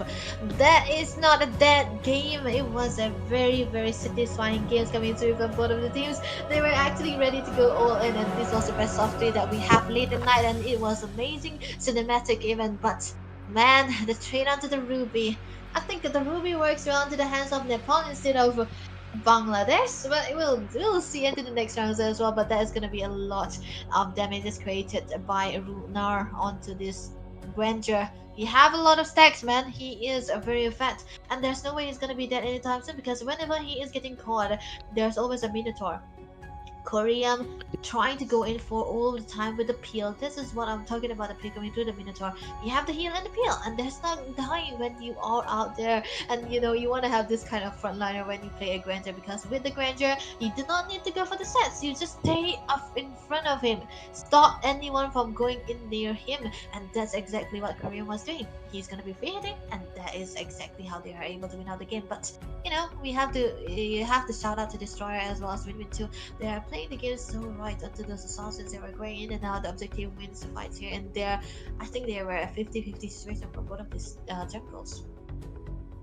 Yep, indeed, and that is Ronnie made it with that Novaria. He did not die once, although he was very vulnerable to the Hayabusa. But yeah, his position was just incredible, and that snipe. Oh my God, those two kills were just so important because both the kills was very important. Like it was the last HP, and he sniped out of nowhere. Like it was coming out of nowhere, and that astral recall was also so perfect that you know uh, the vision and the extra hit points, that hitbox it gives, that is really important because here Gurim as well with that Minotaur, he did a really good job. As you said, he was there for the peel as well as the heal, and the setups coming up from him was just incredibly amazing. And Simba with that Black Dragon, he really did a good job because he went out there, zoned out the enemies as well, and he had that sustain. And whenever he is low, there is Minotaur always there to heal him as well. So here we can see Renar with the highest GPM 837 as well as the damage. And the site, the sandbag is going to be Sir Demon Flex on the Baksha, who was always out there for that sandbag. He was tanking the damage, but the thing is, the firepower from the side of Viabot was not just enough to take down that Granger. Exactly. This is why you kind of need a self heal and a healer for the Granger as a frontliner too. And I think they really did a good job in trying to go for all of those items and momentums as well. And the early stages were actually in favor for the side of Viabot, but then again Larry popped up with the marksman into the goal side, and I think marksman into the goal lane is always the way to go. But let's see how the group is gonna be looking like, because with the win that Larry have, holy, this is gonna be them with the clean game. 0.7 up and above. They are gonna be 0 lose down. That is gonna be making them rise up to the top. This is gonna be the #1 position that they are right now. Nepal doing their thing. 0 losses so far, while the other Secret Sign was onto the top, and when even Rise Kill Outside were there. But hey, that was amazingly well done by Larry. Even if they had lost one, it could have been a very tiebreaker for the top 3 here. But yeah, with the clean sweep that they were able to achieve, this is kind of helping them stay into this position that is the top, and very, very deserving too. But on the other hand, Onyx Paradox will be still up there alongside Vintage Victory.